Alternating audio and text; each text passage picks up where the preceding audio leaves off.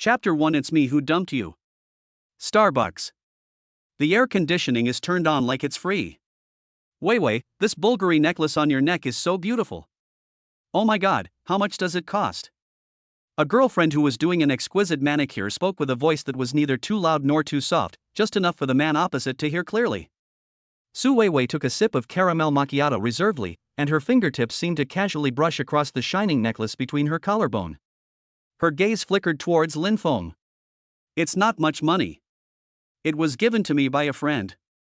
Her tone was calm, but the sense of superiority in the corners of her eyes could not be concealed and was about to overflow from the coffee cup. Lin Feng's eyes were fixed on her neck. That necklace is really bright. The silver chain and the fan-shaped pendant are inlaid with tiny diamonds, reflecting a dazzling light under the warm light of the cafe. The light made him dizzy. It also made his heart tighten. He remembered Su Wei's birthday last month. He worked 3 jobs in a row, playing for his boss in the internet cafe all night long, with bloodshot eyes. During the day, he had to serve dishes in a Western restaurant and was as tired as a dead dog. He saved 4,000 yuan from his teeth in 2 months. He took the money to the counter and bought her a Saint Laurent lipstick that she had liked on her social media, and a Coach bag. He imagined her surprised expression. But what did Su Wei say at that time? Thank you, Lin Feng, you are so nice. The tone was polite and courteous, as if he was thanking a passerby. No hugs. No surprises. He even read a hint of disappointment in her beautiful eyes. It turned out that he was too poor. She was so poor that she didn't even have the energy to pretend to be touched. Lin Feng. Su Wei finally spoke. She put down her coffee cup, leaned forward slightly, and assumed a negotiating posture. Let's talk. Zheng Xian, her best friend next to her, immediately chimed in, saying sarcastically, "That's right, Lin Feng. What does Wei want from being with you? She can't be asking you to treat her to meals in the cafeteria every day, right? A girl's youth is very precious." Lin Feng ignored her and just looked at Su Wei quietly, waiting for her next words. You are a good man. Su Wei used the universal good guy card, with a programmed look of apology in her eyes. You are so kind to me. I am very touched. But, being touched is not love. Maybe we're not really suitable. You can't give me the life I want for now. She paused, as if she felt her words were too cruel, and added hypocritically. Shall we, just be friends? Be friends? Lin Feng almost laughed out loud. Should I continue to be her free labor and be available at her call? Or just be a pitiful and ridiculous background figure when she shows off her new love? He looked at the face in front of him that he had loved for more than a year. It once seemed pure and beautiful, but now only material remains, etched by desire. All those details that he had deliberately ignored now flooded into his mind like a tide, completely drowning his last bit of fantasy. She always posts the location of high-end restaurants on her moments, but never posts a photo of the two of them together. She always received expensive gifts from various friends, but she was dismissive of the things he bought with his own savings. Her phone bill, her takeaway, her new clothes. It almost drained all his energy and money. And he, like a fool. A willing fool. I thought that as long as I worked hard enough, I could satisfy her desires and keep this ridiculous relationship. So ridiculous. Lin Feng's back, which had been tense, suddenly relaxed completely. He smiled. It's not a wry smile, it's not a sneer. It was a laugh that came from the heart, with a hint of absurdity and relief. Why are you laughing? Su Wei felt a little frightened by his smile and felt uneasy for no reason. Lin Feng picked up the untouched glass of iced American coffee in front of him, tilted his head back and took a big gulp. The cold, bitter liquid slid down his throat, as if to wash away all the grievances and resentment he had felt over the past year. It also made his mind clearer than ever before. He raised his eyes. His eyes were like knives, piercing straight at Su Wei. Su Wei, the chain around your neck is really shiny. His voice was not loud, but it instantly attracted the attention of people at several tables around him. Su Wei straightened her back subconsciously, a smile of victory appearing on the corner of her mouth. She thought he was going to pester her and had already prepared a set of excuses to deal with it. However, Lin Feng's next words instantly froze the smile on her face. It's blindingly bright. It's so bright that it can clearly show the cheapness in your bones. What did you say? Su Wei's voice suddenly rose and her pretty face turned red instantly. Her best friend Zhang Qian also got anxious, like a cat whose tail was stepped on. Lin Feng, what do you mean? You can't eat the grapes, so you say the grapes are sour, right? You are poor and yet you can't stand others doing well. Lin Feng didn't even bother to look at her, his eyes were always fixed on Su Weiwei, with a hint of sarcasm at the corner of his mouth. I admit, I am blind. You mistake fish eyes for pearls, and you mistake calculations for affection. He pulled a few crumpled bills from his wallet and slapped them on the table. No more, no less, just enough for his iced American coffee. The action was not heavy, but the crisp sound was like an invisible slap in the face of Su Weiwei and Zhang Qian. He stood up and looked down at the pale-faced Su Weiwei. The originally gentle look now only showed cold determination. Take your broken chain and go find a temple that can support a golden Buddha like you. The entire cafe was silent. Everyone's eyes were focused on this small booth, as if they were watching a good show. Lin Feng's voice echoed clearly in everyone's ears, bringing with it a sense of exhilaration and satisfaction. Besides, you remember it. It was me who dumped you. After saying this, he took one last look at Su Weiwei, whose face was pale, lips were trembling and she couldn't speak. The remaining nostalgia in his heart also disappeared. He turned around and strode forward without the slightest hesitation. From now on, we will sever all ties and have no further ties. The moment the words fell, Lin Feng felt an unprecedented sense of relief. The huge rock that had been weighing on his heart for more than a year was finally removed by his own hands. Anger, resentment, humiliation. All kinds of emotions rolled in my heart, and finally gathered into a resolute force, breaking through some invisible shackles. It was at this moment. A cold, mechanical voice that did not belong to a human sounded in his mind without any warning. It is detected that the host has completely cut off the inferior emotional relationship. The anger value, determination value, and relief value have reached the critical point. The godly rich system is binding. 10%, 50%, 99%. Binding successful. Lin Feng had just stepped out of the door of the cafe when he suddenly stopped. Auditory hallucination? He frowned and shook his head, thinking it was just the aftereffect of his emotional excitement. The newbie gift pack has been automatically opened. Congratulations to the host for winning the reward, 100 million yuan in cash. Lin Feng's footsteps stopped completely. He stood on the busy street, his face full of absurdity. 100 million? Isn't this daydream a little too far-fetched? He smiled self-deprecatingly and was about to take a step. Ding dong. The old cell phone in my pocket, with its screen cracked in several pieces, beeped with a text message alert at an inopportune moment. Lin Feng took out his cell phone in annoyance. It's probably some notice from the school. But when he saw the official text message from China Construction Bank on the screen, he was struck by lightning and froze in place.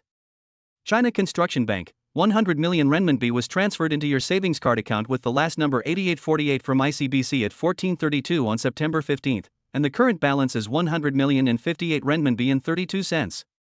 Chapter 2, 100 million cash, buy a cell phone to calm your nerves. The hustle and bustle of traffic on the street and the noisy laughter of pedestrians all became vague background noise. Lin Feng's entire world was filled with the bank text message on the cracked screen in his hand. He stared at the string of zeros. Absurd. This is fucking ridiculous. The previous second, he was still a poor student who worked like a dog for 4,000 yuan. The next second, he became a billionaire? Lin Feng's first reaction was not ecstasy, but a feeling of emptiness that was almost dizzying. This money seemed like the ultimate mockery of his humble efforts over the past year. If he had the money earlier, would Su Weiwei still say such nonsense as being touched is not love? He gripped the phone, his knuckles turning white from the strain. The sweat in the palms of my hands, mixed with years of oil stains on the screen, is so sticky that it makes me sick. No, need to confirm. What if it's a new type of scam text message? Lin Feng looked around and his eyes were fixed on a 24-hour self-service point of a bank not far away. He walked over quickly, his heart beating wildly, each beat hitting his chest hard. Standing in front of the ATM machine, he took out the bank card that he had used for several years, and the surface of the card was a little worn. But when he was about to insert the card, he hesitated again. There are people coming and going around. What if that string of numbers is real? Will the balance displayed on the screen cause unnecessary trouble? Lin Feng smiled self-deprecatingly. My poor mentality is really deeply rooted. He took back his bank card, retreated to a deserted corner, took a deep breath, and opened the old and laggy bank app on his phone. The loading circle turned for a full half-minute. This half-minute was even longer than the time he had spent waiting for Su Weiwei to reply. Finally, the page jumps. With trembling hands, he clicked on My Account. The familiar interface, but the string of black numbers at the top was so strange that it almost made him stop breathing. 100,058.32. The 9 digits before the decimal point were clear and cold, carrying an unquestionable sense of reality. Lin Feng leaned against the wall and slowly slid down. He neither laughed nor cried. Just staring at the phone screen, like a fool, motionless. It turns out that being dumped can really make you rich. The godly rich system. He whispered, the cold mechanical voice echoing in his mind. Anger, determination, relief. It turns out that these emotions are so valuable. The phone screen went dark, reflecting his confused and somewhat embarrassed face. He suddenly felt that the shabby cell phone in his hand was not worthy of his current fortune of hundreds of millions. Once this thought came up, it could no longer be suppressed. Lin Feng stood up and brushed off the dust on his pants. He glanced at the Starbucks not far away. Su Weiwei and her bestie were probably still inside, enjoying the winter's afternoon tea. He had no interest in going back and slapping them in the face. The best revenge is not to argue, but to make them no longer have the right to even look up at your back. Lin Feng put the bank card back into his wallet, put it in his pocket, and walked straight to the most prosperous commercial plaza in the city center. 15 minutes later, he was standing in front of an Apple flagship store. The transparent glass curtain wall and the huge white logo all exude sophistication and expensiveness. He pushed the door open and walked in. His washed-out t-shirt and old jeans did not fit in with the surroundings. A few shop assistants in blue overalls glanced at him and went about their business with professional but distant smiles on their faces. Lin Feng didn't care either. His eyes swept across the rows of brand new iPhones, iPads, and MacBooks. Just then, a young female clerk who looked like she had just started working, with a student-like look on her face, came forward. Hello sir, how can I help you? The latest iPhone with the most configuration. What color do you want? Lin Feng asked directly. The female clerk was stunned for a moment, obviously not expecting him to be so straightforward, and quickly introduced, it's the iPhone 16 Pro Max. Peak Blue and Midnight Purple are both popular colors this year. The maximum memory is 1 TB, and the price is 13,499 yuan. When she quoted the price, she carefully observed Lin Feng's expression, fearing that the price would scare him. A female clerk who seemed to be more experienced and was wiping the booth nearby raised a hint of subtle contempt when she heard this. I want 2. Lin Feng said lightly. 2? The young female clerk thought she had heard wrongly. Well, one is far peak blue, and one is dark night purple. Are they available now? Yes. Please wait a moment. The young female clerk's eyes lit up instantly, her voice was filled with excitement, and she hurried to the warehouse to pick up the goods. The old clerk next to him stopped wiping and looked at Lin Feng again with a scrutinizing gaze. Soon, 2 brand new mobile phones were taken out. Sir, the total is 26,998 yuan. Would you like to scan the code or pay by card? Lin Feng took out the bank card from his wallet and said, swipe the card.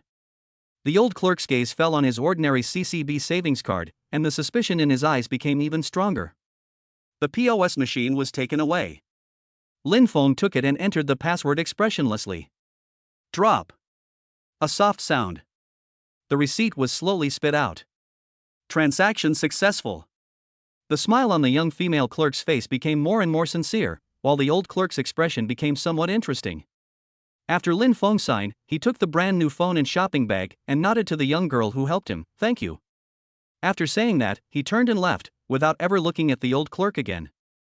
After walking out of the flagship store, Lin Feng found a bench to sit down and unpack the new dark purple phone. The silky smooth boot animation and smooth operating feel are completely different from his old computer that was as stuck as if it had Parkinson's disease. He was just about to log into his account when the screen of his old phone, which he had casually placed aside, suddenly lit up and vibrated. The name on the caller ID was extremely ironic at this moment. Su Weiwei. Chapter 3. Sorry, the user you dialed is no longer a licker. On the bench, the old cell phone was still vibrating relentlessly. Lin Feng's gaze moved from the silky smooth screen of the new phone to the buzzing old phone. He didn't answer it immediately. He even found it a little funny. In the cafe, she adopted a condescending negotiating attitude and spoke so decisively, as if granting him the status of friend was a great favor. How long has it been? Half an hour? Lin Feng slowly picked up the brand new dark purple iPhone and used the card pin that came in the box to poke open the card slot. He carefully took out his old SIM card, blew off the non-existent dust on it, and then placed it in its new home. Turn on and activate, all in one go. During the whole process, the old phone never stopped vibrating. Lin Feng watched leisurely as his address book and photos began to sync automatically. Looking back at the little things from the past year or so, those funny photos he took to make Su Weiwei happy, those bills he wrote down in his memo after working late at night. Now they are like a bunch of meaningless garbled codes, being quickly copied to this new carrier worth more than 10,000 yuan. Finally, the old phone stopped vibrating for a moment, and then started ringing again more urgently. Lin Feng swiped the screen of his new phone and pressed the answer button. Hello? The sound came through the brand new earpiece, clear, clean and without a trace of emotion. There was silence for 2 seconds on the other end of the phone, as if the person didn't react. Then came Su Weiwei's voice that suppressed her anger. Lin Feng. Where are you? What did you mean by what you said in the cafe just now? Are you crazy? Raise an army to punish the culprit. Lin Feng moved the phone a little further away from his ear, thinking her voice was a bit noisy. Oh, it's you. His tone was flat and emotionless. What do you mean by me? You? Su Weiwei almost couldn't breathe. She had expected Lin Feng to be in pain, to beg, and to roar in anger, but she had never expected him to be so cold, as if he was talking to a stranger. This feeling was like she put all her strength into punching out but hit a ball of cotton, making her feel extremely suffocated. She took a deep breath and forced her tone to soften, adding a hint of her usual, self-righteous reasonableness. Lin Feng, I know you were angry just now, and you said those words in anger. I won't bother with you. Where are you now? Come back and let's have a good talk. Don't be so childish, okay? Talk? Lin Feng chuckled, with undisguised mockery in his voice. What can I talk to you about? You. Su Weiwei's patience was completely exhausted, and her voice suddenly became sharp. Lin Feng, don't be so shameless. Who do you think you are? You're just a poor student, and I've been with you for more than a year, but you're not grateful and dare to humiliate me? Get back here right now and apologize. Apologize? Lin Feng changed to a more comfortable position and leaned back on the bench, watching the changing lights and shadows on the huge LED screen in the shopping mall in the distance. I'm afraid not. Why not? Busy. Lin Feng's tone sounded a little distressed. I just bought 2 mobile phones. It's a bit difficult to choose the color. I'm struggling to decide which one to use. Su Weiwei on the other end of the phone was stuck for a moment. 2 mobile phones? Difficult to choose? What is going on? That's not how the script works. He's been using that crappy phone for almost 3 years, and the screen is cracked like a spider web, but he still can't bear to replace it. Now he tells her that he's struggling over the color of his new phone? Lin Feng, what the hell is wrong with you? Things seem to be out of her control. Nothing. Lin Feng's voice sounded somewhat dull, as if he had lost interest in continuing the conversation. I just suddenly felt that some things have been used for a long time, they are old and stuck, and there are always some messy junk messages, which is very annoying. I should have replaced them long ago. You. Su Weiwei wanted to say something, but there was only a busy tone on the phone. He hung up. He actually dared to hang up his phone. Lin Feng hung up the phone casually, and the world became quiet in an instant. He looked down at the old phone that had finally gone silent, and there was still a missed call reminder from Su Weiwei on the screen. He picked it up, stood up, and walked to the trash can not far away. Without any hesitation, he loosened his hand. Bang! A soft sound. The mobile phone that carried his humble efforts for more than a year, along with the SIM card he once cherished, and that ridiculous relationship, were thrown into the cold trash can. After doing all this, Lin Feng felt an unprecedented sense of comfort. He clapped his hands, as if to shake off the last bit of dust on his body. He took a look at his washed-out t-shirt and the pair of jeans he had worn for a long time, and suddenly felt that they, like the mobile phone in the trash can, should be thrown away.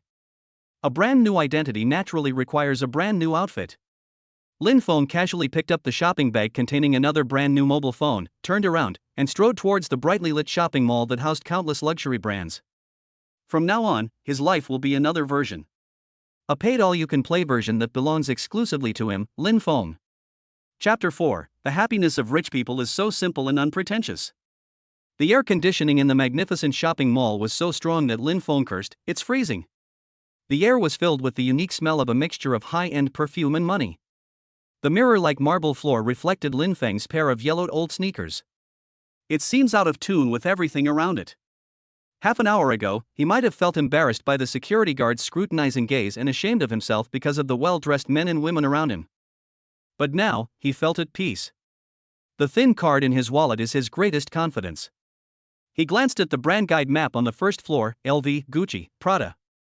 These luxury symbols that once only existed in Su Weiwei's circle of friends are now open to him like goods on supermarket shelves. Without any hesitation, Lin Feng walked straight to Armani, an Italian menswear brand famous for its tailoring and texture. When the receptionist at the door saw him, the standard smile on his face froze for 0.5 seconds, and then he returned to his professional level, but the word welcome sounded a little absent-minded. Inside the store, a female clerk with delicate makeup and high heels was leaning against the counter. When she saw Lin Feng come in, she just glanced at him up and down, then looked away with lack of interest, as if he was a piece of walking air. However, a younger male clerk next to him, although there was a hint of surprise in his eyes, still came forward diligently to greet him. "Hello, sir, what would you like to see?" Lin Feng's eyes have fallen on a casual suit displayed on a mannequin. It is neatly tailored and the fabric has a low-key luster under the light. This suit, and the windbreaker next to it, and those loafers. Lin Feng pointed, his tone crisp and calm. The male clerk was stunned. He had seen cheerful guests before, but he had never seen one as cheerful as this one. "Don't ask the price, don't look at the details, just order directly?" "Sir, this suit is a new model this year, the price is 86,000, and the windbreaker is." "No need for a quote." Lin Feng interrupted him, "Just find my size. I'm 180 centimeters tall and have a standard body shape." The male clerk's breathing paused. The female clerk next to her heard the noise and raised a mocking smile. She whispered to her colleague, "Here comes another one who wants to have fun. After he quotes the price, he should go back and discuss it with his wife." The sound was not loud, but it was loud enough for Lin Feng to hear in this quiet shop. Lin Feng didn't even raise his eyelids, as if those words were not spoken to him. He continued to pace the store, as if inspecting his own cloakroom. "Pack that belt and that wallet together." "Oh. Okay. Please wait a moment, sir." The male clerk came to his senses, a flush of excitement rushed to his face, and he hurried to the warehouse to look for goods. If this deal really goes through, his commission this month will skyrocket. Soon, the male clerk ran out with a pile of clothes and shoeboxes, with sweat on his forehead. The female clerk leaned against the cash register, her arms crossed over her chest, with an expression as if she was ready to watch a show. "Sir, here are all the things you want. The total is..." The male clerk pressed the calculator, his hands shaking a little, 278,600 yuan. "Do you want to try them all on?" "No, thank you." Lin Feng took out the CCB card from his wallet and handed it over. "Swipe the card." Swipe the card? Not only the male clerk, but even the female clerk who was ready to laugh at the joke, had their expressions frozen in an instant. Her eyes were fixed on the card that Lin Feng handed over. It was just an ordinary savings card without even a gold or silver border. She has seen too many young people who are trying to show off their wealth. They hold a credit card with a limit of 20,000 or 30,000 yuan, but want to pretend to be rich here. "Sir, we charge over 50,000 yuan here, so we may need you to show your ID card for verification." The female clerk spoke before the male clerk, her tone full of undisguised suspicion. Lin Feng frowned. He didn't say anything, but took out his ID card from his trouser pocket and slapped it on the counter together with his bank card. The action was not heavy, but the crisp sound was like an invisible slap in the face. The female clerk's face turned pale and blue, but she finally picked up the POS machine reluctantly. She doesn't believe it. She would never believe that this kid wearing cheap clothes could come up with nearly 300,000. Enter the amount and insert the card. Lin Feng entered the password expressionlessly and pressed confirm. Time seemed to be stretched at this moment. Drop. A soft sound. A long purchase slip slowly came out of the POS machine. Transaction successful. These 4 words, like 4 hammers, hit the female clerk's face hard. Her expression changed from suspicion to shock, then to disbelief, and finally to an almost twisted flattery. Mr. Lin, Mr. Lin. Look, do you need anything else? We just got the latest watches in our store. Her voice was sickly sweet and her waist was bent. Where is your dressing room? Lin Feng didn't even bother to look at her and directly asked the male clerk, who was almost dumbfounded. Oh. Over here, Mr. Lin, I'll take you there. Lin Feng walked into the locker room carrying clothes. A few minutes later, when he came out again, the air in the store was quiet. The washed-out t-shirt and old jeans were gone, replaced by a well-tailored dark gray casual suit, a simple white t-shirt underneath, and brown loafers of excellent texture on his feet. Clothes change not only the appearance, but also the temperament of a person. Before, Lin Feng was a poor student who was inconspicuous in the crowd. At this moment, he had a tall and straight figure, broad shoulders and a narrow waist, and his handsome face, set against the expensive fabric, revealed a kind of dignity and aloofness that he had never had before. He walked to the mirror and looked at himself in the mirror, a person who seemed both familiar and unfamiliar. It turns out that money can not only make you stand up straight, but also change your face. Mr. Lin, your original clothes. The male clerk asked cautiously. Throw it away. Lin Feng said lightly. He picked up his newly bought wallet, put his bank card and ID card in it, and then threw the old wallet that he had used for several years into the trash can next to him. The whole process went smoothly. The female clerk was so surprised that she came up to him and handed him her business card. Mr. Lin, this is my business card. If you need anything in the future, you can always contact me. My name is. Lin Feng walked straight past her without even looking at her, and only nodded to the male clerk, who maintained basic politeness from beginning to end. Thanks. After saying that, he strode out of the store, leaving behind two shop assistants with completely different expressions. Standing in the busy atrium of the shopping mall, Lin Feng took a deep breath. The air still smells the same, but when it enters my lungs, it feels completely different. Just as he was thinking about whether to solve the accommodation problem next, the newly bought iPhone 16 Pro Max in his pocket vibrated. Not a phone call, not a text message. It was a push notification from the real estate app he had just downloaded. Hello, valued customer. The top-floor skylight flat of Tianyue Mansion that you are interested in has been released. It has a 360-degree panoramic river view and an infinity pool. Welcome to taste it. Chapter 5. Brother, this overwhelming wealth is your turn. Tianyue Mansion.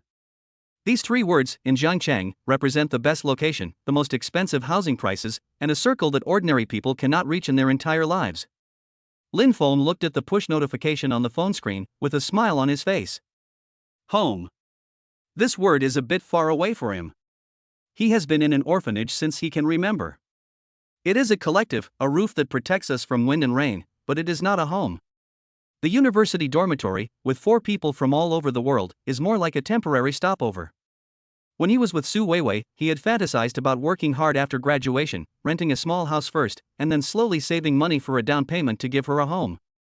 Thinking about it now, it's really ridiculous. A person who doesn't even have a home of his own wants to give a home to others. Okay. Since we are starting over, let us start from a real home. An indestructible fortress that belongs only to Lin Feng. Without any hesitation, he directly dialed the number of the account manager named Qin Shui according to the information on the app. Hello, Qin Shui from Tianyue Mansion Marketing Center. A mellow, pleasant, well-trained female voice came from the other end of the phone. Hello, I just saw the top-floor skylight flat that you promoted. Can I come and see it now? Lin Feng's tone was direct and calm. There was a noticeable pause on the other end of the line. The top floor of Tianyue Mansion has a total price of over 100 million yuan. To view the house, you need to make an appointment in advance and verify your assets. 9 out of 10 of these spontaneous phone calls are just idle harassment. But Qin Shui's good professionalism prevented her from showing any impatience. Hello, sir. What's your name? It's like this.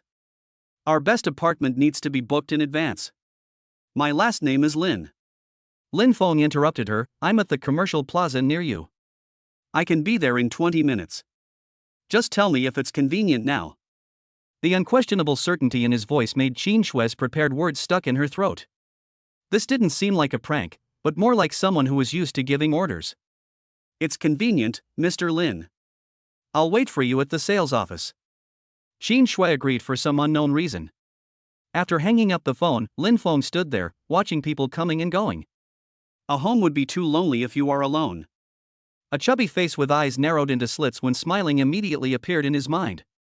Wang Hao, his college roommate and brother who grew up with him in an orphanage. If there is anyone in this world who will treat him well without reservation, it is only this guy whom he jokingly calls Fatty. He remembered that once he had a high fever, Wang Hao carried him across 3 blocks to the hospital.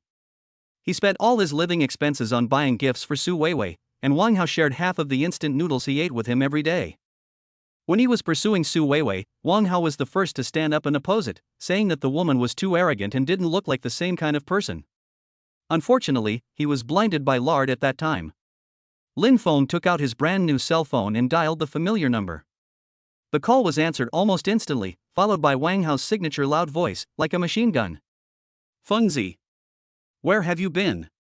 I thought you jumped into the river for that gold digger. How's it going? Did you break up? Hearing this familiar voice, Lin Feng's nerves, which had been tense for the whole afternoon, finally relaxed completely and laughed and scolded, We broke up. We just dealt with the funeral. Fuck, good deal.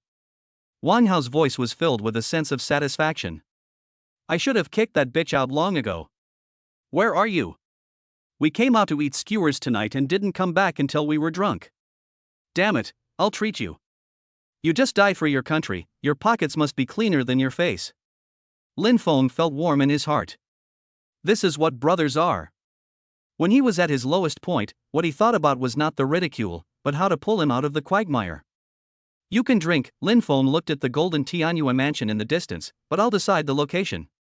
By the way, Fatty, haven't you always been talking about wanting to buy a new computer? Have you saved enough money? Damn, why did you bring that thing? Wang Hao said carelessly on the other end, This old machine of mine can last for another 3 years. Take care of yourself first. Do you have enough living expenses? If not, I'll transfer you 500 first. Lin Feng smiled. This is his best brother, who lives frugally but always thinks of him. That's enough. Lin Feng said softly, Send me your card number. Why do you issue a card number? I tell you, I won't go to a game that costs more than 200 yuan. The landlord doesn't have any extra money. Stop talking nonsense and send it over. Wang Hao muttered something, but still quickly sent a bank card number. Lin Feng opened the mobile banking app and his fingers moved quickly on the screen. Pay, Wang Hao. Transfer amount, 200,000. Without blinking, he pressed confirm. Then, he sent a WeChat message to Wang Hao, Let me know when I receive the money. Go buy a top-of-the-line Alienware first, and use the rest as pocket money. I'll drive to school to pick you up in the evening. As soon as the message was sent, his cell phone started ringing like crazy. It was Wang Hao calling. Lin Feng didn't answer the call. He just looked at Wang Hao's panicked profile picture on the phone screen and laughed. With this damn money power, of course you have to bring your best friends along to experience it together. He put away his phone and hailed a taxi. Master, go to the Tianyue Mansion Sales Center. Chapter 6, 20 million per set? Let's warm up with 2 sets first. The taxi drove smoothly along the wide Riverside Avenue, and outside the window was the glittering city skyline. The new cell phone in Lin Feng's pocket vibrated wildly for the 3rd time at a frequency that was almost wailing. The caller ID still showed Wang Hao. Lin Feng could imagine his silly brother on the other end of the phone scratching his head and fidgeting. He shook his head with a smile and finally pressed the answer button. Fengzi. Are you fucking crazy? Where did you get 200,000 from? Did you borrow money from a loan shark? Or did you sell an organ? I'm telling you, Lin Feng, if you dare to do anything stupid, I'm going to call the police right now. Wang Hao's signature loud voice, filled with anxiety and anger, came out of the receiver like a string of cannonballs, making Lin Feng's ears buzz. Fatty, can you use your imagination a little more? Lin Feng changed to a comfortable position and leaned back in the back seat. For example, I won the lottery. You won a lottery. You can't even spend the $2 on the lottery. Return the money to me. This money is too hot to handle. I don't dare to take it. There was a hint of crying in Wang Hao's voice. 200,000 is an astronomical figure that is enough to keep a student like him from sleeping at night if he comes from an ordinary family. Lin Feng felt warm in his heart. This is Wang Hao. He would not ask if he could have some of the money. His first reaction was to worry that he had gone astray. Okay, stop howling. Lin Feng's tone became relaxed. Take the money and buy the Alienware top-of-the-line model you like first. The rest can be used as pocket money. I'm not crazy, nor have I committed any crime, and I haven't sold any parts. The parts are all in good condition. Then this money. Just think of it as compensation for mental damages from God after being dumped. Lin Feng looked at the diamond-like buildings getting closer and closer outside the window. I'll pick you up in the evening and show you what overwhelming wealth is. After saying that, he didn't give Wang Hao a chance to continue questioning and hung up the phone. The world is pure again. The taxi stopped in front of the sales center of Tianyue Mansion, which was extremely luxurious and seemed to be made of gold. Lin Feng paid the fare and pushed the door open. Dressed in Armani, he matches perfectly with the splendor here. But when the tall receptionist at the door, who was wearing a cheongsam and had a slight figure, saw his overly young face, a hint of subtle surprise flashed across her professional smile. Hello sir, do you have an appointment? My last name is Lin, and I'm dating Qin Shui. Soon, a woman wearing a well-fitting black business suit and delicate makeup walked over quickly. She was about 27 or 28 years old, and had a mature and capable temperament. When she saw Lin Feng, the surprise in her eyes was even greater than that of the receptionist. Hello, Mr. Lin, I'm Qin Shui. She quickly adjusted her expression, extended her hand, and smiled impeccably. I didn't expect you to be so young and promising. There is a temptation hidden in the polite words. Qin Shui led Lin Feng towards the sand table while observing him quietly. He is wearing all branded clothes, but his temperament still has a bit of student spirit, unlike those old foxes who have been immersed in the business world for many years. In her mind, she had already labeled Lin Feng. Either he was a super rich second generation from a certain family who came out to gain experience, or he just came here to broaden his horizons and satisfy his curiosity. Most likely, it's the latter. Thinking of this, she changed her prepared speech to introduce herself as the king of buildings. Directly introducing a house worth hundreds of millions of dollars to someone else would be a sheer waste of time and emotion if the other party turned out to be just a passerby. Mr. Lin, our Tianyue mansion is the premier Riverview mansion in Jiangcheng. Considering your age, I personally highly recommend our small-sized Riverview flat. She pointed to a building with an excellent location on the sand table, her tone sincere. The 260-square-meter 4-bedroom apartment has a river view and is fully furnished. Most importantly, it is very cost-effective, with a total price of around 20 million yuan. It is the first choice for many young talents here. She quoted the price of 20 million, but her eyes were fixed on Lin Feng's reaction. It's a clever number that is high enough to turn off 99.9% of the onlookers, but not high enough to offend potential customers. However, there was no change in Lin Feng's expression. He just listened calmly, his eyes sweeping over the beautifully made sand table model as if he was looking at an ordinary commodity. Qin Shui felt a little disappointed. It seems that I guessed right. This kind of calmness is probably just a pretense to save face after hearing the sky-high price. She was just about to say something to smooth things over, such as you can take a copy of the information back and think about it first, but she heard Lin Feng speak. Is there any room left for this apartment type? Yes. Of course. Qin Shui immediately perked up. There are several very good floors to choose from. Yeah. Lin Feng nodded, and then said something that made Qin Shui's brain crash instantly. Okay, give me 2 of this apartment type. The entire sales hall seemed to be on mute. The professional smile on Qin Shui's face completely froze and shattered. She opened her mouth, but no words came out. Come, 2 sets? The house costs 20 million yuan, and he talks about it as if he goes to the vegetable market to buy cabbages and just picks up 2 extra ones? The expressions on the faces of the salesmen who were eavesdropping with their ears perked up were even more interesting, with their jaws dropping to the ground. Lin Feng seemed to be completely unaware of the unusual things around him. He seemed to remember something and added another sentence. I'll use 1 set for myself, and the other one will be given to my brother. Chapter 7. The full payment is 40 million, the young lady is numb. I'll use 1 set for myself, and the other one will be given to my brother. Lin Feng's voice was not loud, but it caused a huge wave. There was deathly silence in the sales hall. The air seemed to freeze at this moment. The professional smile on Qin Shui's face froze instantly, and then shattered into pieces. Her beautiful eyes, which had seen countless big scenes, were now as wide as copper bells, staring straight at Lin Feng, her mouth slightly open, but she couldn't utter a word. Come, 2 sets? What is the concept? This is not like buying cabbage at the vegetable market, where you feel one is not enough and then add another one. This is a luxury house with a total price of 40 million. Just decided it so casually? The salesman nearby, who had originally pricked up their ears to watch the joke or wait to get a bargain, now had a variety of expressions on their faces. Some opened their mouths so wide that an egg could be stuffed in, some rubbed their eyes subconsciously, suspecting that they were hallucinating, and there was also a saleswoman who had just looked down on Lin Feng. Her face turned pale and she regretted it so much. Mr. Lin. Xinhua finally found her voice, but when she opened her mouth, she found that her throat was so dry that her voice was trembling.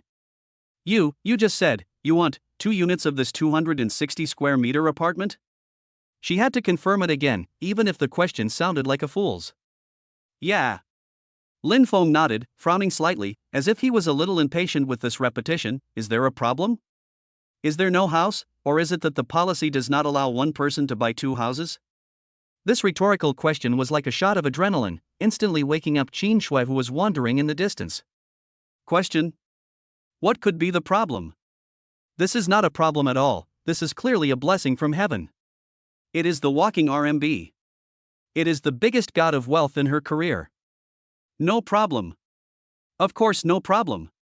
Qin Shui bent her waist instantly, with an unprecedented, almost fanatical smile on her face, and her voice rose 8 octaves. Mr. Lin, please come this way. Let's go to the VIP room to discuss in detail. Her attitude took a 180-degree turn. If there was a hint of tentativeness and professional politeness just now there is only almost humble respect. The way she looked at Lin Feng was as if she was looking at a shining golden Buddha. No need to be so troublesome. Lin Feng waved his hand. Just do it here, and make it quick. I have something else to do. He pointed to the empty round marble table in the hall. Oh. Okay. Qin Shui was stunned for a moment, then nodded even harder. Whatever the god of wealth says is what it is. Not to mention in the lobby, even if the contract had to be signed on the curb at the door, she would not object. She almost trotted to get the contract, her high heels making a series of rapid click sounds on the marble floor. Soon, 2 thick house purchase contracts were placed in front of Lin Feng. Qin Shui personally turned to the signature page for him, and handed him a valuable Montblanc pen with both hands. Her voice was so gentle that it could squeeze water out of it. Mr. Lin, you can just sign here. Lin Feng took the pen and signed his name in a flamboyant manner. During the whole process, he was too lazy to even read the contents of the contract carefully. After signing, it's time to pay. Qin Shui took a deep breath, trying to calm her pounding heart, and asked carefully, Mr. Lin, the total price is 40.28 million. Do you want to pay in installments or? Before she finished her words, Lin Feng had already taken out the ordinary CCB savings card from his wallet and placed it on the table. Full payment, by credit card. It's this card again. Qin Shui's pupils suddenly shrank. She looked at the ordinary savings card without even a gold border, and her heart almost jumped out of her throat. More than 40 million. Use a savings card to pay in one lump sum? This is no longer just a promising young man, this is so terrifying. She took the POS machine with trembling hands, and in front of all the sales staff, she entered a string of numbers that made her feel like she was dreaming. 40,280,000.00. Lin Feng took the POS machine, entered the password expressionlessly, and pressed confirm. Drop. There was a soft sound, like the sound of nature. Everyone's eyes were fixed on that small machine. The long wait seemed like a century. Finally, in the dead silence, a long purchase slip was slowly spit out. The 4 bold words "transaction successful" at the top were like 4 hot brands, deeply engraved in the hearts of everyone present. Qin Shui was completely numb. She felt her legs going weak and she could hardly stand. She looked at Lin Feng, and in addition to awe, there was also a hint of indescribable inquiry in her eyes. What kind of family can produce such a godly figure? He casually spent 40 million without blinking an eye, and even said that one of the sets was a gift for his brother. Okay, complete the formalities as soon as possible. Lin Feng took back the bank card, stood up, and casually put the Mont Blanc pen into the pocket of his suit jacket. His action was so natural that it seemed as if it originally belonged to him. The specific information about the house, as well as any follow-up information that requires my cooperation, will be sent to this phone. He gave his new cell phone number to Qin Shui, who was completely stunned. After saying that, he walked straight towards the door without even looking at the stunned salesman around him. It was not until Lin Feng's figure completely disappeared at the door that Qin Shui came back to her senses as if she had been electrocuted. She bowed deeply to his back. "Farewell, Mr. Lin." Behind her, all the sales staff bent down in unison, speaking in loud voices with shock and awe from the bottom of their hearts. "Farewell, Mr. Lin." Chapter 8. Brother, your 911 is here.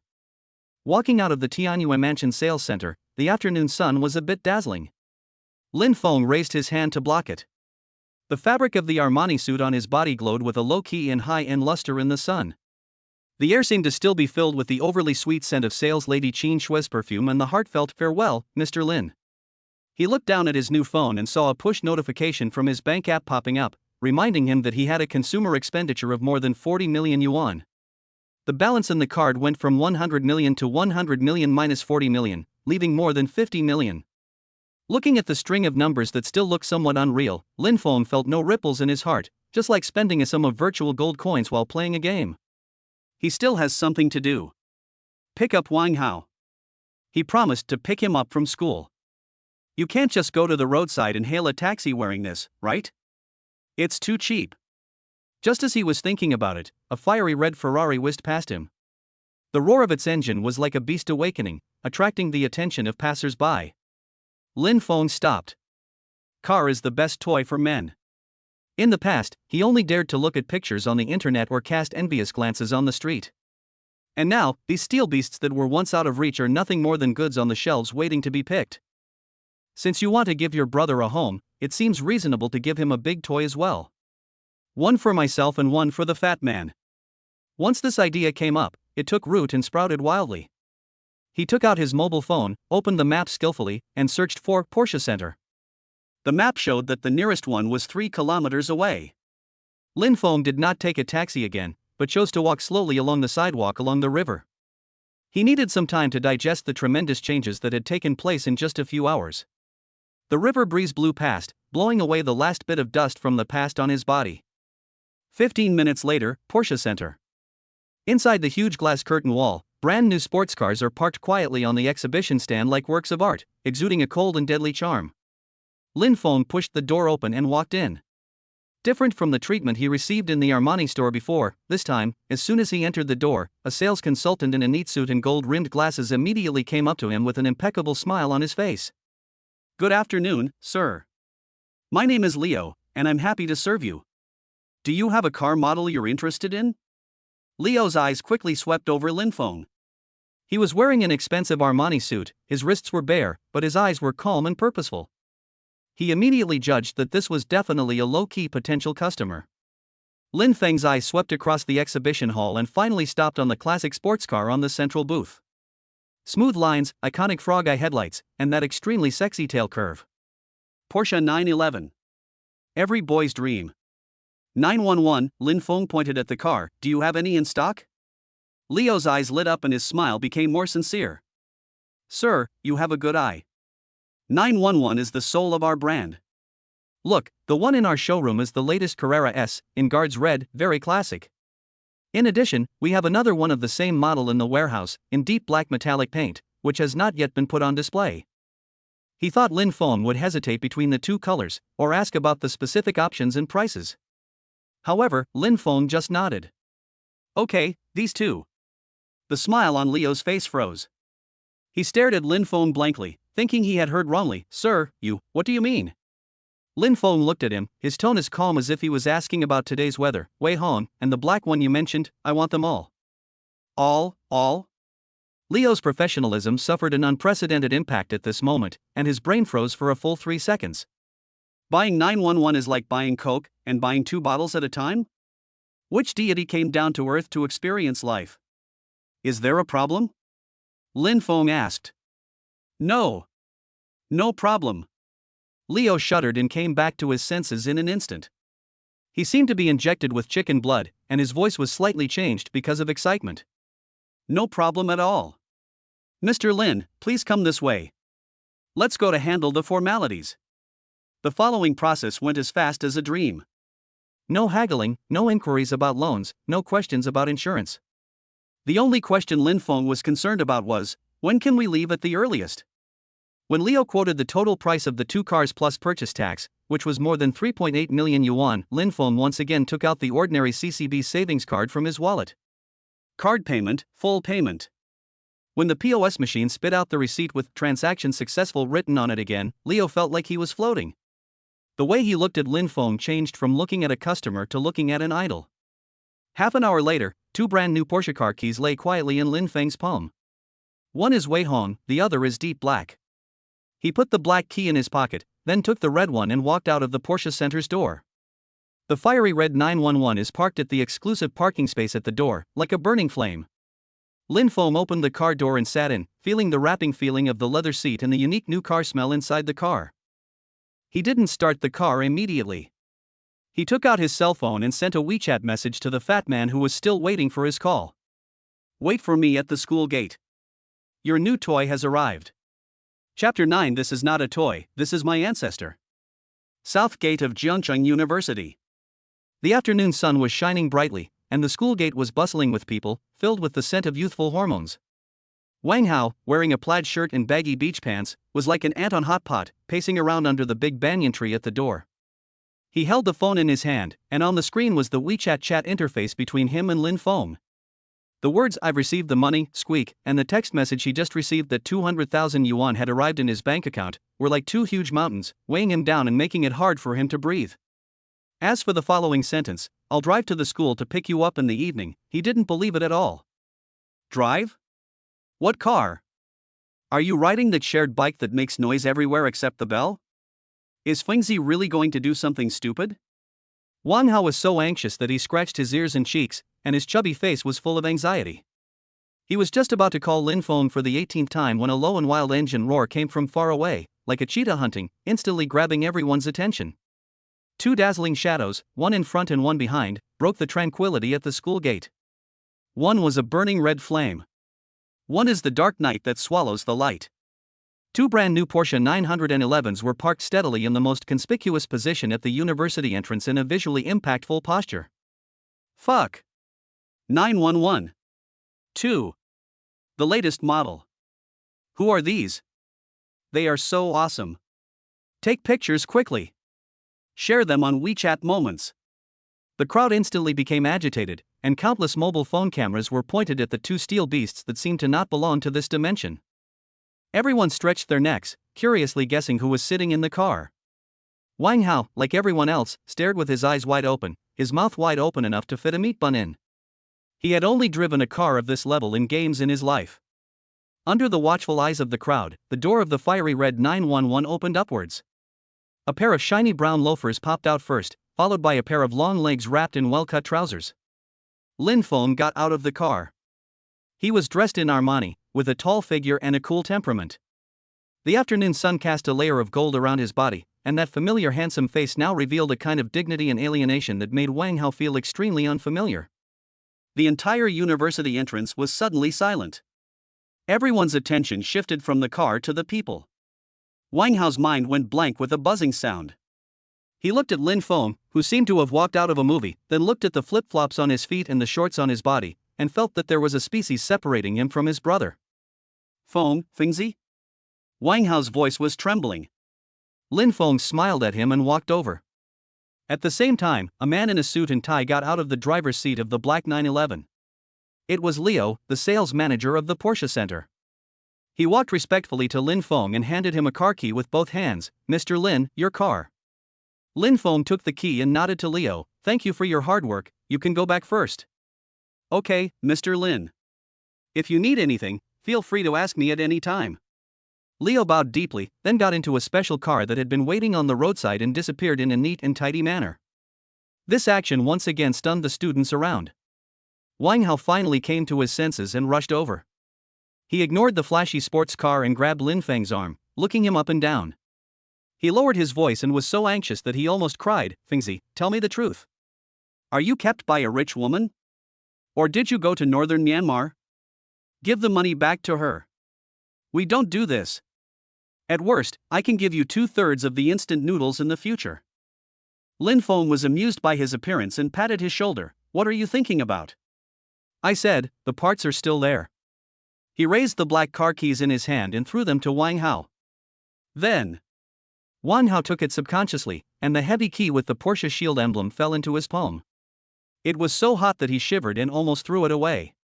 He looked at the keys in his hand, then looked up at the black 911 that exuded an icy aura like a black warrior, and was completely stunned. What do you mean? What I mean is, Lin Feng pointed at the car, his tone as relaxed as if he was saying that bottle of water is yours, I bought it for you, a new toy, do you like it? Wang Hao's eyes widened instantly. He felt as if his heart was hit hard by a sledgehammer, and his breathing stopped. The next second, he let out a shrill howl and stuffed the key into Lin Feng's arms with all his might. Brother! Dear brother! I call you brother, okay? This isn't a toy. This is my ancestor. I have to burn incense to worship this thing every day. How dare I drive it? If someone scratches the back of this car, I'll have to work in a repair shop for the rest of my life to pay off my debts. He hugged Lin Feng's arm, his fat face wrinkled into a ball, and he almost knelt down. Fengzi, take it back quickly. My heart is not in good condition, I can't stand this stimulation. I'm afraid that if I drive out, the accelerator will be mistaken for the brake, and I will be sent away with the car. Seeing his cowardly look, the last bit of gloom in Lin Feng's heart caused by the past completely disappeared. He embraced his best brother and scolded him with a smile, look at what you have accomplished. It's just a car. From today on, you will follow me. I promise that there will be many more thrills in the future that will make your heart unable to bear it.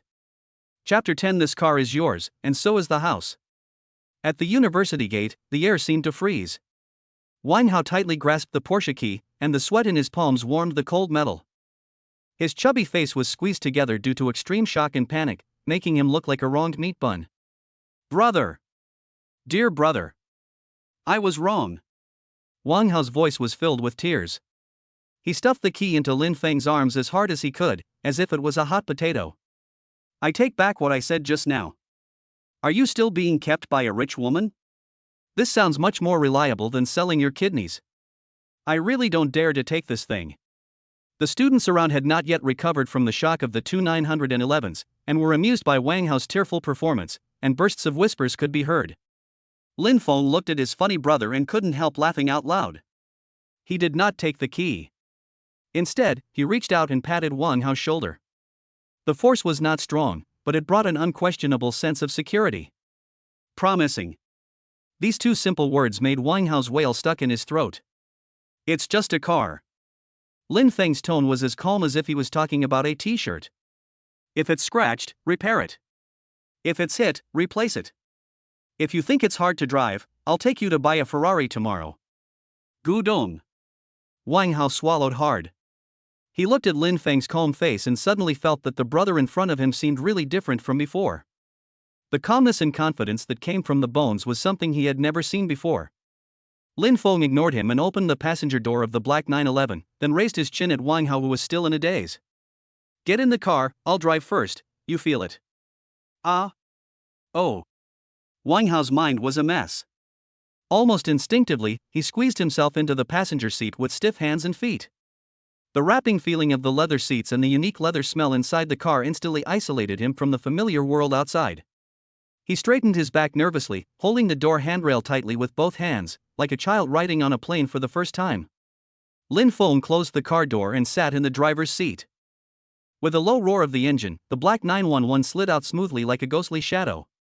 The fiery red 911 followed closely behind like a loyal knight, driven by a designated driver sent by the Porsche Center. Two streaks of light disappeared amid countless envious, jealous, and shocked gazes, leaving behind only a legend that the students of Jiangcheng University could talk about with relish for a whole semester. The car was driving steadily on Binjiang Avenue. Wang Hao looked at the street scene rapidly receding outside the window and felt like he was dreaming. He secretly glanced at Lin Feng, who was driving next to him. The latter was holding the steering wheel with one hand, looking focused and relaxed, as if this sports car worth nearly 2 million was no different from the shared bicycle he used to ride. Fengzi. Wang Hao finally couldn't help but speak, his voice still a little shaky. What's going on? Tell me honestly, did you rob the lottery center? It's too small. Lin Feng looked ahead, a smile on his face. How much money can I get from robbing the lottery center? He paused and said casually, the truth is, I broke up with Su Weiwei and my luck changed. Let's just let it go and don't mention it again. Wang Hao opened his mouth and wanted to ask more questions, but when he saw Lin Feng's calm profile, he swallowed his words back. He knew Lin Feng's temper. If he didn't want to talk about something, no matter how he asked, it would be useless. He only knew that his brother was really different. Then this car. This is for you. Lin Feng said firmly, you don't have to live in the dormitory anymore. I have a place to stay. Your place? Wang Hao was stunned. You rented a house? Lin Feng didn't answer, but just smiled mysteriously and stepped on the accelerator. The powerful push on his back instantly pressed Wang Hao firmly onto the seat. He subconsciously closed his eyes and let out a meaningless cry. When the vehicle stabilized again, Wang Hao opened his eyes and saw a complex of buildings as dazzling as diamonds appearing in front of them. Tianyue Mansion? Wang Hao's voice changed. As a native of Jiangchang, even if he had never eaten pork, he had seen pigs run. He knew what Tianyue Mansion was like better than anyone else. That is the ceiling of housing prices in Jiangchang, a place that ordinary people dare not even dream of. Lin Feng parked the car steadily in the exclusive parking space in the underground garage. Next to it, the fiery red 911 was also parked. Get off. Wang Hao mechanically unbuckled his seatbelt and followed Lin Feng into the owner-only elevator hall, which was magnificent and comparable to the lobby of a five-star hotel. The butler in a neat uniform bowed respectfully immediately when he saw Lin Feng. Good afternoon, Mr. Lin. Lin Feng nodded and walked into the elevator with Wang Hao, who was completely petrified. The elevator rose steadily, and the numbers on the LCD screen jumped rapidly, finally stopping at a floor that made Wang Hao feel suffocated. 58. Bite. The elevator door opened, and a corridor covered with top-quality wool carpet and decorated as luxuriously as an art gallery appeared in front of us. There were only 2 households on the entire floor. Lin Feng led Wang Hao to the heavy rosewood door on the left, took out a black magnetic card, and swiped it lightly on the door lock. With a soft click sound, the door opened. This set is mine. Lin Feng pushed the door open but did not go in.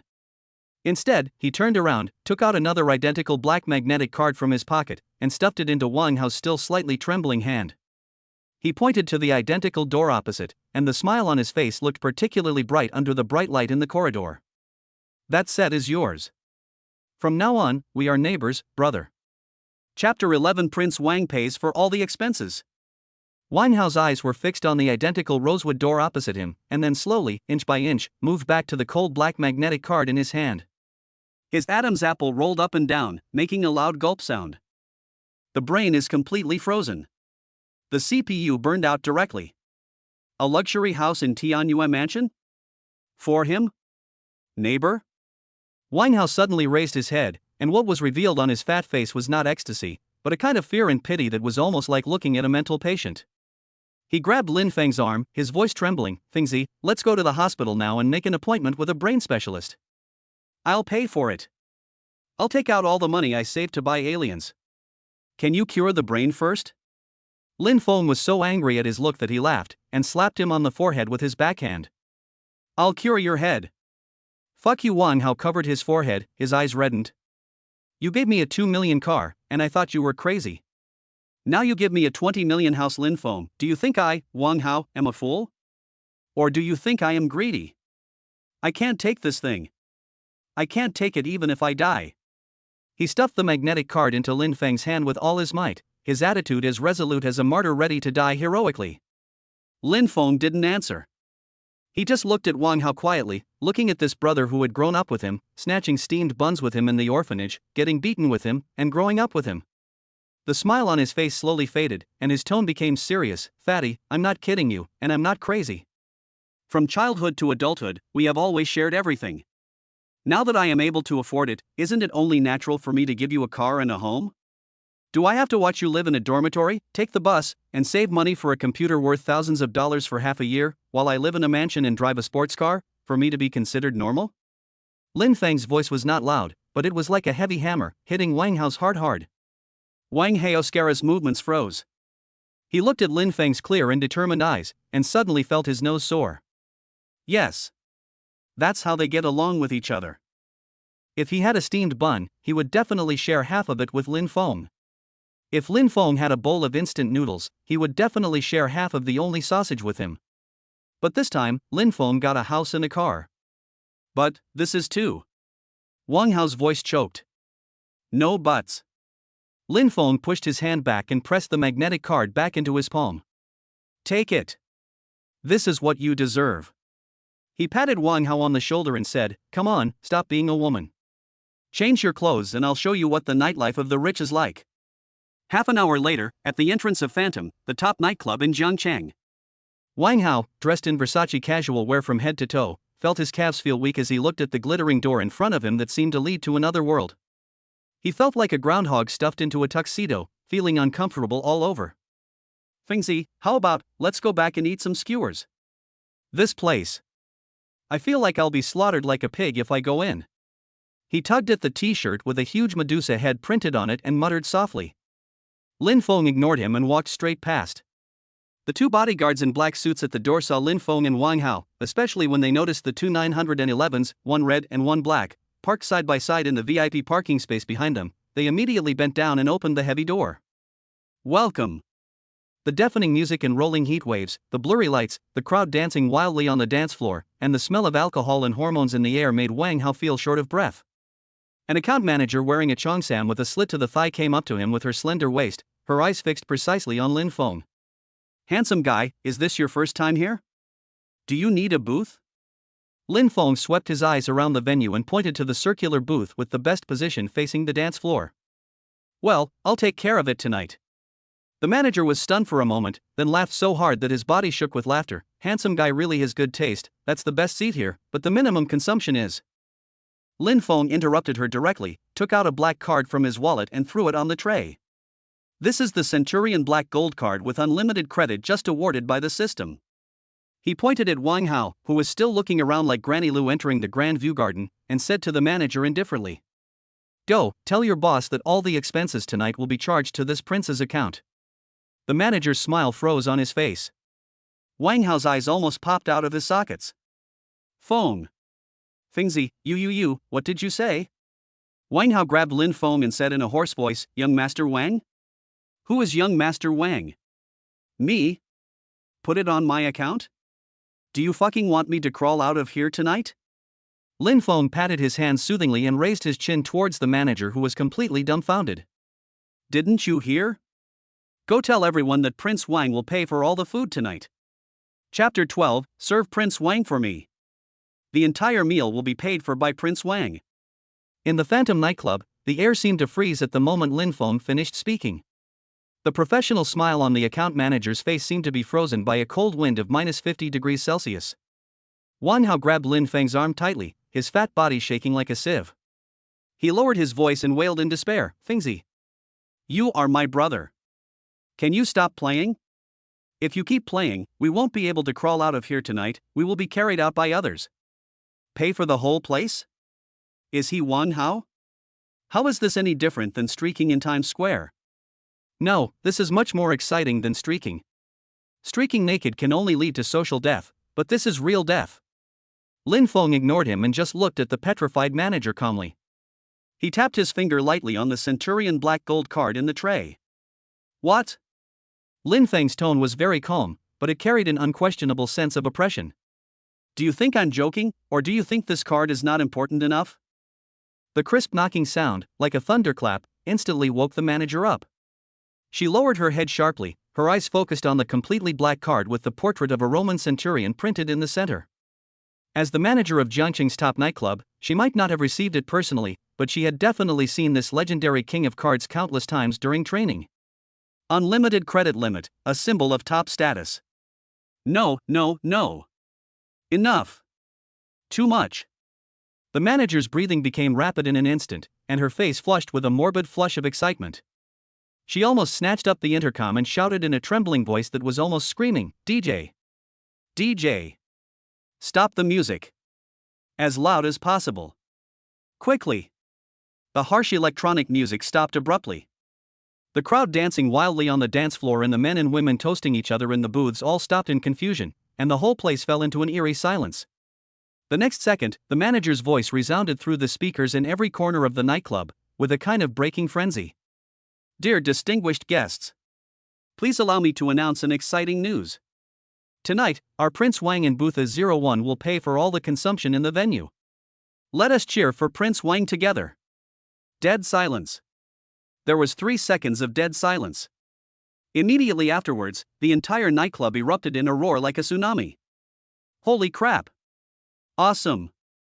Long live the prince! I won't go home until I'm drunk tonight. Damn it! This is what a rich man looks like. Come on, ace of spades, give me 10 bottles first. I'll be considered a prince. Countless people raised their glasses and saluted frantically in the direction of booth A01. Those pairs of fanatical eyes gathered into a searchlight, shining intently on Wang Hao. Wang Hao felt a black screen in front of his eyes and he wanted to bury his head in the crack of the sofa on the spot. He felt that he was not the prince who was admired by others, but a monkey who had just been released from the zoo and was not wearing any clothes. Lin Feng leaned back on the sofa and snapped his fingers lazily. The manager immediately came over like a hound that had received an order, bending his waist 90 degrees. Mr. Lin, your orders. Lin Feng pointed at Wang Hao, who was almost curled up beside him, and said lightly, Go, call a row of the most beautiful and playful girls here to me. He paused, his eyes swept over Wang Hao's fat face that was about to cry, and added, Today they don't have to do anything, they only have one task: to serve this young Master Wang for me. If Prince Wang is unhappy. Lin Feng raised a playful smile, I will make your boss unhappy. Yes.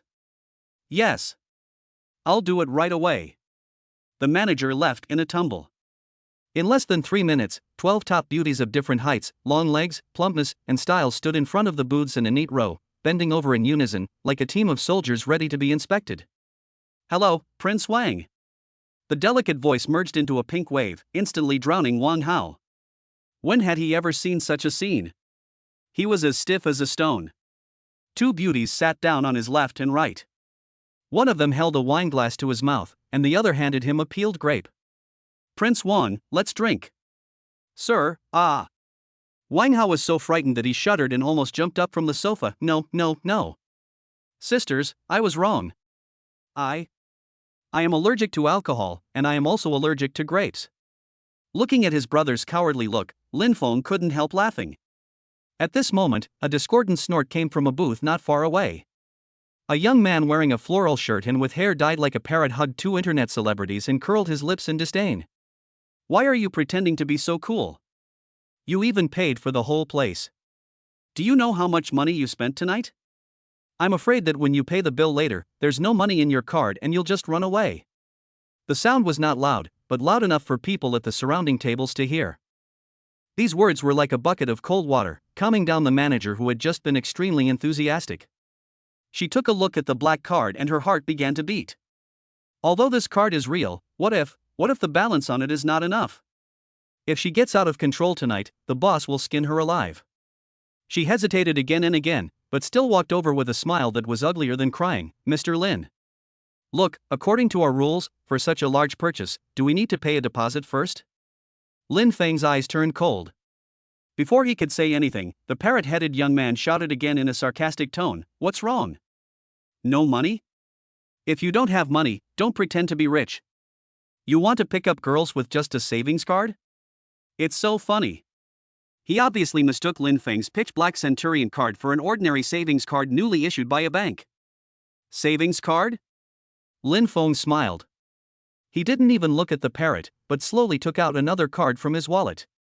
It was that ordinary CCB savings card that was used to pay for a house worth more than 40 million yuan and a car worth nearly 4 million yuan. He casually threw the card on the table, making a soft pop sound. There's probably only about 50 million left on this card. The password is 6/8. Lin Feng picked up the wineglass and shook it gently, his tone so indifferent as if he was talking about someone else's business.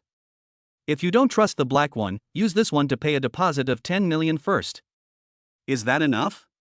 Chapter 13, 10 million deposit, just for fun.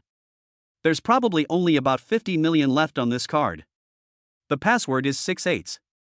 Lin Feng's voice exploded a huge mushroom cloud in the already boiling air of the Phantom nightclub. About 5 million? Anything left? That is? These words combined together create a surreal, almost absurd impact. The account manager, who had a suspicious look on his face just now, felt his knees go weak and his brain went blank. Only one thought kept echoing in his mind: tonight, the god of wealth has come down to earth to help me survive. The sneer and disdain on the face of the young man whose hair was dyed like a parrot instantly solidified, cracked, and then collapsed. He opened his mouth, wanting to say something to save face, but found that his throat seemed to be stuffed with cement and he couldn't squeeze out a single word. The two internet celebrities beside him looked at Lin Feng with eyes that had changed from looking at a pretentious person to looking at a prehistoric beast covered in human skin. Lin Feng ignored everyone. He simply glanced at the manager who was already stunned. There was no urging or anger in those eyes, only a pure, condescending indifference. The manager was startled, and her soul returned to her body. With an almost pilgrimage-like posture, she held up the ordinary CCB savings card on the table with both hands, and picked up the POS machine with her other hand, trembling. Mr. Lin, I will do it for you right away." She tremblingly pressed a series of zeros on the POS machine. 1, 2, 3, 4, 5, 6, 7 zeros. 10 million. When this number appeared on the small screen, the air around the entire booth seemed to be sucked out. The parrot-headed youth's face had turned from pale to liver color. He stared at the POS machine so intently that his eyeballs almost popped out of their sockets. He doesn't believe it, even if he is beaten to death. The manager handed the POS machine to Lin Feng, bending his waist almost to the ground. Lin Feng took the POS machine without even looking at it, casually pressed 6/8 with one hand, and then pressed the confirmation button. In the entire nightclub, everyone's eyes were focused on this small machine. Time is infinitely stretched at this moment. Drop. A soft sound. In the dead silence, the sound was as clear as the ringing of a church bell. Then, amid a sound of people gasping for air, a long purchase slip was slowly and firmly handed out. Transaction successful. The 4 bold words were like 4 ruthless slaps in the face of the parrot head. Plop. The parrot-headed young man sat back on the sofa, his face as pale as paper, his eyes unfocused, and he muttered unconsciously, "Impossible. This is impossible." The moment the manager saw the purchase order, his legs went weak and he almost knelt down to Lin Feng. She used all her strength to steady herself, and then respectfully handed the receipt and bank card back to Lin Feng with unprecedented enthusiasm and flattery. "Mr. Lin. Your card. The deposit is ready. Do you have any other instructions?" Lin Feng didn't answer. He just picked up the wineglass, took a sip, then looked past the manager and fell on the distraught parrot head, and spoke lightly. "Now, is that enough?" The parrot head trembled all over, as if it had been stung by a scorpion. It crawled to its feet and forced a smile on its face that was uglier than crying. "Enough. Enough. Big brother. I was wrong. I didn't recognize the great man. I am just a fart. Please be magnanimous and let me go." As he spoke, he even raised his hand and slapped himself twice. There was no trace of emotion in Lin Feng's eyes. He was too lazy to even look at this clown and just waved to the manager. "Let him go away and stop getting in the way here." "Yes. Yes." The manager turned around and shouted at the parrot head as if he had been pardoned. "Did you hear me? Mr. Lin told you to get out. Why don't you get out now?" The parrot head seemed to be pardoned and disappeared into the crowd, crawling and tumbling. This little incident completely solidified Lin Feng's image of Prince in everyone's mind, and even deified him. The atmosphere of the entire nightclub was even more frenetic than before. And our Prince Wang himself, Wang Hao, at this moment, was sitting in the middle of the sofa like a stone sculpture. He looked at the purchase order form on the table with a long string of zeros on it, then looked at himself who was at a loss as he was surrounded by a dozen beauties. He felt that his worldview was collapsing and then being reshaped in an irreversible way. A pure-looking girl who looked like a girl next door approached Wang Hao cautiously and looked at him with admiration and a bit of shyness. "Wang. Young Master Wang, you are amazing." The girl's voice was very sweet, with a softness that made people feel pity. Wang Hao was stunned, his fat face turned red, and he waved his hands. No, I'm just a follower, and the powerful one is my brother." The girl was amused by his honest look, and her eyes flickered, making her even more charming. She poured a glass of wine for Wang Hao, handed it to him, then picked up a glass herself and sighed softly. The sigh was as light as a feather, but it accurately scratched Wang Hao's heart. "What's wrong?" Wang Hao, a straight man, couldn't help but ask. The girl's eyes suddenly turned red. She tried hard to hold back her tears, shook her head, and forced a smile. "Nothing. I just saw you so happy, Prince Wang, and it reminded me of my mom. My mother is seriously ill and is waiting for surgery in the hospital. She is still short of 200,000 yuan for the surgery. My father is a gambler and is in debt. People come to our house every day to collect debts. I also have a younger brother who is in college and can't even pay his tuition. As she spoke, tears fell like beads from a broken string, but she wiped them away stubbornly with the back of her hand, choking with sobs. But it doesn't matter, I will try my best. I will work a few more days here, and I will definitely be able to collect enough money. Mr. Wang, don't worry about me, just have fun. This performance, which was so pitiful and tearful, simply stunned Wang Hao. How could he, a child who grew up in an orphanage, have ever seen such a scene? My sympathy overflowed instantly and I didn't know where to put my hands. You, don't cry. Just when Wang Hao was about to say, how about I ask my brother to help you, a hand gently rested on his shoulder. It's Lin Feng. I don't know when he came over, with a playful smile on his face, looking at the girl who was crying. It's a good story. Lin Feng's voice was gentle, but it made the girl's cry instantly stuck in her throat. She raised her head and looked at Lin Feng with tearful eyes, her face full of confusion and innocence. Lin Feng smiled, took out the black gold card from his wallet and waved it in front of the girl. How about this? Show me your mother's hospital diagnosis certificate, your father's IOU, and your brother's tuition payment notice now. As long as it's true, Lin Feng's smile turned a little cold. Don't say 200,000, 2 million, I'll give it to you now. Chapter 14. The script is good, but the director is me. Lin Feng's gentle voice was like an ice pick, instantly piercing the bubble of sadness that the girl had carefully woven. Her crying stopped abruptly. There were 2 lines of tears on that tearful face that had not been wiped away in time, but her expression was frozen and her eyes were full of panic of being exposed. Wang Hao's sympathy was overflowing, and when he saw the situation, he immediately became anxious. He grabbed Lin Feng's arm and lowered his voice, almost shouting. Funzi, what are you doing? The girl is in such a miserable state, and you still doubt her? Do you have any sympathy? He felt that his brother must have gone crazy today. First he paid for the whole place, and now he came to bully an innocent girl selling drinks. The girl seemed to have found her savior. She immediately looked at Wang Hao for help. Her eyes turned red and she was about to cry. Master Wang, it's okay. Mr. Lin, maybe he just doesn't believe me. She bit her lower lip in grievance, her voice trembling. How could I possibly joke about my mother's illness? Look! Look! Wang Hao became even more anxious, thinking that Lin Feng was totally unreasonable. Hurry up and apologize to him. Lin Feng didn't even look at Wang Hao, but just looked at the girl with interest. He smiled, with a hint of coldness in his smile. Don't rush to act, I haven't finished speaking yet. He sat up straight on the sofa, leaning forward slightly. The invisible feeling of oppression made the girl subconsciously want to shrink back. You said your mother is sick. Which hospital? Which department? What's the name of the attending doctor? I'll call her now to ask about her condition. The girl's face turned pale. Your father is a gambler. Who does he owe money to? A loan shark? What's his name? Where does he hang out? Tell me, and I'll help you find someone to settle the matter. I guarantee that no one will dare to come to your house in the future. The girl's lips began to tremble. Your brother is in college. Which university? What's his major? What's his student number? I'll call the finance department of his school right now and pay all his tuition for 4 years. With every question Lin Feng asked, the smile on his face deepened, but his eyes became colder and colder. Why aren't you talking? He picked up the wine glass on the table and shook it gently.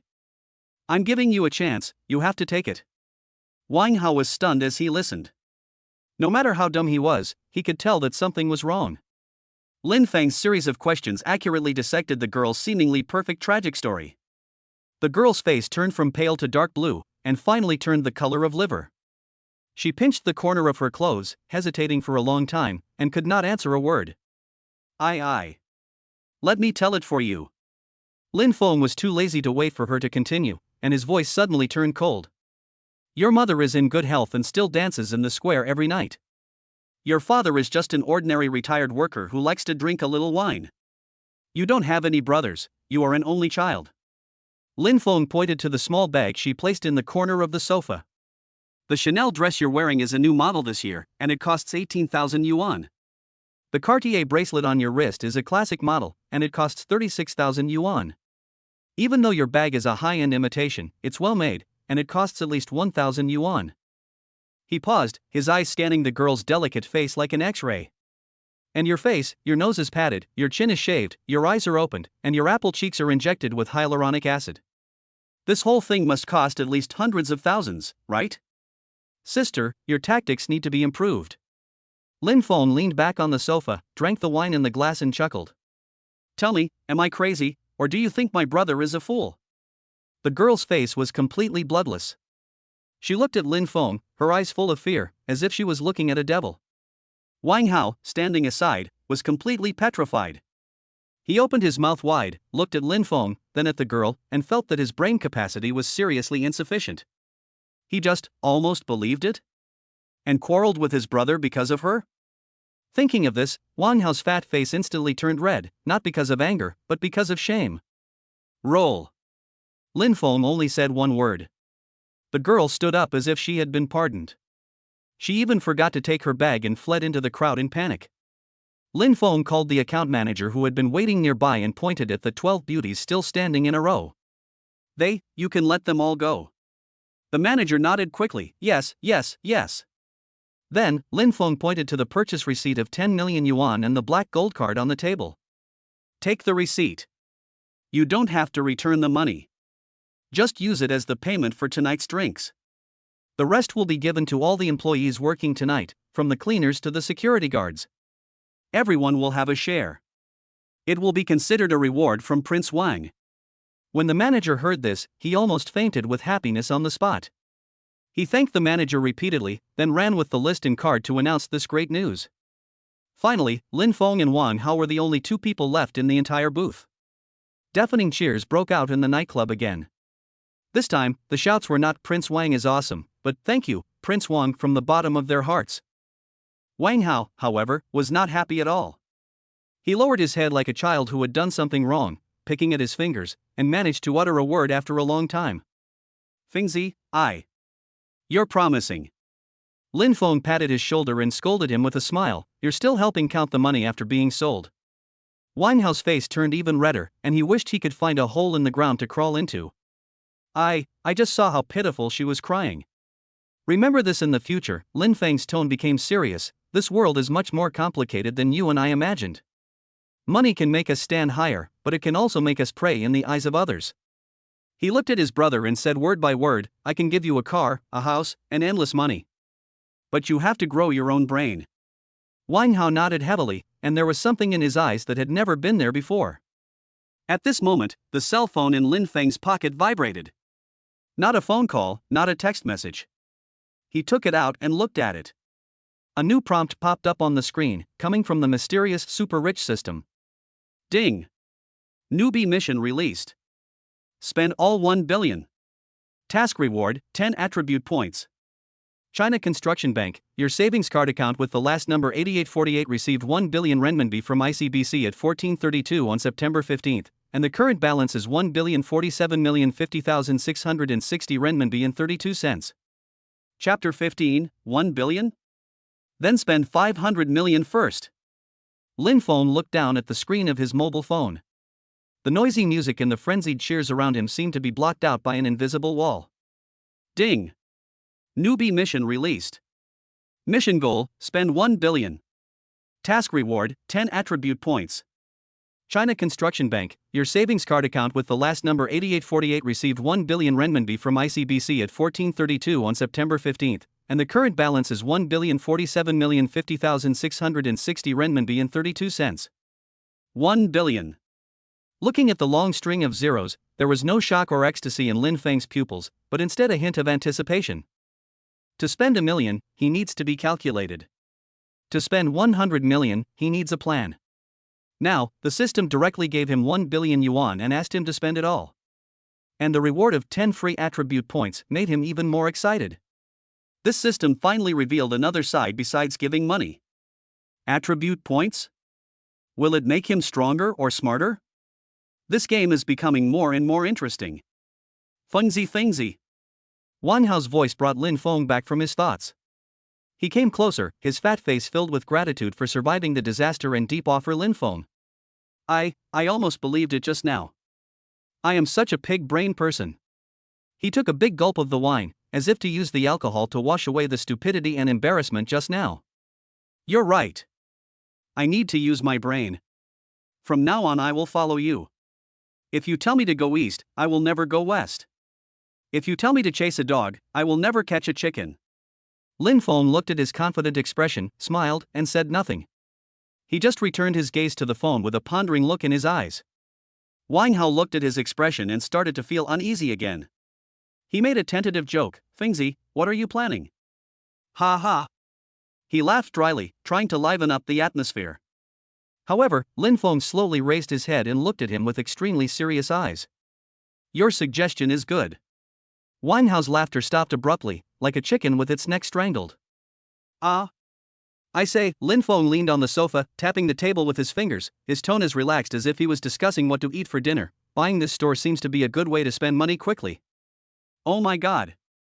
Wang Hao jumped up from the sofa with such agility that he didn't look like a 200-pound fat man at all. He snatched the wine glass in front of Lin Feng and pretended to pour it on his head. Brother. Dear brother. I'm a bad mouth. I'll slap you in the face. I was just kidding. This place is a den of infamy, a bottomless pit, we can't jump in. He is really scared now. Lin Feng's courage in spending money has far exceeded what he can understand.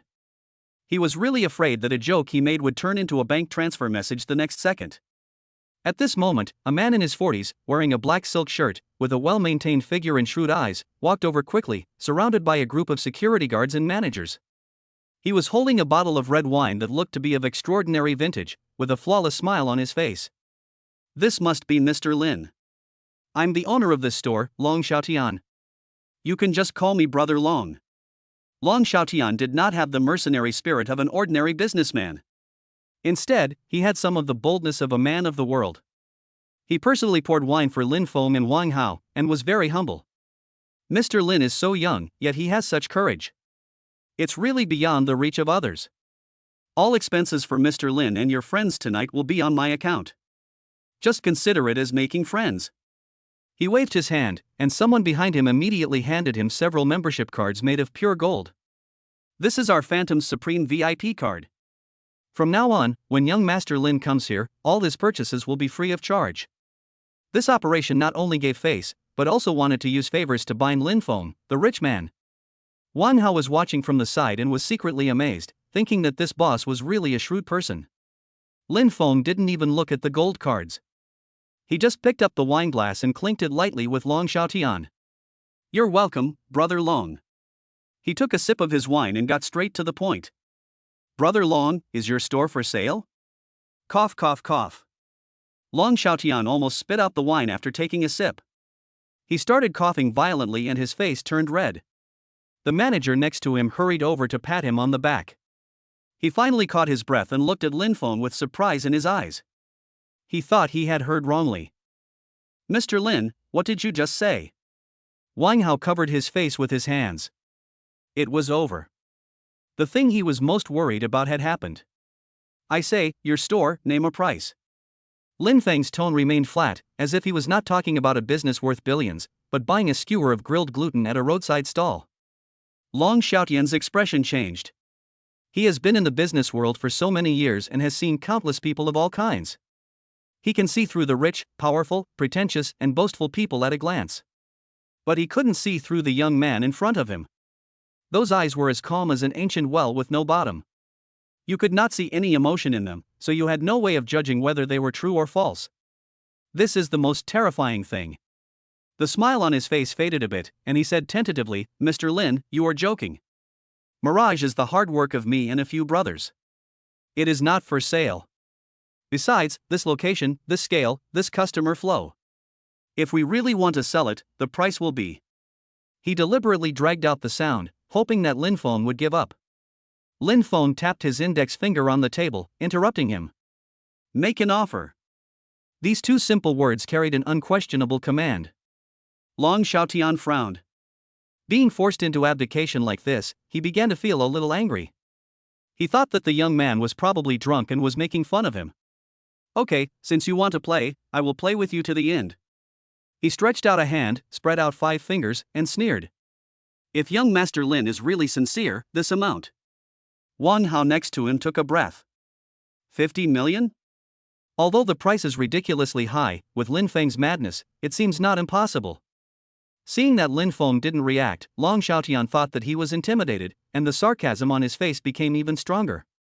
Why? Young Master Lin thinks it's too expensive? I'm not talking about 50 million. I mean.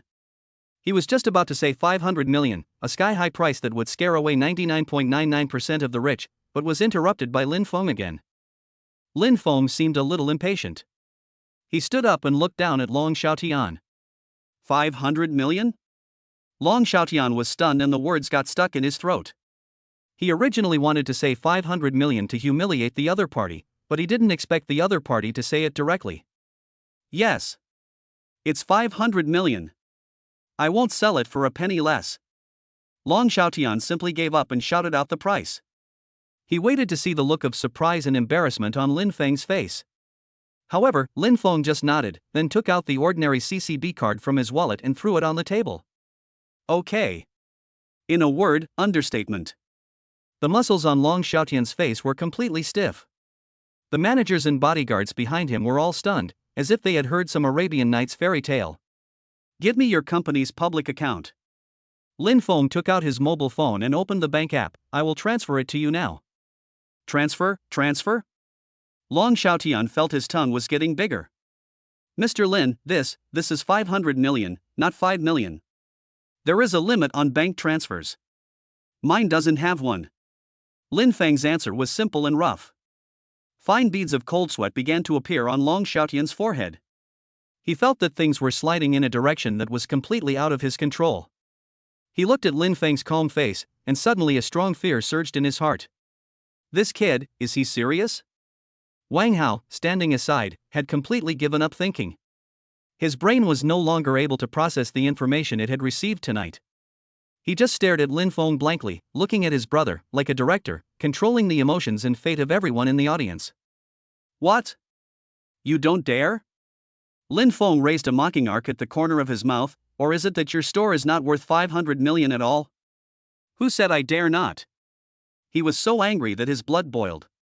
He gritted his teeth, took a business card from his assistant and slapped it on the table. The account is right here. If you have the ability, transfer it now. He just didn't believe that someone could transfer 500 million yuan on the spot using a mobile phone. Lin Feng picked up the business card, took a look at it, and then started operating quickly on his mobile phone.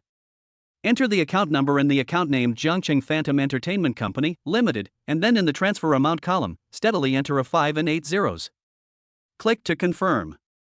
The whole world seemed to have quieted down. Everyone's eyes were fixed on Lin Feng's phone. 1 second. 2 seconds. 3 seconds. Buzz. Lin Feng's cell phone vibrated.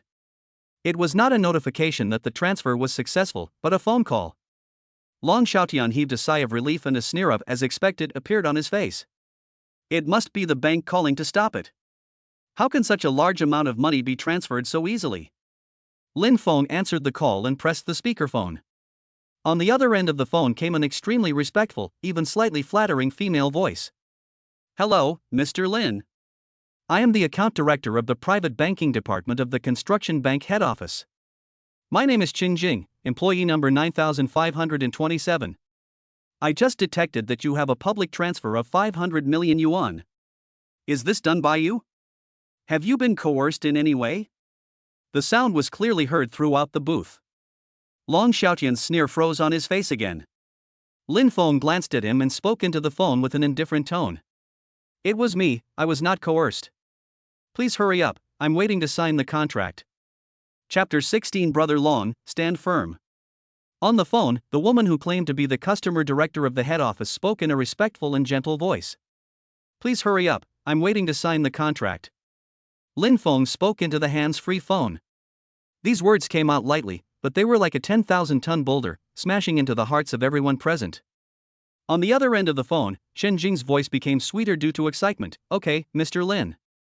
I'm very sorry to bother you. I will authorize you right away. Please wait. I wish you a happy life. The phone call was hung up.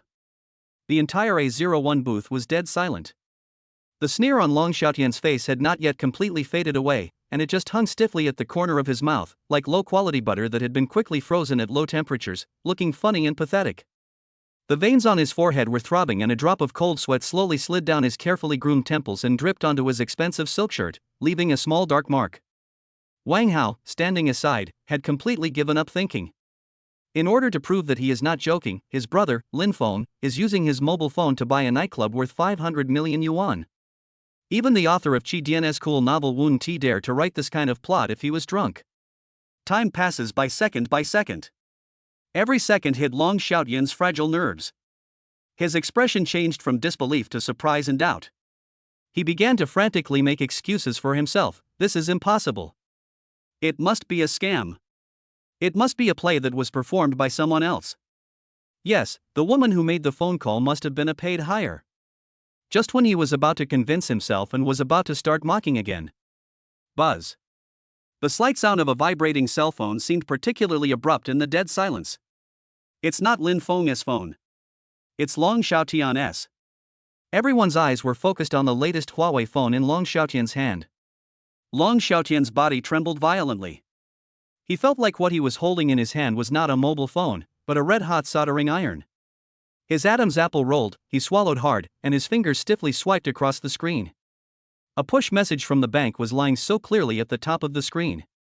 XX Bank, your company's public account 1988 received a transfer of 500 million renminbi at 15:08 on September 15, and the current balance of the account is 501,247,556 renminbi and 88 cents.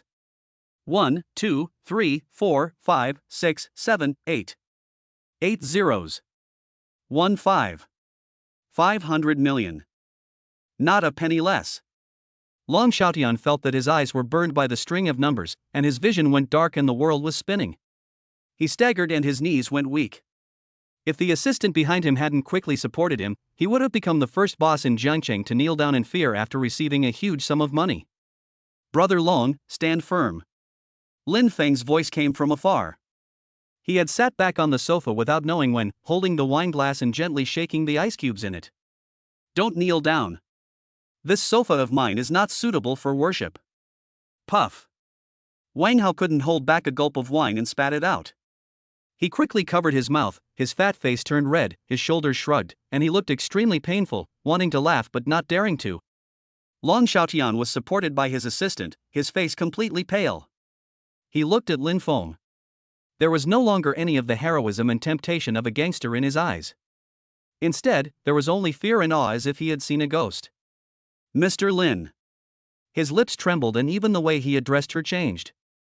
From Mr. Lin to Mr. Lin, the difference of one word makes a world of difference.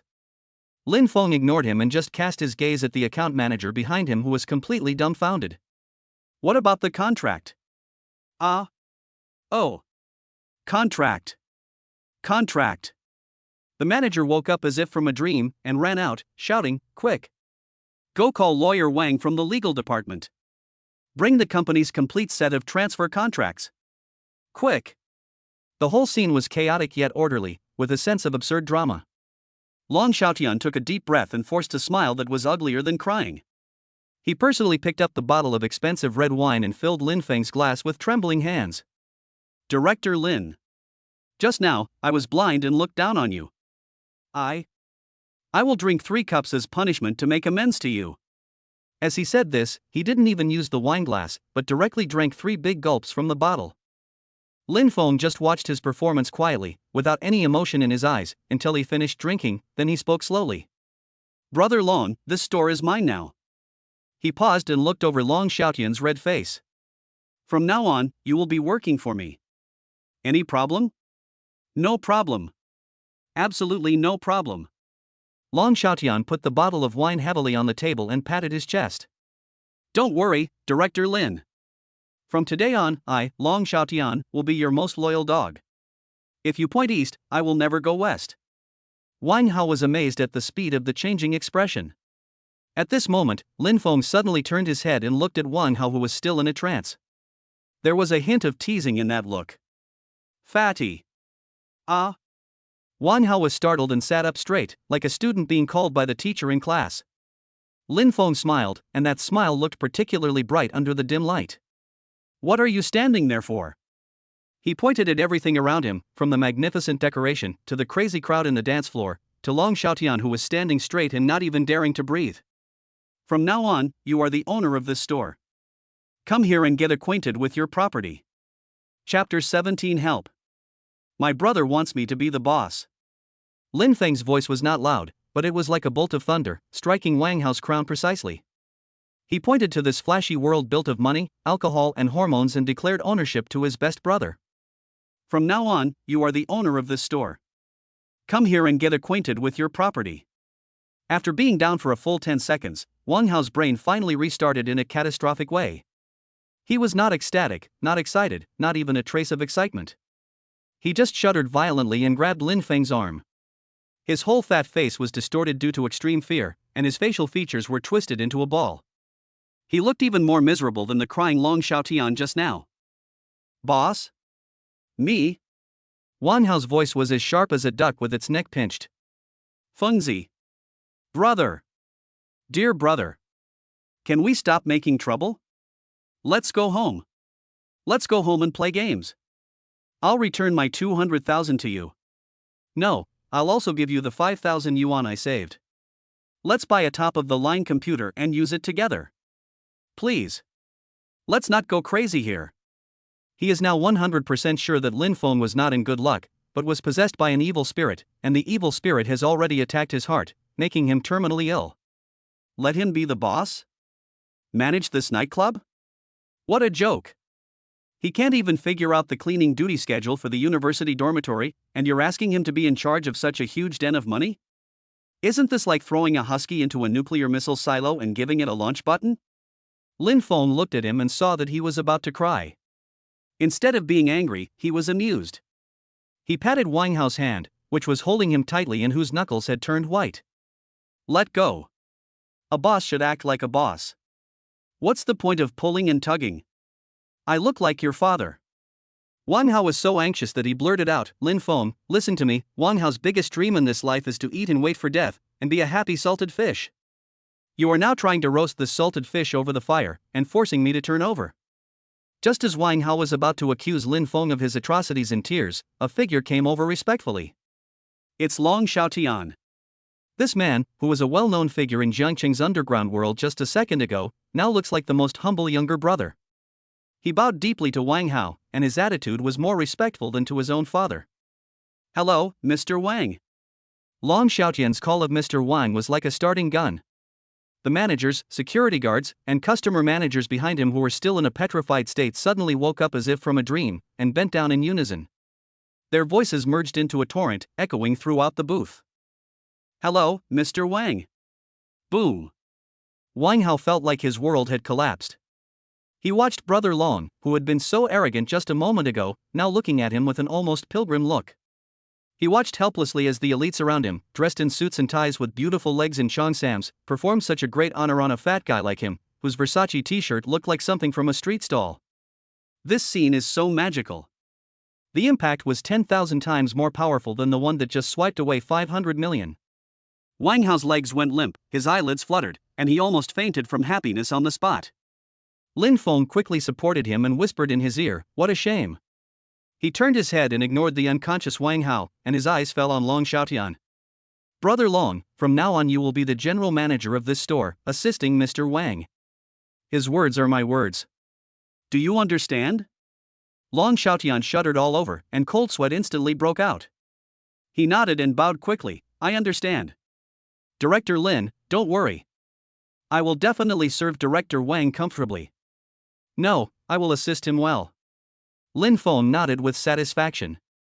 He wanted to use this most direct and brutal way to pull his brother out of the shell of inferiority and cowardice in the past. Cars, houses, and money are just external things. What he wanted to give Wang Hao was a whole new world, a brand new identity, and enough confidence to make him stand up straight. Just when Lin Feng was about to give Wang Hao another strong dose of medicine to make him completely accept the reality. Bang! With a loud bang, the heavy gilded door of the nightclub was roughly kicked open by someone from the outside. The deafening music suddenly faded away, as if an invisible hand had grabbed its neck. The attention of the whole audience was drawn to it. At the door, a man wearing a flowered shirt, a thumb-thick gold chain around his neck, and a shaved head walked in swaggeringly, surrounded by a group of equally ferocious-looking strong men. The leader, a man with a crew cut, had a cigar in his mouth and a face full of flesh. He looked around the venue arrogantly, and finally his eyes fell on Side-01 and on Long Xiaotian. Long Xiaotian, I heard that you sold the place? The man with the crew cut had a hoarse and arrogant voice. He exhaled a puff of thick smoke, pointed his cigar at Long Xiaotian, and then at Lin Feng beside him. What? Have you found a new master? This one is quite tender, have you changed your taste now? The obscene language is unbearable to hear. Long Xiaotian's face turned pale in an instant, and his fists clenched so hard that they made a clattering sound. Lin Feng's eyes also turned cold. However, the man with the crew cut didn't take them seriously at all. His gaze passed over everyone and finally fell on Wang Hao, who was supported by Lin Feng, with a pale face, sweat all over his forehead, and looked like a frightened quail. He looked Wang Hao up and down, his eyes looked like he was looking at a joke. He grinned, revealing a row of teeth yellowed by smoke, and spoke contemptuously in an extremely sarcastic tone. Hey, where did this fat pig come from? Long Xiaotian, don't tell me this guy is your new boss? Chapter 18. Who do you think you are? Hey, where did this fat pig come from? Long Xiaotian, don't tell me this guy is your new boss? The voice of the man with a crew cut pierced through the stagnant air in the nightclub. The insulting words and extremely arrogant tone made the people, who had just recovered from the shock of 500 million yuan, feel their hearts in their throats again. Long Xiaotian's face suddenly became so gloomy that water seemed to drip out of it. He had just changed the dock and his new master was right in front of him. The first one among his subordinates who jumped out to find trouble was Hu Biao, a well-known tough guy in Jiangcheng. This was not just a slap in the face, it was like putting him, Long Xiaotian, over the fire and burning him back and forth with a branding iron with barbs on both sides. However, he didn't dare to move. He subconsciously looked at Lin Feng, the new boss who was young but made him feel chilled to the bone. Lin Feng's reaction was beyond everyone's expectations. He didn't get angry, didn't yell, and didn't even raise his eyebrows. He just looked at the man named Hu Biao with interest, and there was even a faint smile on the corner of his mouth, as if he was watching a farce that had nothing to do with him. Wang Hao, on the other hand, felt as if he had been electrocuted. The word fat pig pierced the most sensitive part of his heart. He had heard similar nicknames countless times since he was a child. He had long been accustomed to diffusing embarrassment with a silly grin and self-mockery, wrapping up those thorns and pretending they didn't exist. But today is different. Just a few minutes ago, he was respectfully called Mr. Wang by dozens of people. Just a few minutes ago, his brother Lin Feng told him that everything here belonged to him. This needle is extremely painful. Wang Hao's fat face instantly turned the color of liver, and his breathing became heavy. The hands that were trembling with fear unconsciously clenched into fists. Lin Feng felt the stiffness of his brother's body, and the smile on his face became even more intense. He turned his head slowly, not looking at Hu Biao, but at Wang Hao, whose face was flushed and whose eyes were even watery. He spoke slowly in a voice that was neither too loud nor too soft, but loud enough for everyone around to hear. Director Wang. The word Mr. Wang made Wang Hao tremble all over and he raised his head suddenly. Lin Feng's eyes were calm and deep, carrying an unquestionable power. Someone is causing trouble in your territory and scolding you. He picked up the wine glass and shook it gently. What do you think we should do? Boom. Wang Hao's brain exploded. What to do? How the hell was I supposed to know what to do? Can it be eaten cold? Can I call the police to arrest him? How about I get down from my seat and kowtow to him, begging him to stop hitting me? An earth-shattering storm was unfolding in Wang Hao's heart, with countless cowardly thoughts running wildly through his mind. He opened his mouth, but there was a blockage in his throat and no sound came out. Seeing this, Hu Biao became even more proud and let out a shrill laugh. Ha ha ha ha. Long Xiaotian, your new master is a mute? Mr. Wang? I think he's the king of turtles. He pointed at Wang Hao and mocked him as much as he could. Let him speak? Can he speak? Besides humming and moaning, what else can he do? Who the hell are you saying can't speak? A loud shout, like thunder from out of nowhere, suddenly exploded. Not Lin Feng. Not Long Xiaotian either. It's Wang Hao. The fat man who was as cowardly as a quail just now had red eyes and his chest heaving violently. He didn't know where the courage came from, he just felt a surge of blood rushing to the top of his head, burning away all his fear, hesitation, and helplessness. He pointed at Hu Biao and, using all his strength, shouted out the most powerful words he had ever said in his life. You! Get out of here! The entire nightclub fell silent in an instant. Everyone stared in amazement at the fat man who suddenly exploded. The smile on Hu Biao's face also froze. He didn't seem to expect that this fat pig in his eyes would dare to talk back. After a brief moment of surprise, there was boundless rage. Fuck! You fat pig, how dare you scold me? Hu Biao threw the cigar in his hand to the ground, rolled up his sleeves, revealing his tattooed arms, and rushed forward to grab Wang Hao by the collar. Wang Hao instinctively shrank back in fear. However, Hu Biao stopped 3 meters away from the booth. It wasn't that he wanted to stop. It's Lin Feng. Lin Feng didn't even stand up, he just gently placed the wine glass in his hand on the table. Bang! There was a soft sound, not loud, but it was clearly heard by everyone. He raised his eyelids, and for the first time, his eyes, which had always been calm, were tinged with a hint of coldness. His gaze did not fall on Hu Biao, but on Long Xiaotian's face. Boss Long. Lin Feng's voice was very light, but it contained a chilling question. Did I spend 500 million to invite you to watch a show? Long Xiaotian's whole body trembled violently, and cold sweat broke out on his forehead. This is exactly what he was waiting for. The new boss has paid the money, now it depends on whether this old employee is worth the price. Are they all fucking dead? Long Xiaotian turned around abruptly and roared at the group of black-suited bodyguards behind him who were already ready to attack. Break the legs of Hu Biao and his gang. Throw them out. Yes. With a uniform response, more than a dozen professional bodyguards with burly builds and cold eyes rushed forward in an instant like hungry wolves pouncing on their prey. The gangsters brought by Hu Biao usually acted arrogantly on the streets, but where had they seen such a scene? They didn't even have time to react before they were choked and their arms were tied, and they were pinned to the ground cleanly and neatly. Hu Biao himself still wanted to resist. Relying on his brute force, he punched the leading security captain. But the security captain did not dodge, but just leaned sideways, grabbed Hu Biao's wrist with his right hand like a pair of pliers, and twisted it. Crack! There was a teeth-grinding sound of bone cracking. Ah!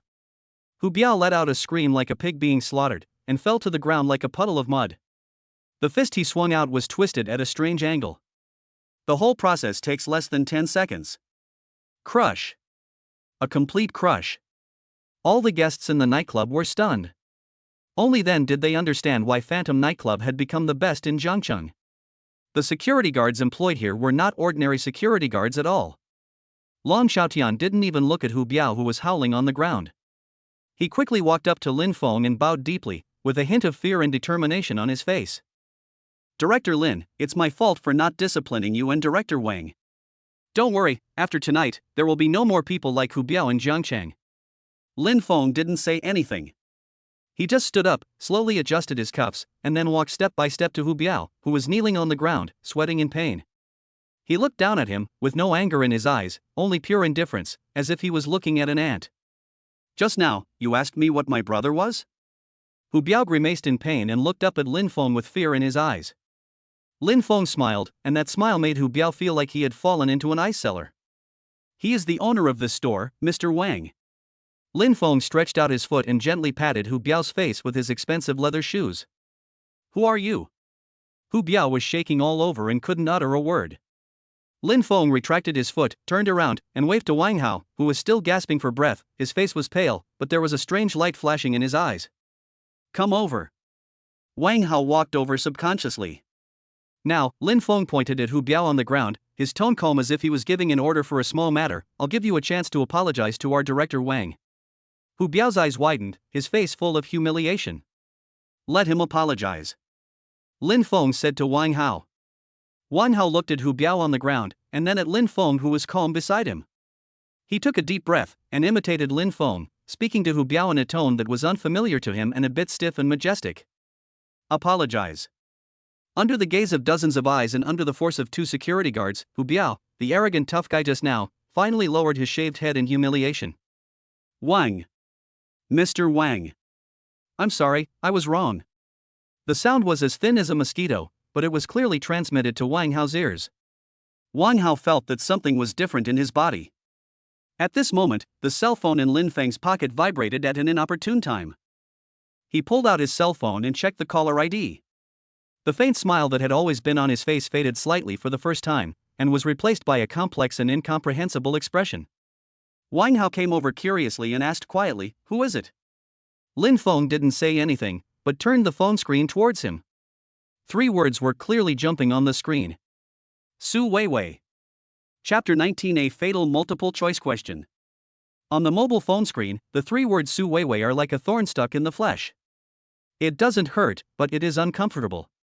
Wang Hao came over to take a look curiously, and the fat face, which had just turned red due to the excitement, instantly twisted into an expression of disgust. Fuck. Su Weiwei? Why are you calling again? Wang Hao's voice was full of undisguised contempt. As Lin Feng's best brother, he was not optimistic about this relationship from the beginning. He had witnessed with his own eyes that Lin Feng had eaten steamed buns for a week in order to buy a lipstick for Su Weiwei. He had also seen Su Weiwei posting ambiguous photos with other men on her WeChat moments behind Lin Feng's back. But at that time Lin Feng was stuck in it and he couldn't persuade him. Now, this phone call is like a belated fly, buzzing and annoying. Lin Feng didn't answer the call, nor did he hang up. He just stared at the screen quietly until it went dark by itself. Ignore her, Fengzi. Wang Hao patted his shoulder. Just get rid of this kind of woman. Just treat it as stepping on a pile of dog shit. Clean your shoes and move on. Lin Feng smiled and put the phone back into his pocket. There was no anger or nostalgia in his eyes as Wang Hao had imagined, only the calmness of an adult looking at a childish game. He glanced at Hu Biao, who was still kneeling on the ground, being held down by 2 security guards, his face full of humiliation and fear. Then he looked at Long Xiaotian, who was standing upright next to him, as if he had received some mysterious baptism. Brother Long. Here. Mr. Lin, please give me your orders. Long Xiaotian was startled and bowed quickly. Here, I'll leave it to you to clean up. Lin Feng pointed at the mess on the ground. I don't want to see a single word about tonight in any news in Jiangqing tomorrow. In addition.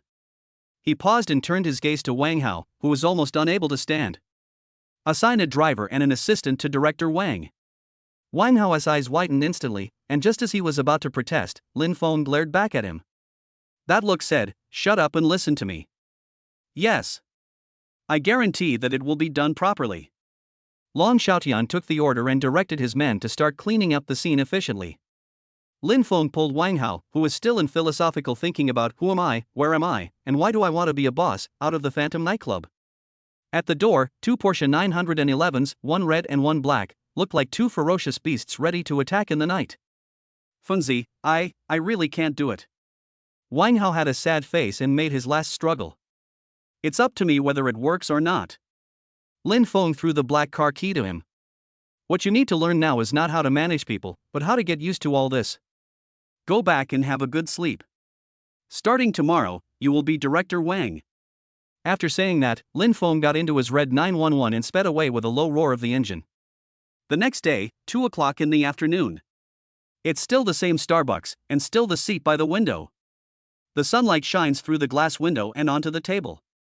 Everything is exactly the same as it was a few days ago. Lin Feng was exactly the same as he was a few days ago. He was still wearing the same washed-out t-shirt and old jeans, and a pair of ordinary sneakers. He sat there quietly, holding a cup of the cheapest American coffee in his hand, drinking it slowly, and looking calmly at the hustle and bustle of traffic outside the window. If there was any difference, it was the way he sat. A few days ago, he sat here with his back slightly hunched, with a hint of flattery and humility. Today, he leaned back in his chair, his posture relaxed and stretched out, as if this chair and this space naturally belonged to him. When Su Weiwei pushed the door open, she saw Lin Feng at first sight. She was stunned for a moment. She had imagined countless reunion scenes. Lin Feng might question her angrily, get drunk decadently, or cry and beg her to get back together. But she never expected that he would be like this. So calm, as if nothing had happened. She took a deep breath, adjusted the dress she had carefully selected, quickly put on a tearful expression on her face, and walked over quickly. Lin Feng. Her voice had just the right amount of trembling and grievance. Lin Feng raised his head and looked at her. There was no emotion in his eyes. He just nodded lightly. Come on, sit down. This reaction made Su Weiwei's prepared words stuck in her throat. She sat down opposite Lin Feng somewhat at a loss, twisting her bag straps nervously with her hands. Lin Feng, I'm sorry. She bit her lower lip, her eyes reddened. "That day, the day I was wrong, I shouldn't have said those words to hurt you. I've thought a lot these past few days, and I realized that no brand name, no necklace, can compare to how good you are to me." She raised her tearful eyes and looked at Lin Feng affectionately. I regret it. Let's reconcile, okay?" This performance was so heartfelt and heartwarming that I felt pity for the actor. If it was Lin Feng a few days ago, he might have softened his heart and believed it. But now Lin Feng just looked at her quietly, as if he was watching a movie with an old-fashioned plot. He even had the leisure to notice that the manicure she was getting today cost 880 yuan. "Forget it," Lin Feng responded calmly. What do you mean?" Su Weiwei's expression froze. "It means, it's over." Lin Feng finished the last sip of coffee in the cup and stood up. "I have something else to do. I'll take you back." His decisiveness and indifference were like a heavy hammer, hitting Su Weiwei's heart hard. All her calculations and preparations became a joke at this moment. A huge feeling of humiliation and unwillingness surged in her heart. She stood up suddenly and asked sharply, "Lin Feng, do you have someone else outside? How could you do this to me?" Lin Feng ignored her hysteria and walked straight to the door. Su Weiwei was angry and anxious, and followed him unwillingly. She didn't believe it. She didn't believe that Lin Feng could really treat her like this. He must be angry and taking revenge on her in this way. The two walked out of Starbucks one after the other and stood on the side of the road. Su Weiwei wanted to say something, but when she saw the scene in front of her, all the words were stuck in her mouth. There were two cars parked side by side on the road. One of them was the most common, even somewhat worn-out shared electric car with mud spots on its body. The other one is a Porsche 911 with smooth lines, cool shape, and bright red color. In the sunlight, the expensive car paint shines with a dazzling brilliance. One is in heaven, the other is underground. Lin Feng was standing between the two cars. He turned around and looked at the stunned Su Weiwei with a playful smile on his face. He stretched out his hand and pointed at the two cars. "I'll give you a chance. Which one do you want to get on?" Chapter 20, She Really Can't Do This Question. The sun was blazing, and the air smelled like a mixture of cheap perfume and car exhaust. Su Weiwei stood there, as if she was immobilized by a spell. In front of her, there was a shared electric car that was rusty and had half-dried mud spots on its wheels. On the other side, there is the Porsche 911, which looks like a burning flame, with every curve shouting the word expensive.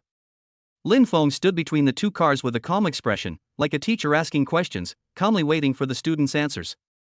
This multiple-choice question is too cruel and too tempting. Su Weiwei's brain was working fast. Porsche? Lin Feng, yes? No, it's impossible. Absolutely impossible. He can't even afford to buy himself a new t-shirt. How can he afford a luxury car worth millions? It must be rented. Yes, it must have been rented to show off and deliberately humiliate myself. This thought brought back a bit of her pride. She couldn't be fooled and couldn't let him see her worshipping money, as that would be too cheap. But what if this car is real? That thought was like a poisonous weed seed, taking root and sprouting wildly in her heart. She thought of Lin Feng's abnormal behavior in the past few days, buying a house, buying a car, giving gifts to his brother, those incredible rumors she had heard from others. Her heart began to beat uncontrollably. Lin Feng, what do you mean? Su Weiwei forced a reluctant, somewhat annoyed expression on her face, trying to use questioning to cover up her inner panic and greed. Do you think this is fun? Renting a car to show off to me? Do you think I'm still the little girl you fooled me with? She acted as if she was looked down upon and insulted, and her eyes began to turn red again. Lin Feng looked at her, said nothing, and just smiled. In that smile, there was no sarcasm or showing off, only a kind of calmness that seemed to see through everything. He saw through her outward appearance and her inner weakness, and also saw through her pitiful self-esteem. He didn't wait for her answer. Because he already knew the answer. Lin Feng turned around, walked straight to the shabby shared electric car, straddled it, and sat on it. He skillfully scanned the code to unlock the door, tapped the ground with one foot, and looked back at Su Weiwei, who was still standing stiffly in place. Come on, I'll take you back to the dormitory. His voice was not loud, and his tone was so relaxed, as if nothing had happened between them. Just like before, he would ride his squeaky bicycle and take her around the campus. At this moment, the last bit of doubt in Su Weiwei's heart disappeared. It's rented after all. He is still the poor Lin Feng. A nameless anger suddenly rose up in my body, along with great disappointment and humiliation of being made fun of. She felt like a fool. For a moment she actually thought that he had become very successful. Lin Feng Yu. She was about to open her mouth to curse when a sharp roar of an engine interrupted her words. The window of the fiery red Porsche 911 slowly rolled down. In the driver's seat, a young man wearing trendy clothes and sunglasses, looking nonchalant, poked his head out. He didn't even look at Lin Feng. His eyes were fixed on Su Weiwei, and he whistled loudly. "Hey, beautiful lady, where are you going?" The man's voice was filled with a frivolous sense of superiority.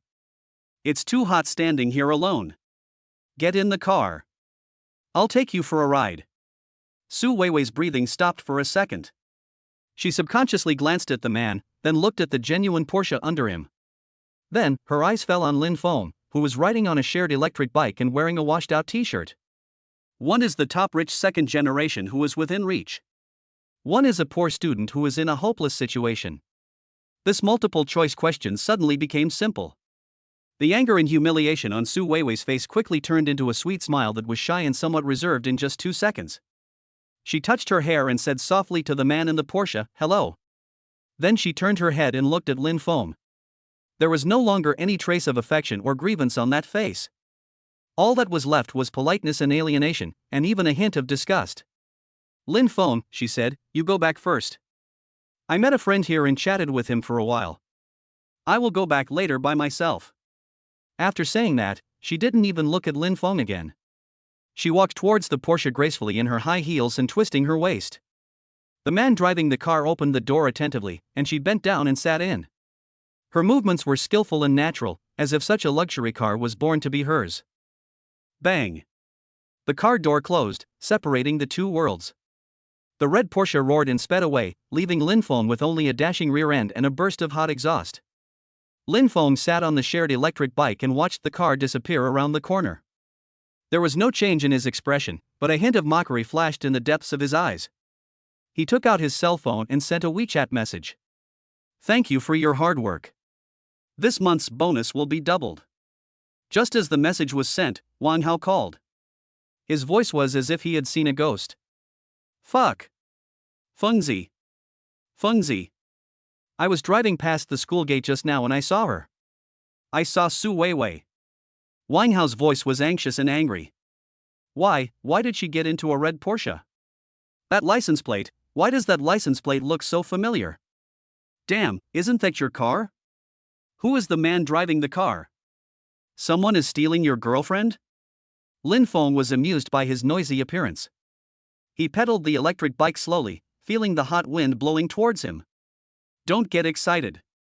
I'm not being stolen. What's going on? That bitch Su Weiwei." "Fatty," Lin Feng interrupted him, with a hint of laughter in his tone. "Do you remember what I told you?" "Ah? What did you say?" "This world is much more complicated than you and I imagine." Chapter 21, I gave you a chance, but you are useless. On the other end of the phone, Wang Hao was anxious and angry.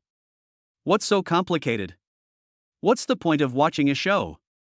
Are you watching the show on the green grassland above your head? Who is that grandson?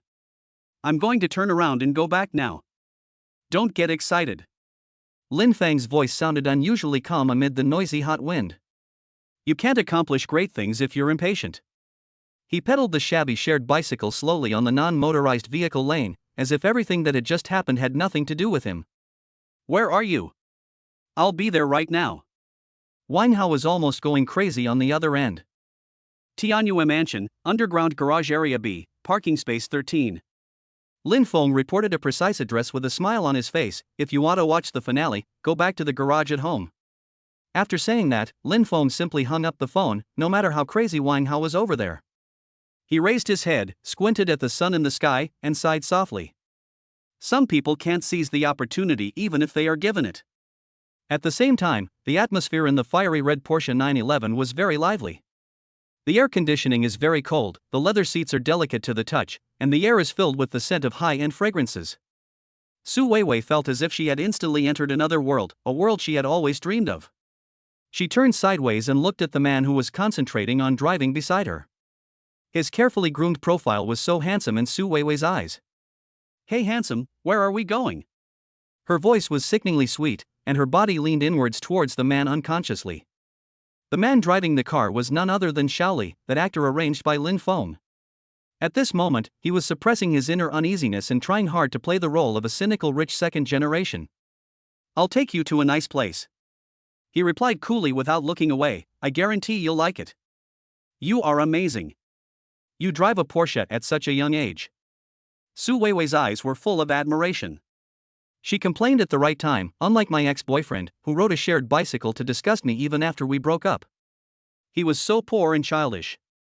She stepped on Lin Feng mercilessly, trying to elevate herself so that the rich second generation around her would feel that they had picked up a treasure. Xiao Li's mouth twitched, and he cursed inwardly, fuck, but he said, that poor guy should be separated from as soon as possible. Staying with you is an insult to you. Su Weiwei was so delighted by his words that the smile on her face became even more charming. The vehicle drove smoothly into a brightly lit underground garage that was so clean that it could serve as a mirror. There were all kinds of luxury cars parked around, including Rolls-Royce, Bentley, Lamborghini, each one made Su Weiwei's heart beat faster. This is the life she wants.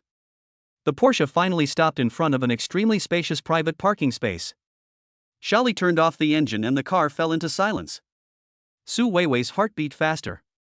She adjusted the hem of her skirt and began to rehearse in her mind what might happen next. Go straight upstairs to his mansion? Or will he give himself a romantic surprise? She was just thinking about how to behave in a reserved manner when someone suddenly knocked twice on the driver's window. Knock, knock. The sound was not loud, but it made Shaoli feel like a frightened bird. His whole body trembled violently and he almost jumped up from his seat. Who? Su Weiwei was startled by his excessive reaction and looked out the window curiously. I saw a familiar figure standing outside the car window. It's Lin Feng. They didn't know when he had arrived here. He was still wearing the washed-out t-shirt and had a faint smile on his face. He appeared in front of them silently like a ghost. Su Weiwei's pupils suddenly contracted. Why is he here? How did he keep up? Before she could figure it out, Shaoli in the driver's seat seemed to be on fire. He hurriedly unbuckled his seatbelt, pushed open the car door, and rushed out, rolling and crawling. Under Su Weiwei's shocked gaze, Shaoli stood straight and bowed deeply to Lin Feng, his voice loud and trembling. Hello, Mr. Lin. Mr. Lin? These two words were like a bolt from the blue, hitting Su Weiwei on the head and shocking her completely. Lin Feng didn't even look at Shaoli, he just took out the electric bike key from his pocket and threw it over. You performed well. Go to Brother Long and ask him to give you a bonus. Thank you, Mr. Lin. Thank you, Mr. Lin. Shaoli felt as if he had been pardoned. He took the key, bowed again, and then ran away without looking back. He ran so fast that it seemed as if there was a ghost chasing him. The whole world suddenly became quiet. The only sound left was the slight crackling sound of the engine cooling down and Su Weiwei's increasingly heavy breathing. She sat in the passenger seat, motionless, as if all her strength had been drained away. My mind went blank, unable to process this extremely magical scene before my eyes. The rich second generation is an actor? This Porsche belongs to Lin Feng? This underground garage filled with top-of-the-line luxury cars, is it also his? Lin Feng opened the passenger door, leaned slightly against the doorframe, and looked down at her. There was no longer the warmth or anger of the past in those eyes. Instead, there was only a kind of calmness that saw through everything, and a hint of pity. I originally wanted to give you a chance. His voice was very soft, but it was like a needle, piercing into Su Weiwei's heart. Su Weiwei's lips were trembling and she couldn't utter a word. Lin Feng smiled, and that smile contained a bit of self-mockery and a bit of relief.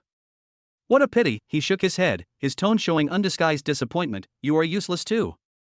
These words were like a loud slap in Su Weiwei's face. All her shrewd calculations, her beauty, and means that she was proud of, became a huge joke at this moment. Her face turned red in an instant, and turned pale the next second. Get out of the car. Lin Feng straightened up, without any unnecessary expression on his face. Humiliation, shock, regret, countless emotions were like an overturned pallet, sneered wildly on Su Weiwei's face. She pushed open the car door in a daze. As soon as her feet touched the ground, her legs went limp and she almost fell to her knees. Just then. Squeak. The sound of harsh tire friction broke the silence of the garage. The black Porsche 911 did a beautiful drift and stopped steadily a few meters away. The car door was pushed open with a bang, and Wang Hao jumped out of the car in a hurry, his fat face full of anxiety and anger. When he saw the scene in front of him clearly, he was stunned. Lin Feng, Su Weiwei, and that dazzling red Porsche. Wang Hao's brain was working rapidly, and he connected everything in an instant. He pointed at Su Weiwei, his eyes wide as copper bells, and cursed. Fuck. Fengzi. Did you set up this trap? He then turned to Su Weiwei, his disgust and contempt in his eyes undisguised. Su Weiwei. You are such a materialistic woman. I told Fengzi back then. Fatty. Lin Feng just called him lightly. Wang Hao's cursing stopped abruptly. A cold, playful smile reappeared on Lin Feng's face as he looked at his ex-girlfriend, whose face was as pale as paper and who was on the verge of collapse. The good show has just begun. Chapter 22, Killing Someone and Destroying Their Heart? Fatty. Lin Feng called out lightly, interrupting the national quintessence that Wang Hao was about to burst out. Wang Hao's curse was like a duck with its neck strangled, stuck in his throat.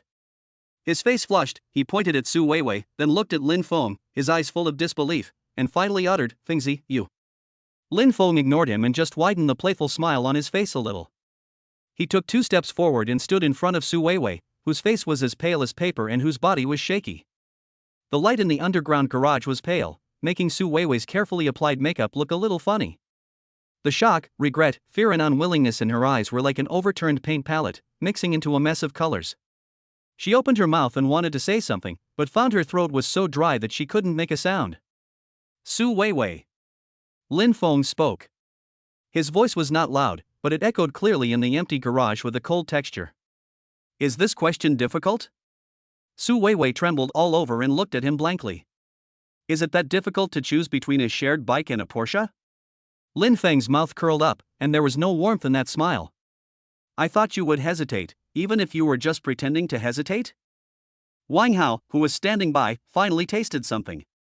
He looked at Lin Feng's cat and mouse posture, then looked at Su Weiwei's lost look, took a breath, and subconsciously took half a step back. Not only kill people, but also destroy their hearts. Fengzi, you've really become a bad person now. Su Weiwei's lips trembled violently. She finally found her voice, sharp and distorted. You did it on purpose. Lin Feng. You did it on purpose from the beginning. Yes. Lin Feng nodded calmly, and that matter-of-fact look made her more upset than if he had just scolded her. I just want to see, Lin Feng's eyes, like a scalpel, calmly analyzed her, to see what kind of person the person I liked before was. He paused, a hint of regret in his tone. I gave you a chance. Right in front of Starbucks, you just had to get on that shared bike. Even if you cursed me 1,000 times in your heart, even if you just wanted me to give up and to maintain your pitiful, noble image, as long as you got on it. Lin Feng pointed at the red Porsche behind him, then pointed at Wang Hao's black car not far away. Finally, he pointed his chin towards the top of his head. This car, that car, or the house in Tianyue Mansion. Pick any one of them, and consider it my severance pay to buy out our past relationship. What a pity. Lin Feng shook his head and chuckled. You're too lazy to even act. Boom. These few words were like a spiritual atomic bomb, exploding in Su Weiwei's mind. Severance pay? Pick one? That SA Porsche worth several million and a mansion worth 20 million. She just needs to sit on that broken bicycle? All she had to do was sit on it with disgust and pretending to be reserved, as she had done countless times before, and then all the things she had never dared to dream of would be within her reach? An indescribable regret, like the most violent tsunami, instantly drowned her. She felt like her heart was being tightly grasped by an invisible hand, and the pain was so severe that she couldn't breathe. The shrewdness that she was proud of, the calculation that she relied on for survival, at this moment, turned into a huge joke directed at herself. No. No. Lin Feng, please listen to my explanation. Su Weiwei completely collapsed. She staggered forward and tried to grab Lin Feng's arm.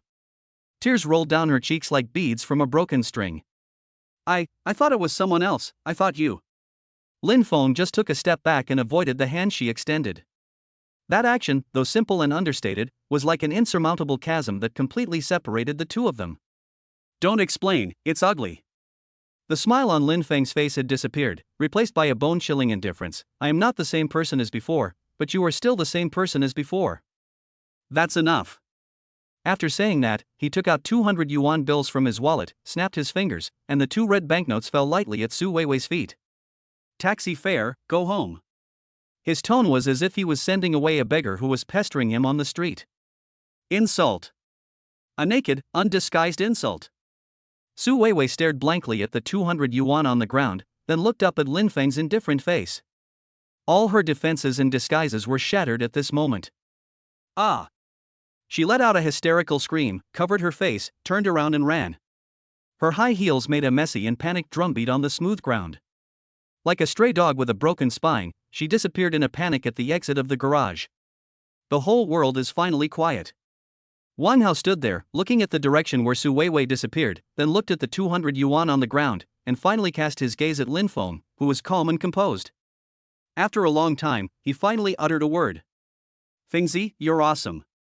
The way he looked at Lin Feng now was not just awe, but even contained a hint of fear.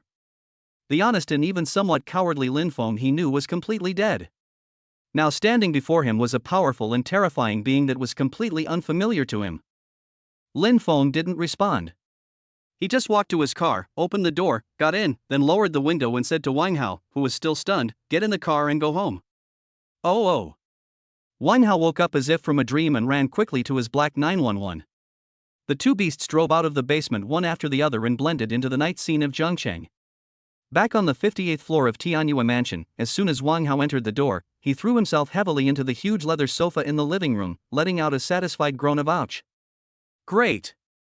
He shouted at the ceiling, "Damn, it's so great! Wang Hao, have never seen such a great scene in my life." Fengzi, didn't you see Su Weiwei's expression at the end? It was uglier than eating shit. She deserves it. This kind of gold digger should be treated like this. He rolled around on the sofa excitedly twice, then sat up again and looked at Lin Feng, who was pouring water at the bar, with a hint of worry on his face. But Fengzi, are you okay? After all, before. What could it be? Lin Feng handed him a glass of water, took a glass himself, and sat down on the single sofa next to him. He's just a passerby. He can't affect my mood for even a second. His eyes were calm and truly calm, without any disguise. Wang Hao looked at him and finally confirmed that he had really let it go. That's good.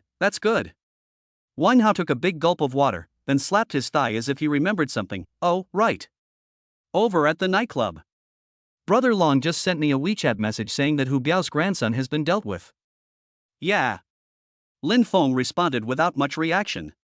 Wang Hao felt uneasy when he saw his calm demeanor. He couldn't help but ask, Fengzi, seriously, what are you going to do next?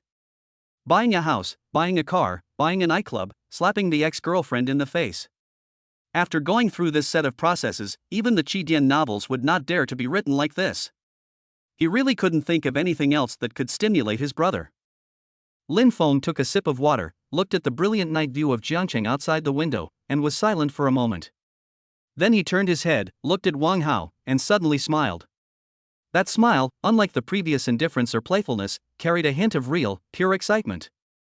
Fatty. Want to try something more exciting? Chapter 23. This game has just begun. Fatty. Want to try something more exciting? Lin Feng's voice rang out in the spacious and luxurious living room. It was apparently very light, but it made the hairs on the back of Wang Hao, who had just calmed down from extreme excitement, stand up again. Wang Hao jumped up from the sofa, still holding the unfinished glass of water in his hand, and looked at Lin Feng with horror, as if he was looking at a madman who was about to drag him to jump off the building. Still exciting? Wang Hao's fat face was almost wrinkled into a bun. Brother. Can we be quiet for a while? What else do you want to do? He walked to the huge floor-to-ceiling window and overlooked the lights of the city below. The neon lights of the city flowed in his eyes, reflecting a deep light. Today, I found a good way to spend money. What method? Wang Hao came closer, his face full of curiosity. Fighting counterfeiting. Fighting counterfeiting? Wang Hao was stunned, then his eyes lit up. Fengzi, you are awesome. You even know about antiques? Let's go. Let's go to the antique market tomorrow and buy 8 or 10 pieces of Tang Sankai. Let's see which grandson dares to sell fakes to us. We will just use our money to kill him. Seeing him excitedly ready to mess things up, Lin Feng shook his head. It's not that kind of fake. He turned around and his eyes fell on Wang Hao. I hit the fakeness of people's hearts. Wang Hao's excitement was instantly stuck, and the expression on his face froze.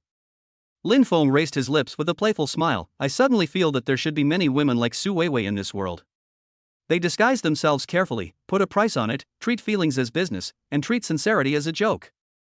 Wang Hao stared at him blankly, his brain unable to process the logic of these words for a moment. So, Lin Feng said word by word, I decided to enforce justice on behalf of heaven and eliminate harm for the people. Purify the air in Zhangcheng. The living room fell into deathly silence for 10 seconds. Wang Hao opened his mouth, looked at Lin Feng, then looked at the ceiling, as if to confirm whether he was still on Earth. Fengzi. He spoke carefully, with a hint of tenderness in his tone, caring for a mentally retarded child. Are you too shocked today? Otherwise, I will accompany you to the hospital? Get out. Lin Feng cursed with a smile. He sat down on the sofa again, his whole body sinking into the soft leather, his posture relaxed and comfortable. Just think about it, this game is so interesting. We find a target every day, just like doing a live broadcast, and put on an annual face-slapping drama. By the way, we can also educate those young people with distorted values. It's a three-pronged approach, how great. As Wang Hao listened, his eyes gradually widened.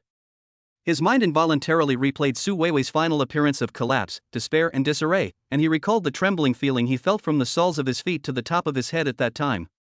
It seemingly, indeed. It's quite interesting. But, what does this have to do with us?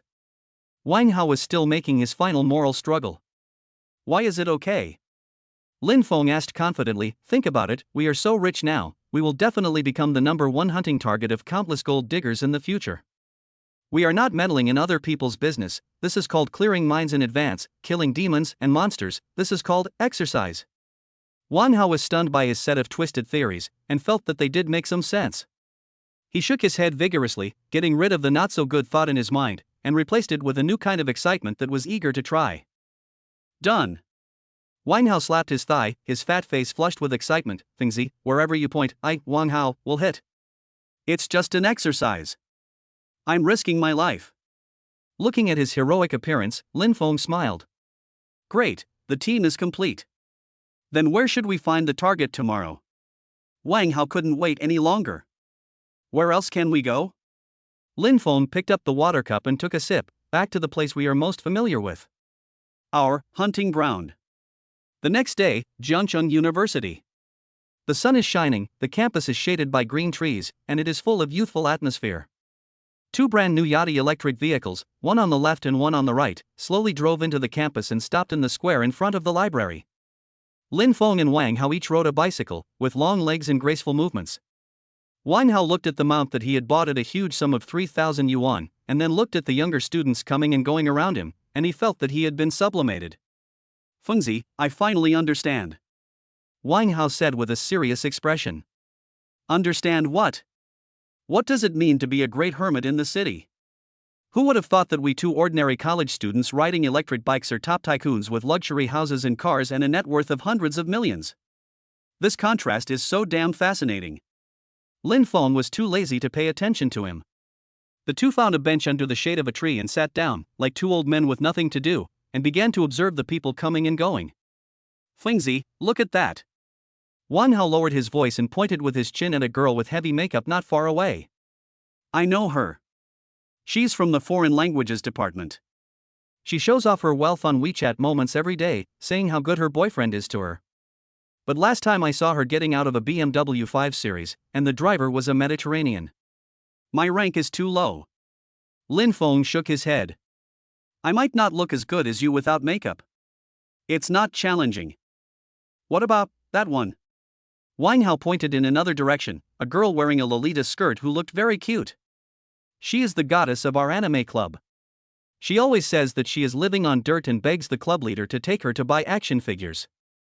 But she turned around and went to a luxury store to buy a donkey brand bag. Nothing new. Lin Feng's gaze stayed on the girl for 2 seconds before he lost interest. This is a routine operation. The plot is not tortuous enough, and the fight is not exciting. Wang Hao lost his temper and slumped on the bench. You're asking for quite a lot. What kind of person do you think you're looking for? Lin Feng didn't say anything, but just looked around the square calmly.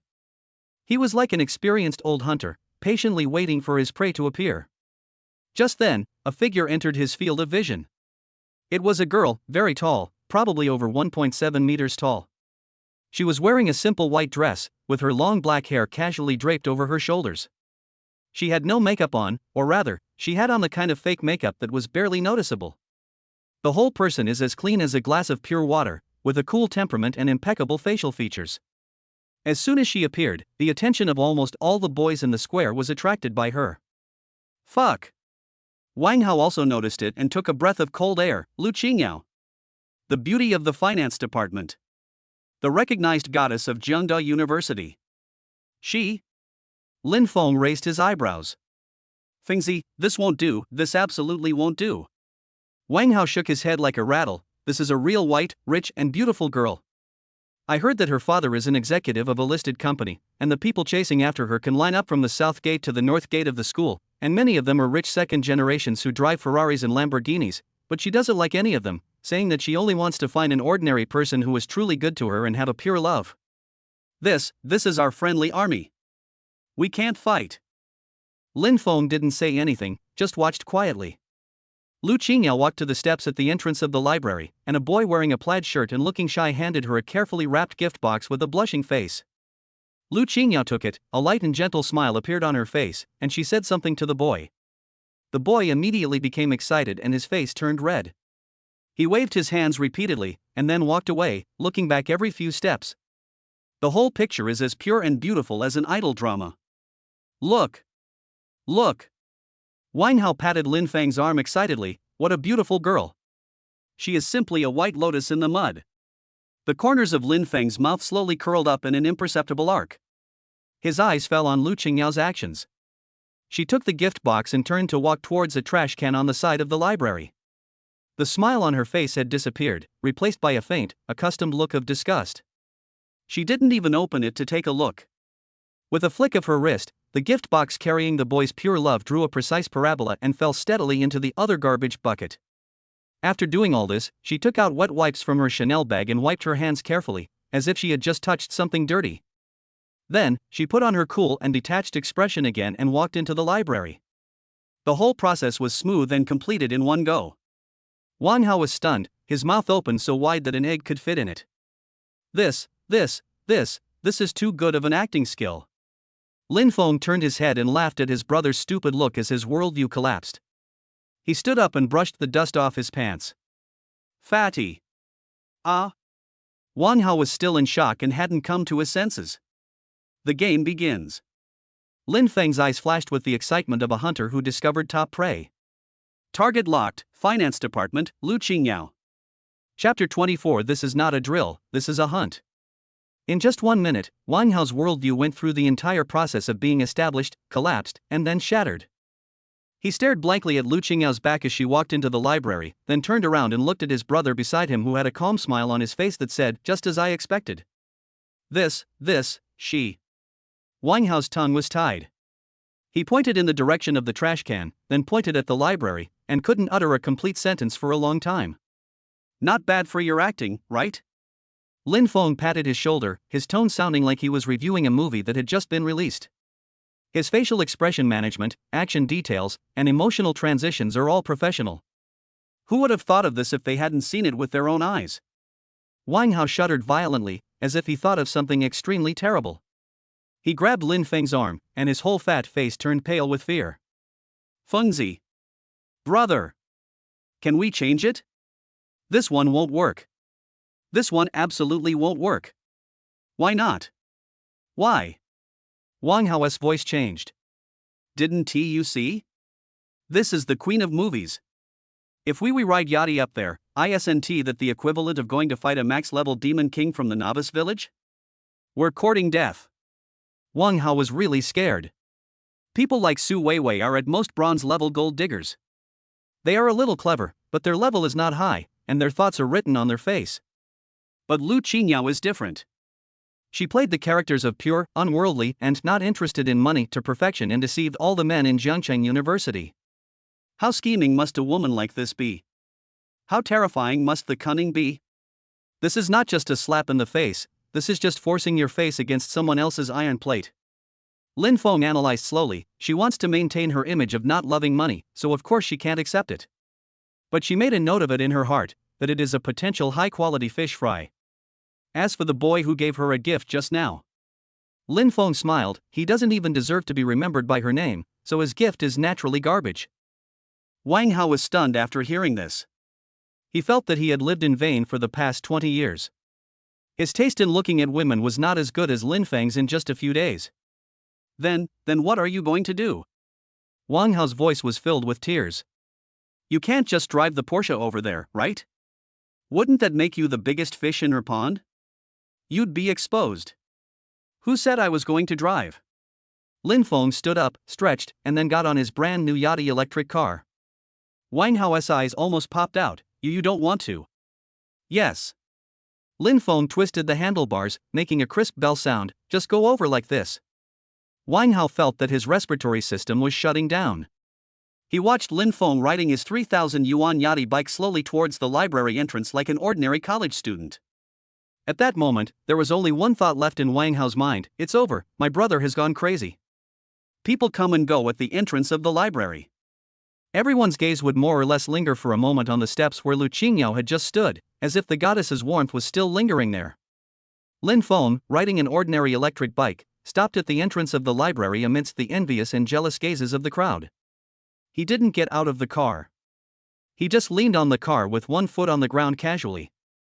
Then, he took out his mobile phone and started playing games. The students passing by gave him strange looks. Who is this person?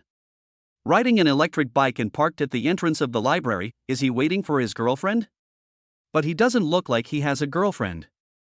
Moreover, he stopped here just after Lu Qingyao left. What does that mean? Do you want to commit fraud? Wang Hao hid in the shade of a tree in the distance and felt like he was about to suffocate. The whispers of the people around him pierced him like needles, and he wished he could find a crack in the ground to crawl into. He couldn't figure out what Lin Feng was up to. Time passes by every second. Half an hour later, Lu Qingyao finally reappeared at the entrance of the library. She seemed to have just finished reading a book, with a trace of tranquility on her face. The sunlight shining on her made her whole body look like she was glowing, incredibly beautiful. As soon as she came out, the atmosphere of the entire square changed. Wang Hao's heart instantly rose to his throat. Here it comes. Here it comes. The moment of judgment has finally come. However, Lin Feng still kept his head down, staring at the screen of his mobile phone intently, as if everything in the outside world had nothing to do with him. Lu Qingyao naturally noticed this strange man. Her delicate brows were slightly frowned, almost imperceptibly. She didn't like this feeling. A boy who looked so ordinary made her feel that her perfect image was offended to some extent. She looked straight ahead, took a long step, and prepared to walk past Lin Feng, pretending not to see him. Just when the two were about to pass each other, Lin Feng put away his phone and raised his head. His gaze fell calmly on Lu Qingyao's face, without surprise or obsession, as if he was looking at an ordinary passerby. Then he spoke. The voice was not loud and the tone was flat, but it was clearly heard by Lu Qingyao. Let me introduce myself. My name is Lin Feng. Lu Qingyao paused. She slowly turned her head, and for the first time, a hint of obvious surprise appeared in her cold eyes. She has seen countless ways of picking up girls. There are shy confessions, arrogant displays of wealth, and self-righteous literature in art. But she had never seen such a simple, crude, and yet so natural opening. A boy riding an electric bike and wearing an ordinary t-shirt approached her in a very calm tone. It was an insult to her charm. Lu Qingyao's face still had that cold and distant expression, but deep in her eyes, there was a hint of undisguised contempt and impatience. She opened her red lips slightly, and was about to say the sorry that she had said countless times. Lin Feng's next words rang out immediately afterwards. Can I treat you to dinner tonight? His eyes were still as calm as a pool of deep water, as if making this invitation was the most normal thing for him. Lu Qingyao's prepared refusal was stuck in her throat. She looked at the man in front of her. He's not bad looking, but he's definitely not one of the most handsome guys. He didn't have any brand name clothes on him, and the total value of everything he had on him might not even be enough to buy her bottle of face cream. He rides a ridiculous electric bike. In the most calm tone, he invited this goddess, who was pursued by countless rich second generations, to dinner. A sense of absurdity came over me. Lu Qingyao suddenly felt that this was a bit interesting. She wanted to see what tricks this ordinary boy who had no idea of his own limitations was trying to play. She wanted to see what kind of expression would appear on his face when he found out that he couldn't even afford a decent meal. So, under the shocked gazes of everyone around and under the watchful eyes of Wang Hao, who was almost fainting in the distance, a smile slowly bloomed on Lu Qingyao's face, which was as cold as an iceberg. That smile, shallow and gentle, like a spring breeze on the face, is enough to melt any man. She nodded gently at Lin Feng. Okay. Chapter 25, Experts Fight, Every Move is Fatal. Okay. Lu Qingyao's voice was like the clearest spring water in a mountain stream. With a ding-dong sound, it struck the hearts of every boy around who pricked up his ears. Then, smashed their hearts to pieces. The entire library square fell into an eerie silence. If looks could kill, Lin Feng would have been tortured to death at least 10,000 times by now. Countless gazes, filled with shock, jealousy, anger, and confusion of "this world has gone crazy," were fixed on him and the cheap Yachty electric car. Under the shade of the trees in the distance, Wang Hao felt as if he had been struck from head to toe by a bolt of lightning. He was burnt on the outside and tender on the inside, and his soul was almost gone. He watched Lu Qingyao, the ice goddess who refused Ferrari and ignored Lamborghini, smile like an angel at his brother who rode an electric bike worth 3,000 yuan. It's over. Wang Hao sat on the ground, his face ashen, muttering to himself. This girl is too skilled. My brother is throwing meat buns at a dog, there is no way back. He hurriedly took out his cell phone and sent a WeChat message to Lin Feng with trembling fingers. Fengzi. Run. However, Lin Feng, who was in the center of the square, didn't even look at his phone. He just patted the back seat of the electric car naturally, and nodded at Lu Qingyao with his chin. Get in the car. 2 words, simple and straightforward, with a sense of self-evidentness that cannot be questioned. The smile on Lu Qingyao's face was stiff for a fraction of a second. A hint of barely perceptible disgust flashed across her clear eyes. She looked at the slightly dusty back seat. But only for a fraction of a second. The next moment, the smile on her face returned to that shallow and gentle arc. Good. She lifted the hem of her white dress and carefully, with an elegant and reserved posture, sat down sideways. The movements were very light, and the body was slightly tense, trying to reduce the contact area with the car body as much as possible, like a white swan that did not want to be tainted by the world, landing on the edge of a muddy pond. Hold on tight. Lin Feng ignored his brother's dying struggle.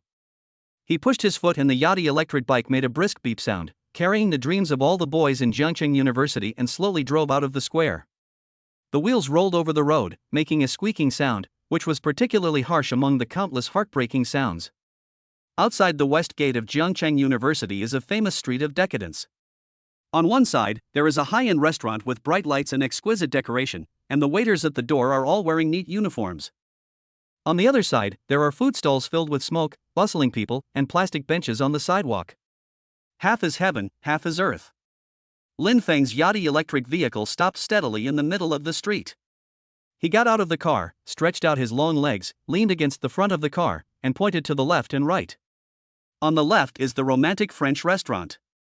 Inside the huge floor-to-ceiling windows, candlelight flickers and piano music plays melodiously.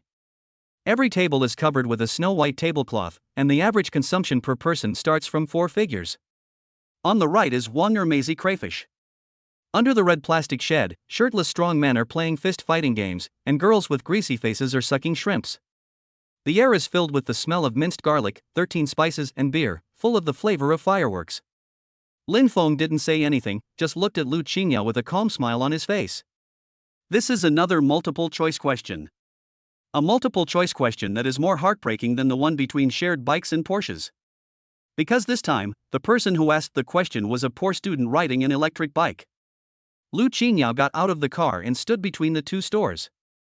She glanced at the well-dressed men and women in the French restaurant on the left, and then glanced at the busy diners in the food stall on the right. There was no trace of embarrassment or hesitation on her face. It seemed that this problem was as simple as 1 + 1 = 2 to her. She didn't even look at the French restaurant for a second, as if the exquisite decoration and expensive prices were no different from a trash can on the roadside in her eyes. She turned her head and smiled at Lin Feng, a smile that was brighter and more sincere than the one she had just shown at school. In that smile, there was a hint of joy and nostalgia like a little girl. Let us eat crawfish. She stretched out her slender finger and pointed at the greasy Wanger Maisie crayfish sign without hesitation. I haven't eaten it for a long time. When I was abroad, this taste was what I missed the most. Her tone, her expression, the twinkle in her eyes were so perfect that there was not a single flaw to be found. Through her actions, she perfectly demonstrated what it means to be a true goddess who does not love vanity and only yearns for the mundane world. At this moment, if Wang Hao was present, he would kneel down to Lu Qingyao and shout, "Queen of Films!" Lin Feng looked at her with an unchanged smile on his face. But deep in that smile, there was a hint of excitement of meeting a worthy opponent, which he himself was not even aware of. Expert. This is definitely a master.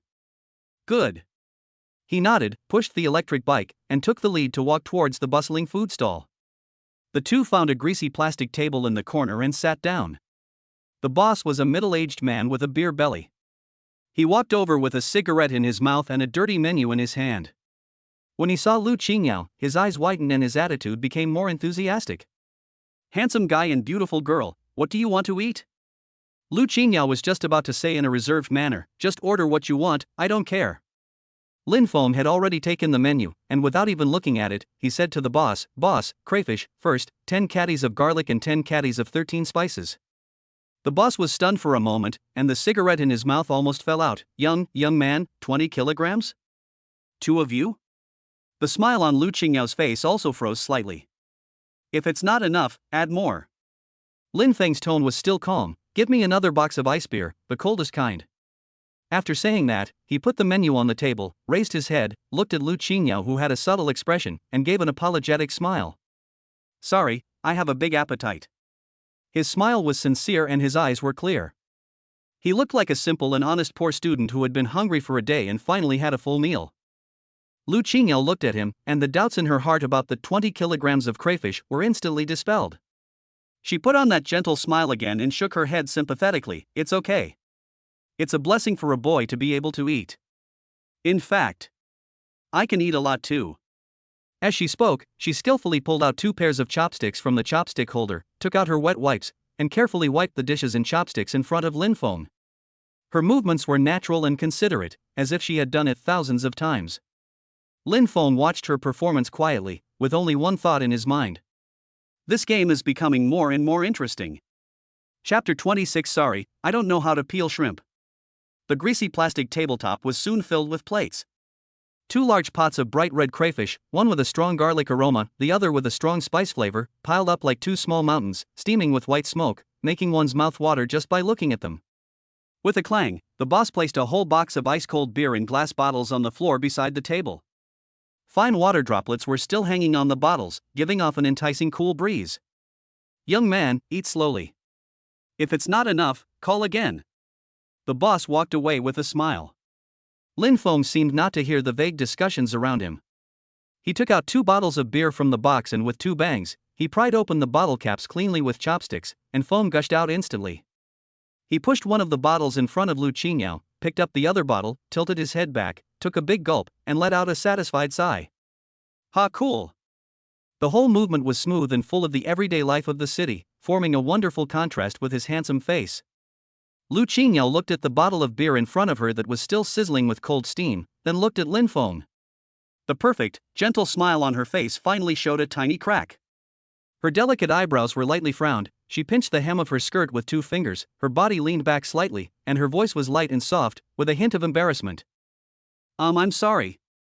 She raised her eyelids, glanced at Lin Feng quickly, and then quickly lowered her head, as if she was afraid that he would misunderstand that she was pretending. I can't drink ice.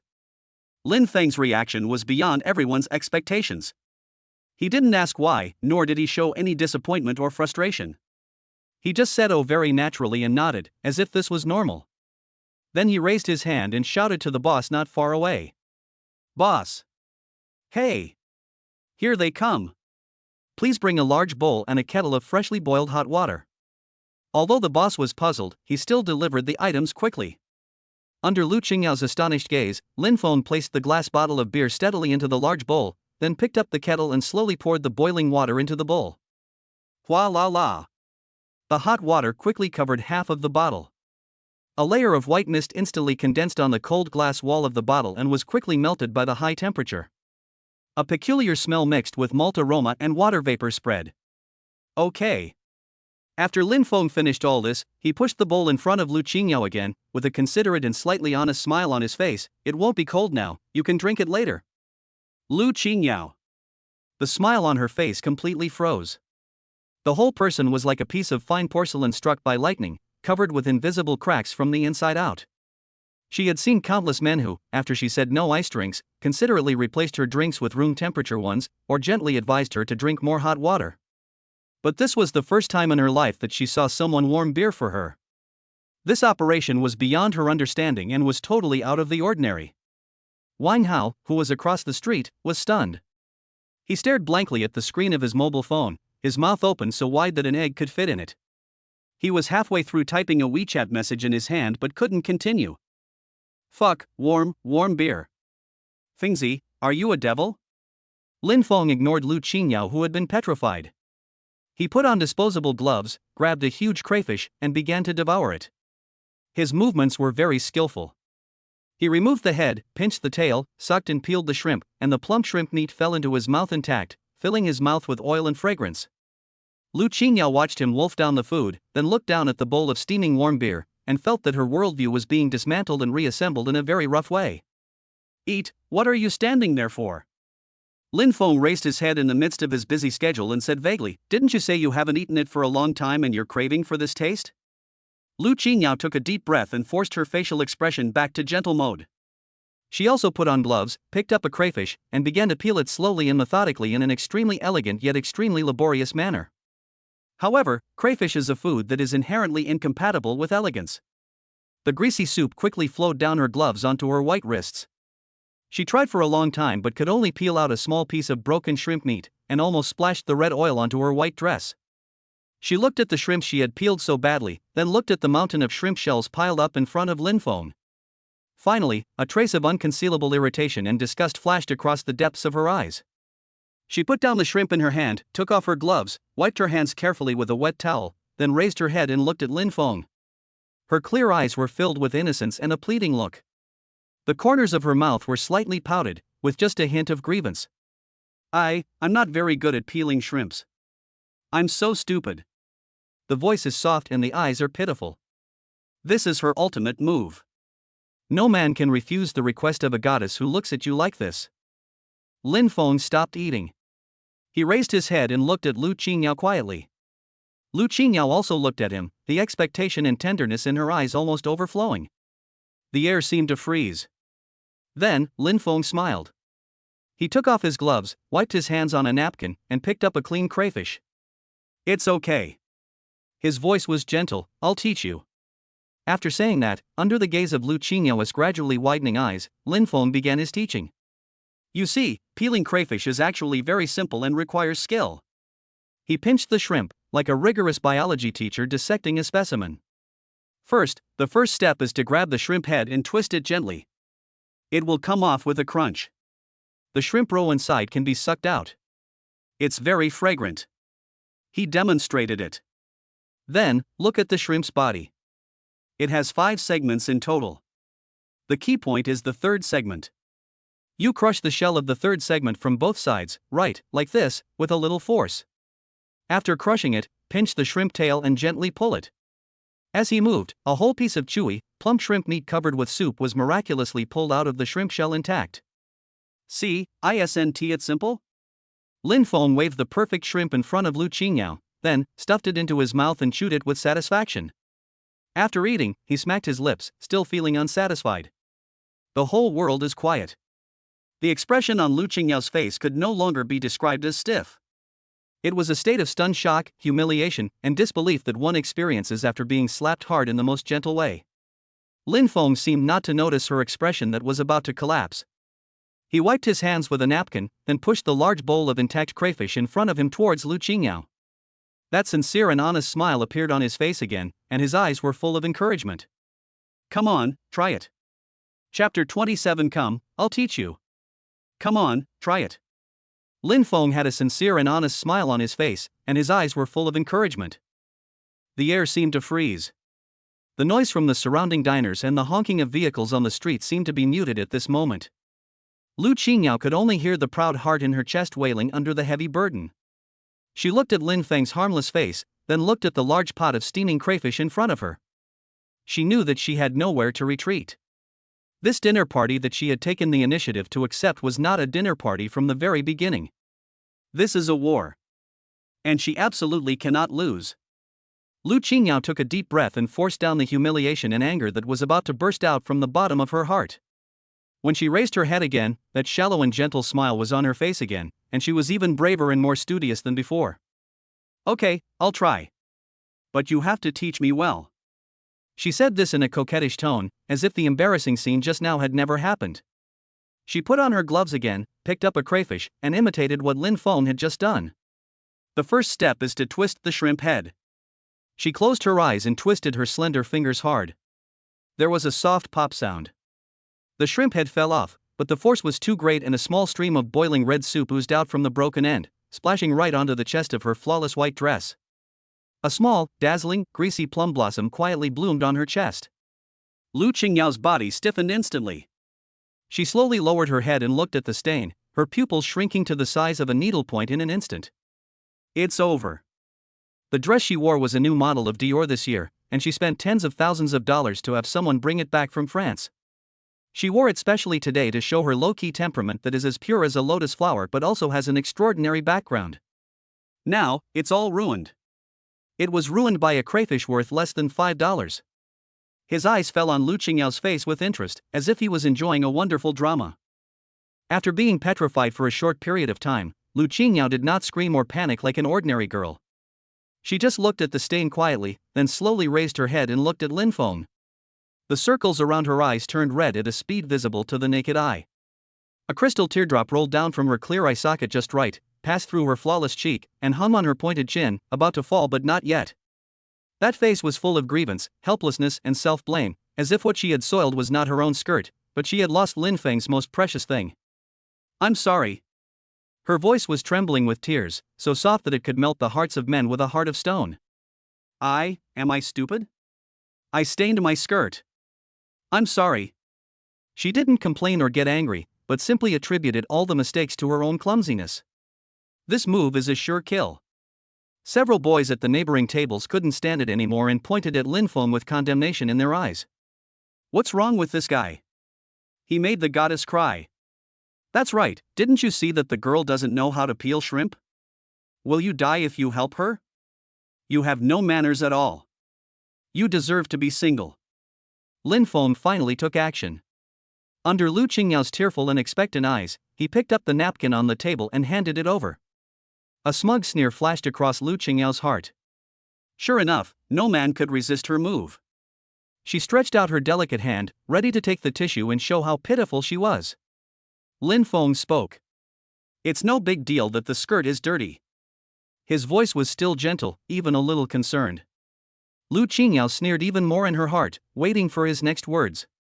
The main thing is, Lin Feng looked at her and continued seriously, your way of peeling shrimp is still wrong.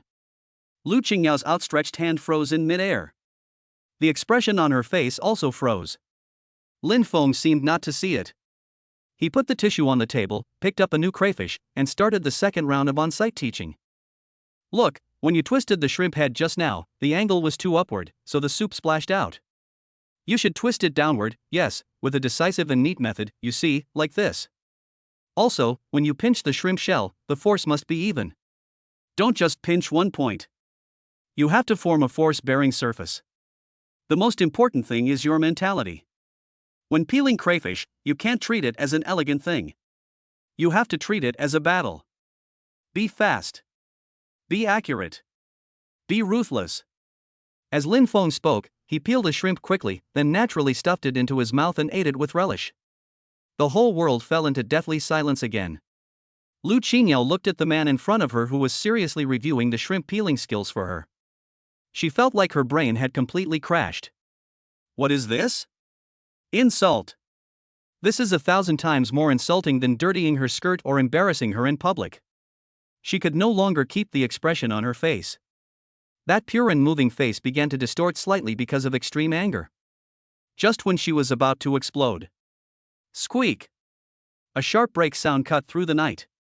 A black Mercedes-Benz G500 stopped directly in front of the door of the food stall in an extremely arrogant manner, blocking half of the road. The car door was pushed open with a bang, and a young man wearing a Versace floral shirt and a Richard Miller watch jumped out of the car angrily. He immediately saw Lu Qingyao sitting at the greasy table and the glaring oil stain on her chest. The young man's face instantly turned livid, and he rushed over in 2 steps, pointing at Lin Feng's nose and cursing. "Who the hell are you? Who told you to bring Yao Yao to this kind of hellish place?" He then turned to Lu Qingyao, and the anger on his face instantly turned into distress and anxiety. "Yao Yao, are you okay? Did he do anything to you? Don't be afraid, I'm here." Lu Qingyao was stunned when she saw the savior who suddenly appeared. Lin Feng raised his head and glanced at the arrogant young man dressed in branded clothes, then looked at Lu Qingyao's face, which suddenly became complicated. He put down the crayfish in his hand and wiped his hands slowly with a napkin. Then he smiled.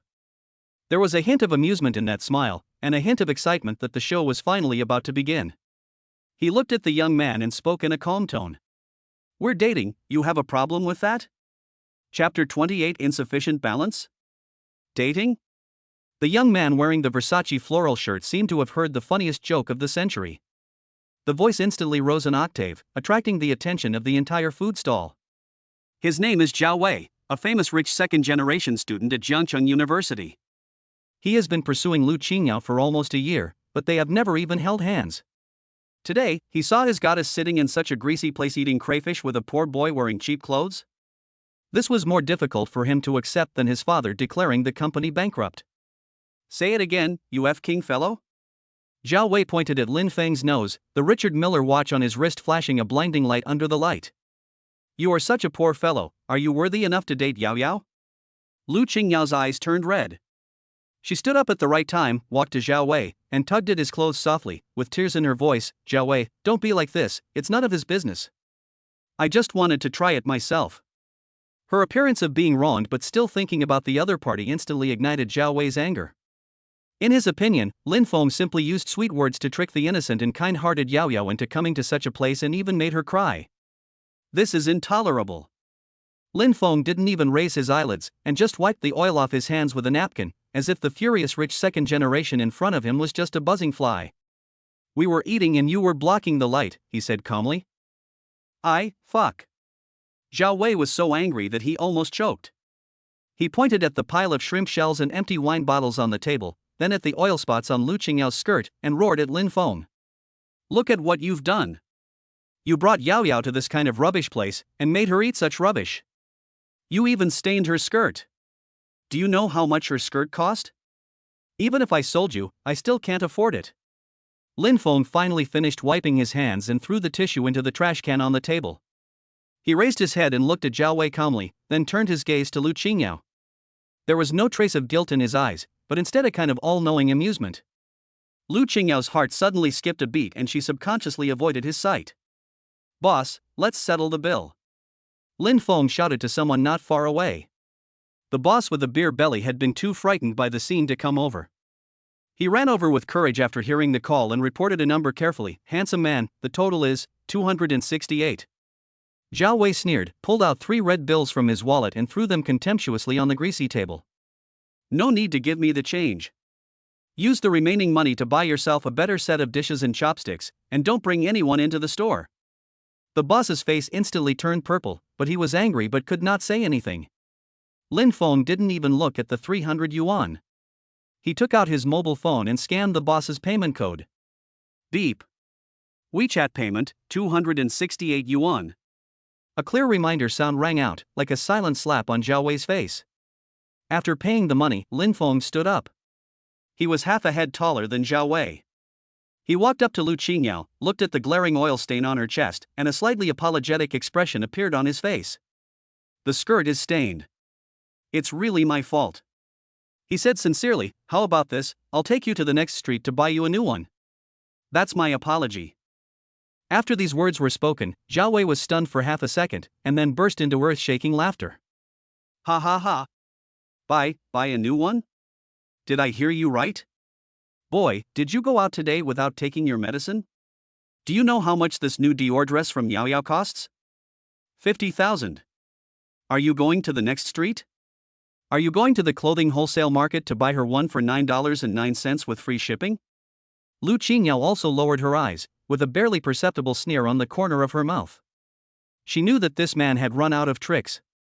However, when she raised her head, her face was filled with that considerate and gentle look, and she said softly, "Student Lin Feng, no need, there's really no need to bother with that. I can go back and wash myself." "No, you have to pay for it if it gets dirty. This is a matter of principle." Lin Feng interrupted her, then took out his phone and opened the WeChat QR code. "Add WeChat, I'll send you the location of the mall, and we'll meet there directly." Zhao Wei's laughter stopped abruptly. Lu Qingyao was also stunned. What is this operation? Under Zhao Wei's murderous gaze, Lu Qingyao somehow took out her cell phone and scanned Lin Feng's QR code. Friend requests are approved in seconds. All right. Lin Feng put away his phone, then patted the back seat of his yachty electric car, and gave a sunny smile to the confused Lu Qingyao and murderous Zhao Wei. I'll go ahead. You guys driving the G500 should be able to catch up with me, right? After saying that, he got on the electric bike, pushed his foot, and with a series of crisp beep sounds, he instantly merged into the traffic flow like a blue lightning and disappeared. Only Zhao Wei was left disheveled in the wind. He felt his IQ was repeatedly rubbed against the ground by the opponent. Ah! I'm so pissed. This bastard. Zhao Wei kicked his car wheel angrily, then opened the door and yelled at Lu Qingyao, "Get in the car. I want to see what tricks he can come up with today." 10 minutes later, we arrived at Zhongcheng's top luxury shopping mall, Plaza 66. The black Mercedes-Benz G500 braked suddenly like a beast and stopped at the VIP parking space. Zhao Wei and Lu Qingyao got out of the car angrily. Damn it, a guy riding a broken electric scooter dares to play this trick on me. Zhao Wei cursed while looking around. Where is he? Where did he go? Could it be that he didn't have money to pay the parking fee and was stopped outside? Lu Qingyao adjusted the hem of her skirt, with a reserved smile on her face, but her heart was full of satisfaction. She couldn't wait to see Lin Feng's embarrassed and ashamed look. Just then, a familiar beep sound came from far away. The two looked in the direction of the sound and saw a blue yachty electric car nimbly passing through several luxury cars waiting to enter, and with an extremely stylish drift, it stopped steadily in front of them. Lin Feng got out of the car, supported himself on one foot, and hung his helmet on the rearview mirror with smooth movements. He glanced at Zhao Wei, whose face had turned green with anger, then glanced at Lu Qingyao, who was stunned, then patted the seat of the electric bike and nodded with satisfaction. It's okay. It didn't bring shame to our electric vehicle. Zhao Wei looked at him and said through gritted teeth, "The electric donkey is really fast. Just average, third in the whole field." Lin Feng waved his hand modestly. Zhao Wei was too lazy to talk nonsense with him, so he pulled Lu Qingyao into the mall and went straight to the LV store on the second floor. Lin Feng locked the car slowly and followed them. In the LV store, the clerk, who was wearing a professional suit and exquisite makeup, immediately had a warm smile on her face when she saw Zhao Wei and Lu Qingyao. But when their eyes swept over Lin Feng, who was following behind, the smiles instantly cooled and turned into professional scrutiny and vigilance. Zhao Wei enjoyed this feeling very much. He walked around the store with a swagger, then pointed to a white dress hanging in the most conspicuous position. "Didn't you say you wanted to compensate me with a skirt?" He pointed at the skirt with his chin and said to Lin Feng provocatively, "I think that one is pretty good. It suits our Yao Yao's temperament just fine." Everyone's eyes were focused on the skirt. And the tiny price tag next to it, 38,800. There was undisguised contempt in the clerk's eyes. Lu Qingyao's heart was pounding with excitement. She turned around and looked at Lin Feng pitifully with her big, expressive eyes, her voice soft and light. "Student Lin Feng, can I try?" Lin Feng's eyes swept across the price tag without any change in expression. He looked at Lu Qingyao and nodded. "Go ahead. If you like it, buy it. It's my way of making amends to you." A hint of ecstasy flashed in Lu Qingyao's eyes, and she walked into the fitting room surrounded by the shop assistants. A few minutes later, when she came out again, the whole audience gasped. The cut of the dress perfectly accentuated her tall, slender figure, making her entire body seem to glow. A determined smile appeared on Zhao Wei's face. "Good show, it's time to reach its climax." "That's it, wrap it up," Zhao Wei said to the clerk, then turned to Lin Feng, crossed his arms over his chest, with an expression of watching a good show, swiped the card. "Apologizer?" Lin Feng ignored him, walked to the counter, took out his mobile phone from his pocket, and clicked on the WeChat payment code. The clerk curled his lips in disdain and picked up the barcode scanner. Beep. After a slight sound, the small speaker next to the POS machine did not sound a prompt tone indicating that the payment was successfully received. A system prompt popped up on Lin Feng's mobile phone screen. A line of eye-catching small words clearly caught everyone's eyes. Insufficient WeChat balance. Chapter 29. Good brothers, let us get together. Insufficient WeChat balance. This line of small words exploded in the quiet LV store. It was as if time had been slowed down at this moment. Puff. The first one who couldn't hold back was Zhao Wei. He covered his stomach and let out an exaggerated laugh. His laughter was full of undisguised gloating. His shoulders shrugged and he almost laughed to tears. Ha ha ha ha. I can't take it anymore. Insufficient balance? Dude, are you playing a comedy with me? The few shop assistants in the store who had been maintaining their professional fake smiles could no longer hold back. The corners of their mouths curled up in disdain, and their eyes met, filled with mockery of Lin Feng, a poor guy who overestimated his own capabilities. The expression on Lu Qingyao's face was the most interesting. She didn't laugh, and even showed just the right amount of surprise and a hint of embarrassing for you sympathy. But deep in her clear eyes, there gleamed a cold and complacent light that only a winner possessed. She just knew it. This is the limit for a man riding a Yadea electric vehicle. From the pretended calmness at the food stall to the real truth here, everything was within her expectations. This farce was finally going to end in the most embarrassing way for him. Amid the mocking gazes of the entire audience, there was not even a trace of embarrassment on Lin Feng's face. He just naturally put away his phone, frowned slightly, as if he encountered a minor technical problem, and then smiled apologetically at the clerk. Sorry, my WeChat account has a daily transfer limit. To everyone, his explanation sounded like the most feeble excuse. Limit? Whose WeChat limit is 38,000? Do you think this is a bank transfer? Zhao Wei laughed even more wildly. Limit? Okay, then what's your limit? 380? Or 380? Ha ha ha ha. Lu Qingyao stepped forward at the right time, and in her voice that was so gentle that it could squeeze water out of her, she considerately said, Student Lin Feng, it's really not necessary. I don't want the skirt anymore. Let's go. Don't embarrass yourself here. As she spoke, she gently pulled Lin Feng's sleeve, as if she was protecting a poor boy whose self-esteem was severely hurt. But the more she did this, the more Lin Feng's incompetence and ridiculousness seemed to be highlighted. That won't work. Lin Feng shook his head, his tone still calm, as if he didn't hear the laughter around him. If you said you'd pay, you have to pay. He took out his cell phone and made a call in front of everyone. Hello? Fatty. Wang Hao's voice came from the other end of the phone. Fengzi. Where are you? Plaza 66, LV store, bring some money over here, my WeChat account limit has been reached. Lin Feng's tone was as relaxed as if he was asking someone to bring a pack of cigarettes. Limit? Okay, I'll be there right away.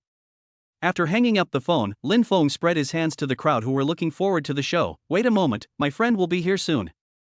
While he was on the phone, his left thumb tapped rapidly on the screen, and a message was sent silently. When you come, let's pretend that we pooled our money to buy this dress. Zhao Wei folded his hands in front of his chest and watched his performance with a sneer. Okay, I'll wait. I want to see whether your friend comes here to give money by driving a rocket, or like you, riding an electric donkey. Less than 5 minutes. A fat figure rushed into the LV store, panting, like a polar bear who had just finished a marathon. Fengzi. I'm coming. Ha ha. Wang Hao was sweating profusely, supporting his knee with one hand and fanning himself with the other hand. His acting was exaggerated but just right, perfectly interpreting the image of a good buddy who would go through fire and water for his brothers and rush to the scene. Zhao Wei looked Wang Hao up and down, and when he saw the anime t-shirt on Wang Hao that was almost patinaed by washing, the sneer on his face became even more intense. Sure enough, a poor man's friends are still poor men. Coming? Lin Feng walked over with a serious face, lowered his voice but made sure that everyone around could hear him. Quick, check how many WeChat messages you have left. Ah. Wang Hao was stunned for a moment, then he understood and quickly took out his phone, operating it like a tiger, and then cried out with a sad face, fuck. I just paid the tuition with the money from my part-time job last month, and I only have 20,000 left. What happened? 20,000. This number instantly made the atmosphere in the store more cheerful. Lin Feng also frowned, swiping his phone, with a serious face. I still have 19,000 here. He raised his head and looked at Wang Hao. Both of them showed the relieved expression of finally seeing hope after trying their best on their faces. 39,000. Lin Feng slapped his thigh. That's enough. I still have 200 yuan left for a taxi later. Holy shit. Is this true? That's great. Wang Hao was so excited that he almost jumped up, as if the money he collected was not just 38,000, but 300 million. Two people, as if they were doing some underground transaction, huddled in front of the counter. One swiped 20,000 yuan, and the other swiped 18,800 yuan. Beep. Beep. The two payment success notification sounds were like two painless punches hitting cotton. Zhao Wei could no longer laugh. He just looked at the two funny guys as if they were fools. He felt that his IQ had been insulted like never before. The smile on Lu Qingyao's lips also froze. She had anticipated that Lin Feng would run away in disgrace or force himself to max out his credit card, but she had never expected that he would use such an almost weird way to pay the money. Two poor students emptied out all their belongings and, like two fools, scraped together money bit by bit just to buy the skirt she was wearing, which was an astronomical price for them. What is this? Affectionate? Or silly? For the first time, Lu Qingyao felt a sense of irritation in her heart that she couldn't even describe. The clerk packed the skirt quickly and handed it over with an attitude as if he was sending away a beggar, without even looking at her. Lin Feng took the shopping bag, turned around and handed it to Lu Qingyao, with a relaxed smile on his face as if he had been relieved from a heavy burden. Here you go, as apology. Lu Qingyao took the bag mechanically and didn't know what to say for a moment. The farce seems to have ended here. Zhao Wei cleared his throat and prepared to say a few sarcastic words to completely nail these two clowns to the pillar of shame, and then left with his goddess. However, Lin Feng spoke before him. He looked at Lu Qingyao, then at Zhao Wei, who had a look of disdain on his face, and the smile on his face suddenly became sunny and even a little warm. I've bought the skirt, so we can say that we become acquainted after fighting. He put one hand on Wang Hao's shoulder and, in an extremely natural tone, made an invitation that no one in the audience expected. It's better to do it now than to wait for a better day. Anyway, it's still early. How about, let's go to the Phantom together later? It's my treat. Chapter 30. The movie king in the back seat of a Mercedes. Phantom? Zhao Wei was stunned, as if he had heard something out of the ordinary. He scratched his ears, suspecting that he was hallucinating. He then looked at Lin Feng with a look of a psychopath. Do you know where Phantom is? Do you know how much a bottle of the most ordinary wine there costs? Phantom nightclub is the pinnacle of Jiangcheng's den of money. Not to mention students, even for ordinary white-collar workers and gold-collar workers, a month's salary may not be enough to pay for a fruit plate after one night in there. Lin Feng, a poor guy who just pooled money with his brothers to buy a skirt, actually dared to say that he was going to Phantom and shamelessly said that he would treat him? The sneer on Lu Qingyao's lips became more and more obvious. She felt that this scene had become ridiculous. This man, in order to save face in front of her, has started talking nonsense. It's my treat. Lin Feng seemed not to notice the sneer on their faces and repeated it again in a calm tone, but without allowing any objection. Just when Zhao Wei was about to speak and use the most vicious language to completely trample on Lin Feng's dignity, Wang Hao on the side suddenly slapped his thigh, straightened his chest, and showed a bit of pride and embarrassment on his face. Well, that. Wei Gu, senior sister Yao Yao, please don't misunderstand my brother. Wang Hao scratched his head and lowered his voice in a mysterious tone. Actually, I work part-time as a waiter at Phantom Nut. Waiter? This answer made Zhao Wei and Lu Qingyao stunned again. Wang Hao seemed not to notice their surprised expressions and continued to boast, our manager, Brother Long, has a very good relationship with me. He said that I am smart and willing to work hard, and he thinks highly of me. If I go, signing a bill or buying on credit is no big deal. If I bring friends to play, giving them an internal price is nothing. As he spoke, he patted his chest proudly. His look of bullying was so vivid, as if he was not a waiter but a shareholder of the nightclub. Zhao Wei stared at Wang Hao's fat face, which was filled with the expression "believe me" for 3 full seconds, and then he smiled. This time, it was not a sneer, but a playful smile like a cat and mouse that came from an absolute sense of superiority. Okay. He wanted to see how long these two poor guys could keep up the show. Go to Phantom? On credit? He could already imagine the scene of these two bumpkins being thrown out of the Phantom nightclub like garbage by the security guards. That has to be better than any show tonight. Okay. Zhao Wei stretched out his tone, with a cruel arc on the corner of his mouth. Since this ace waiter has said so, I will obey your order and go and see for myself. He turned to look at Lu Qingyao, who understood what he meant. She put on that gentle and harmless smile again and nodded gently, then. All trouble, classmate Wang Hao. No trouble. No trouble. Wang Hao patted his chest and said, leave it to me. Then let's go. Zhao Wei waved the Mercedes-Benz car key in his hand, like a general about to review the troops, and walked towards the parking lot first. Take my car, and let you experience what a real means of transportation is. The black Mercedes-Benz G500, like a silent steel beast, crouched quietly in the VIP parking space. When the car door unlocked with a dull and pleasant click sound, Wang Hao's eyes widened instantly. He carefully opened the back door, moving so gently as if he was afraid of disturbing some work of art. As soon as you sit down, you're instantly wrapped in the soft and comfortable leather seat, and a rich smell mixed with leather and high-end fragrance penetrates your nostrils. Fuck. Wang Hao couldn't help but let out a heartfelt sigh. He sank into the back seat, his hands rubbing all over the seat, his face showing shock and obsession that he had never seen before. Fengzi, come up quickly. This is a Mercedes-Benz. Sitting on it is completely different from the sofa at home. Lin Feng also got in and showed a surprised expression. He reached out and knocked on the car window, then touched the suede lining on the roof. Is this leather real cowhide? It feels different to the touch. Nonsense. Zhao Wei, who was sitting in the driver's seat, watched the two country bumpkins' antics through the rearview mirror, his face almost overflowing with disdain and pride. This is called Napa leather, get it? German calfskin. Even if you bought 1,000 t-shirts, you couldn't buy this seat. Lu Qingyao sat in the passenger seat. Although she didn't say anything, the faint smile at the corner of her mouth revealed her inner thoughts. What a pair of clowns who are not worthy of being on stage. Awesome. That's awesome. Wang Hao admired sincerely, then took out his mobile phone and started taking a lot of photos of the luxurious interior of the car, with the flash lighting up continuously. Fengzi, come on, let's take a photo together. Post it on WeChat Moments. I've already thought of a title, it's called Brother, Take Me to Experience the Life of a Rich Person. Lin Feng smiled and shook his head, and took out his mobile phone, but did not take a picture. He slid his thumb quickly across the screen, and while Wang Hao was attracting all his attention, he sent a WeChat message silently. Recipient, Long Xiaotian. I will act out a play later, it goes like this. After sending the message, he put away his phone and met Zhao Wei's contemptuous look in the rearview mirror. Have you taken enough photos? Zhao Wei started the car impatiently, and the engine let out a low roar. Do you like it? I like it. I like it very much. Wang Hao nodded repeatedly. It's useless to like it. Zhao Wei stepped on the accelerator, and the car drove out of the parking space smoothly and swiftly. This car cost nearly 3 million.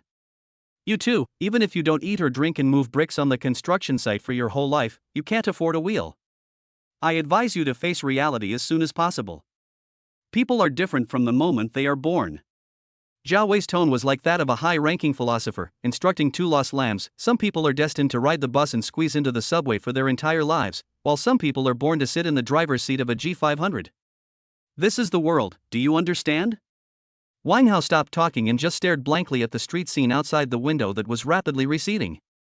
Lin Feng also put away the smile on his face. He leaned back in his seat and closed his eyes, as if he was deeply shocked by Zhao Wei's words. Seeing the two of them like this, Zhao Wei felt an unprecedented pleasure in his heart. That's how he wanted to crush their self-esteem and fantasies bit by bit. As the Mercedes-Benz drove through the night, the atmosphere inside the car became a little depressing. 10 minutes later, a bright light appeared in front. The two neon characters Phantom written in a flamboyant style sparkled brightly in the night.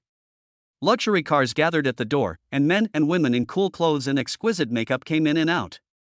The air was filled with the smell of money and hormones. The Mercedes-Benz G500 slowly stopped at the door, and immediately a doorman in a black suit and wearing a headset trotted over and respectfully opened the car door. Good evening, Mr. Zhao. Zhao Wei nodded with satisfaction, got out of the car, casually threw the keys to the doorman, then turned around, leaned against the car door, and looked at Lin Feng and Wang Hao, who were reluctantly getting down from the back seat with a joking look. He pointed at the magnificent gate that looked like a palace, and then at the black-clad security guards at the door who looked very imposing. Okay, Bumpkin, we're here. Zhao Wei's face was covered with a smile and his voice was full of anticipation. I want to see how big your reputation as a waiter is today. Chapter 31. I work as a waiter in a nightclub.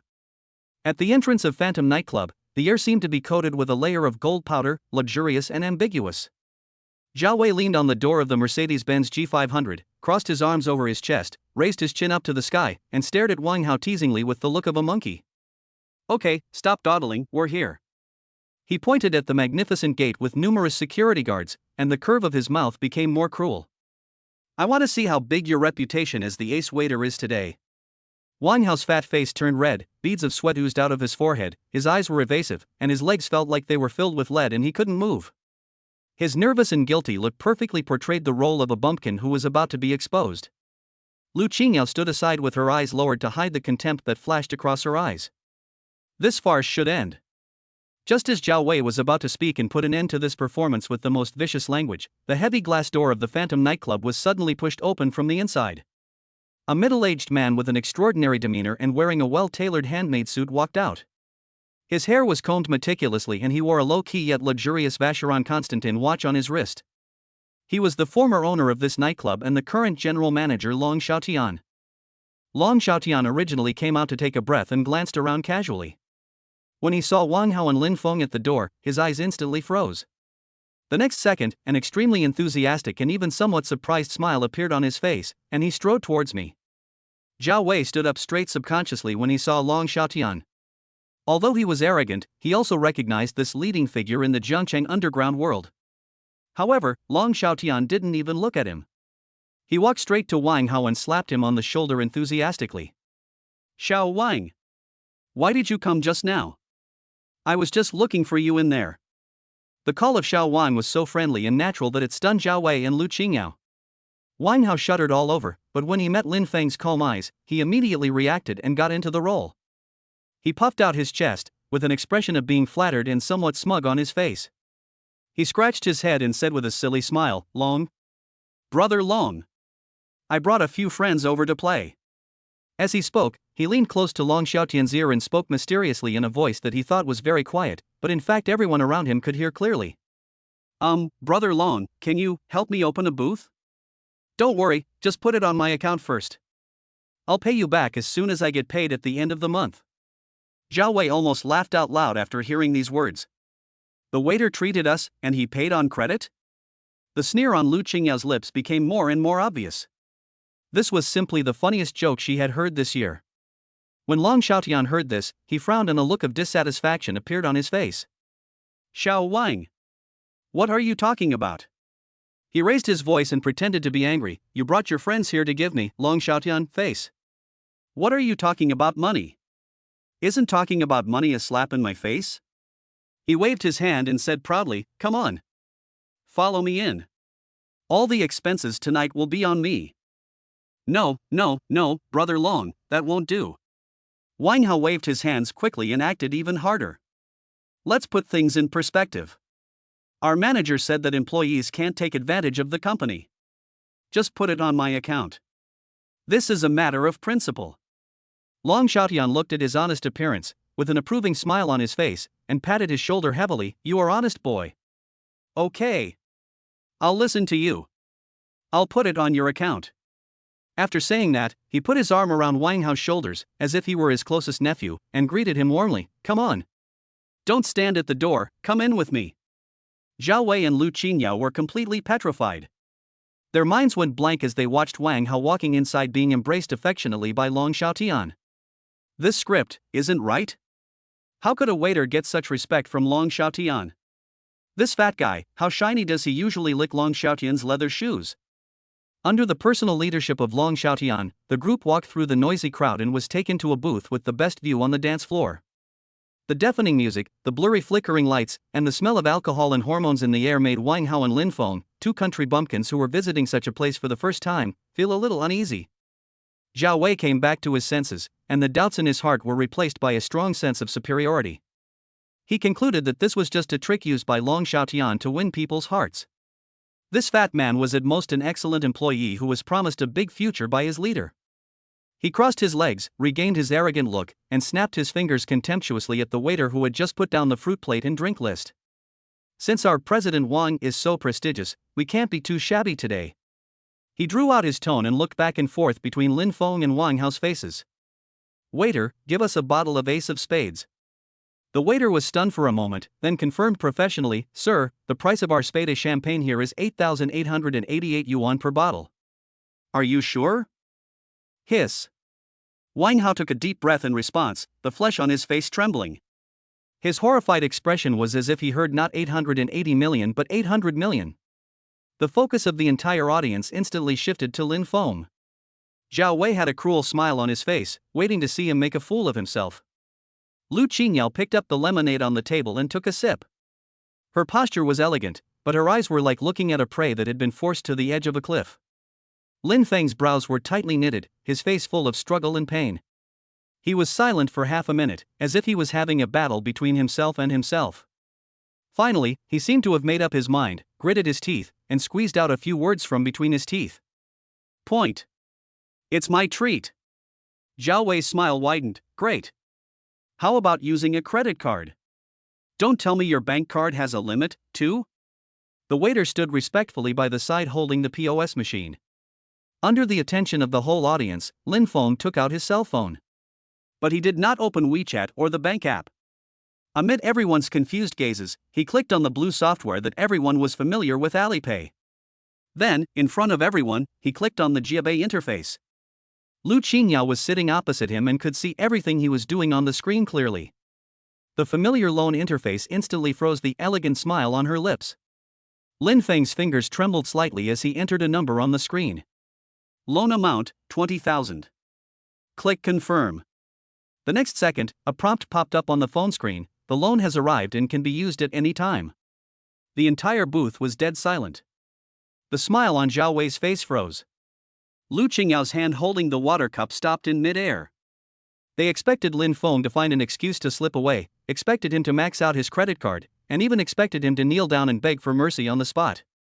But they never dreamed that he would use this method. In full view of everyone, he borrowed money on the spot without batting an eyelid, just for a bottle of champagne to show off. What kind of spirit is this? What kind of twisted self-esteem is this?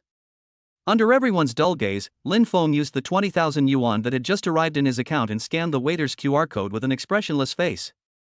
Ding, Alipay has received the payment, 8,888 yuan. The crisp reminder sound, like an invisible hammer, hits everyone's heart hard.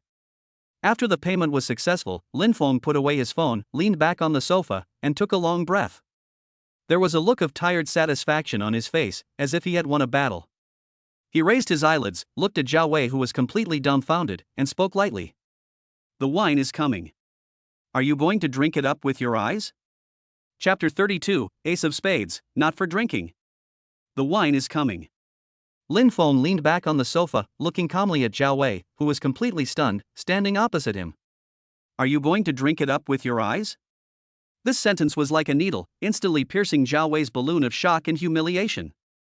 He suddenly came to his senses, his face turning pale and blue.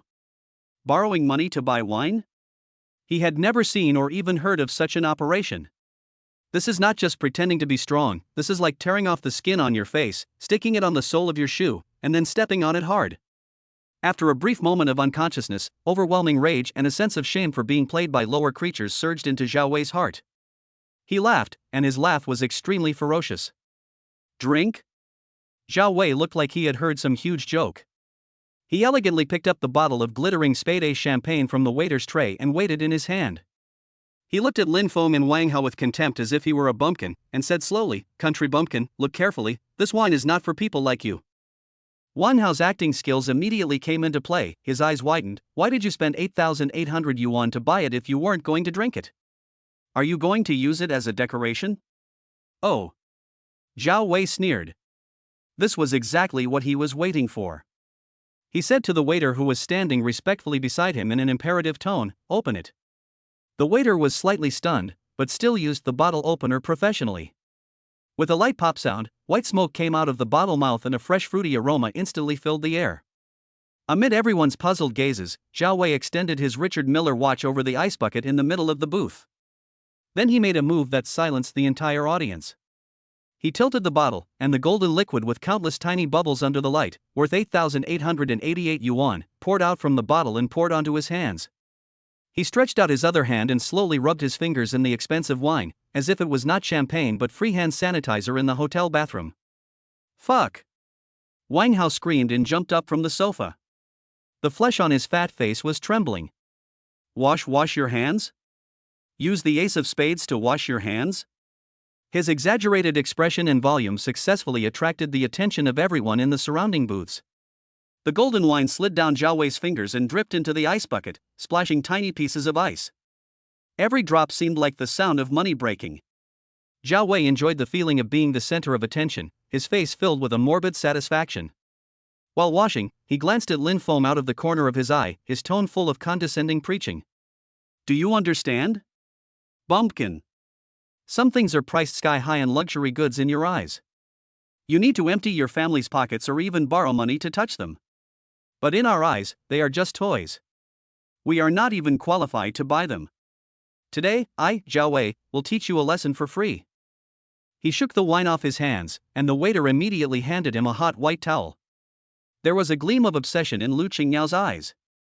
This is the kind of man she wants, a man who spends money like water, is domineering and ostentatious, and can easily trample on other people's dignity and dreams. She looked at Lin Feng again, with only deep contempt and pity in her eyes. It is obvious which one is superior, a man who relies on borrowing money to maintain his ridiculous self-esteem or a man who washes his hands with 8,800 bottles of champagne. This war is over. However, there was still no shock, shame or anger on Lin Feng's face as they had expected. He just watched Zhao Wei finish his performance quietly, then turned around and scolded Wang Hao, who was already petrified, in a tone of disappointment. Look at your achievements. Stay calm, learn from him, and look at the vision of Master Zhao. After saying that, he turned to Zhao Wei, revealed an extremely sincere smile with a hint of admiration on his face, and gave him a thumbs up from the bottom of his heart. Mr. Zhao is awesome. Wang Hao also reacted immediately and nodded vigorously, his face full of admiration. Awesome. Awesome. City people really know how to have fun. The two of them sang the same tune, which made Zhao Wei feel flattered. He felt that the humiliation he had just delivered was very effective, and the anger in his heart was finally relieved. At this moment, Lu Qingyao, who had been silent, finally spoke. She first glanced at Zhao Wei tenderly, with a hint of rebuke. Zhao Wei, you were so wasteful. Then, she turned her gaze to Lin Feng, with a hint of just the right amount of thoughtfulness and understanding in her clear eyes. Actually, I can drink a little bit, too. She tilted her head slightly, with a faint smile on her lips, and said to Lin Feng in an almost coquettish tone, Student Lin Feng, how about you order me a cocktail? I can't drink much, so one drink should be enough. Here it comes. Lin Feng sneered in his heart. Give a slap and a sweet date. After Zhao Wei completely crushed him with money, Lu Qingyao stepped forward again, gave him a way out, and ordered a cocktail worth several hundred yuan.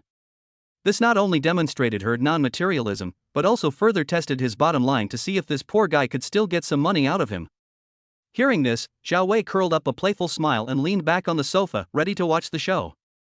He wanted to see how this poor guy, who had just borrowed 20,000 yuan, spent 8,800 yuan, and now had only 11,000 yuan left in his pocket, would end up. Okay.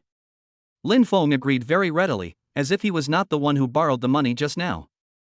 He picked up the drink menu on the table, a thick leather menu made like a magic book. He opened the menu, but his brows gradually frowned. He stroked the menu with his fingers and muttered to himself. Let me see how much I have left on my Jebay account. I just spent 8,888.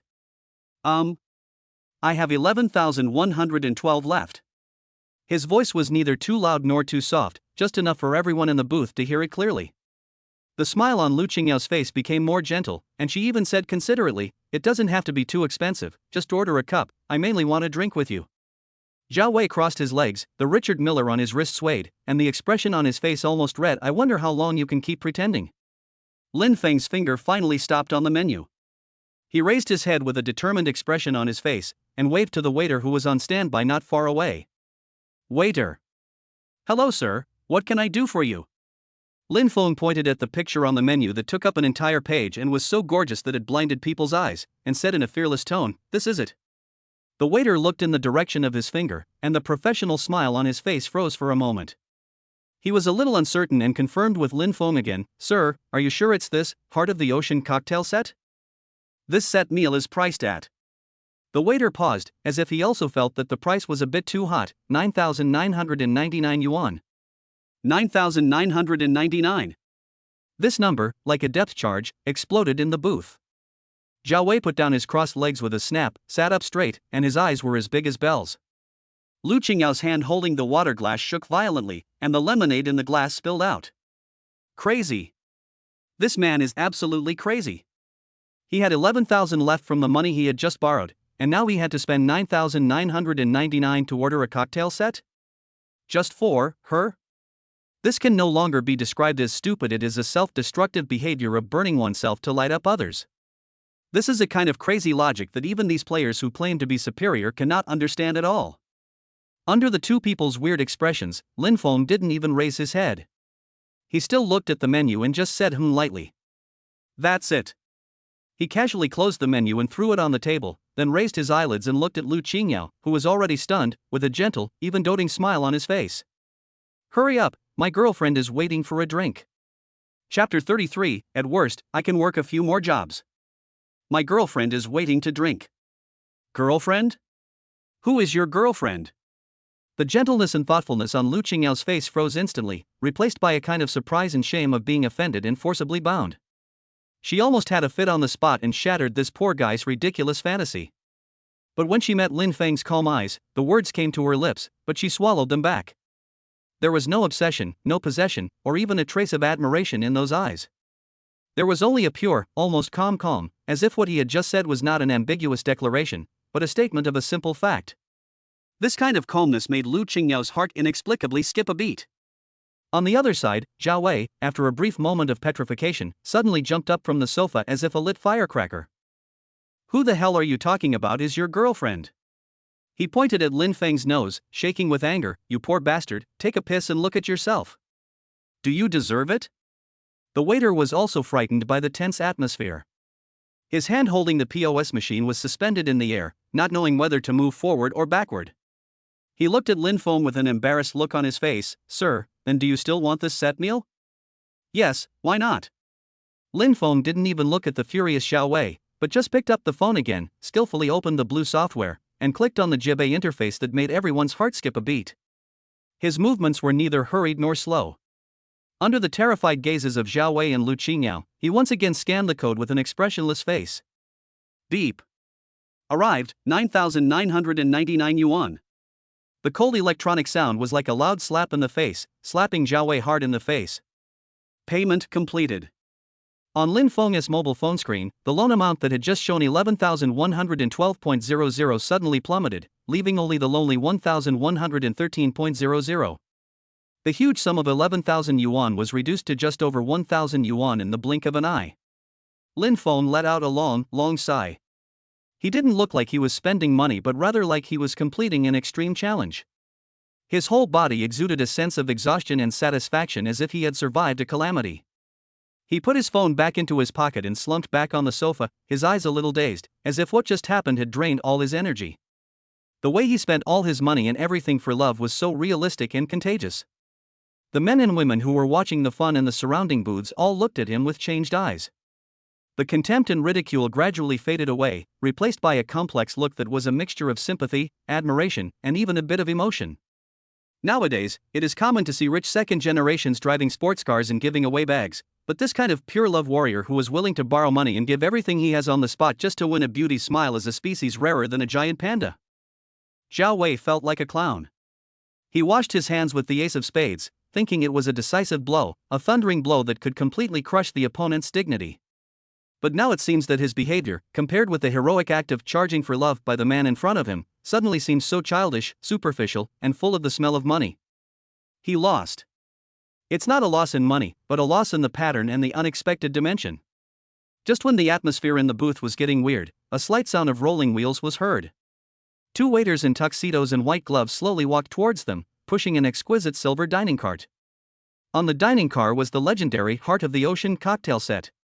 When the dining car stopped and the velvet cloth covering it was removed, the entire booth and even the surrounding area were filled with gasps of surprise.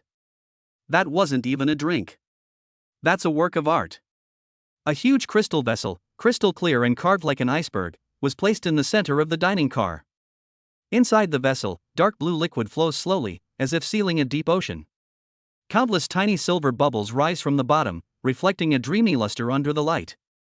Around the vessel, there are 12 small crystal cups of different shapes. Each cup is filled with liquid of different colors, dotted with rare fruits, like a circle of bright stars guarding the emperor. The most eye-catching thing is the top of the iceberg, a huge blue crystal cut into a heart shape. Under the hazy light, it shines brightly and emits a breathtaking glow.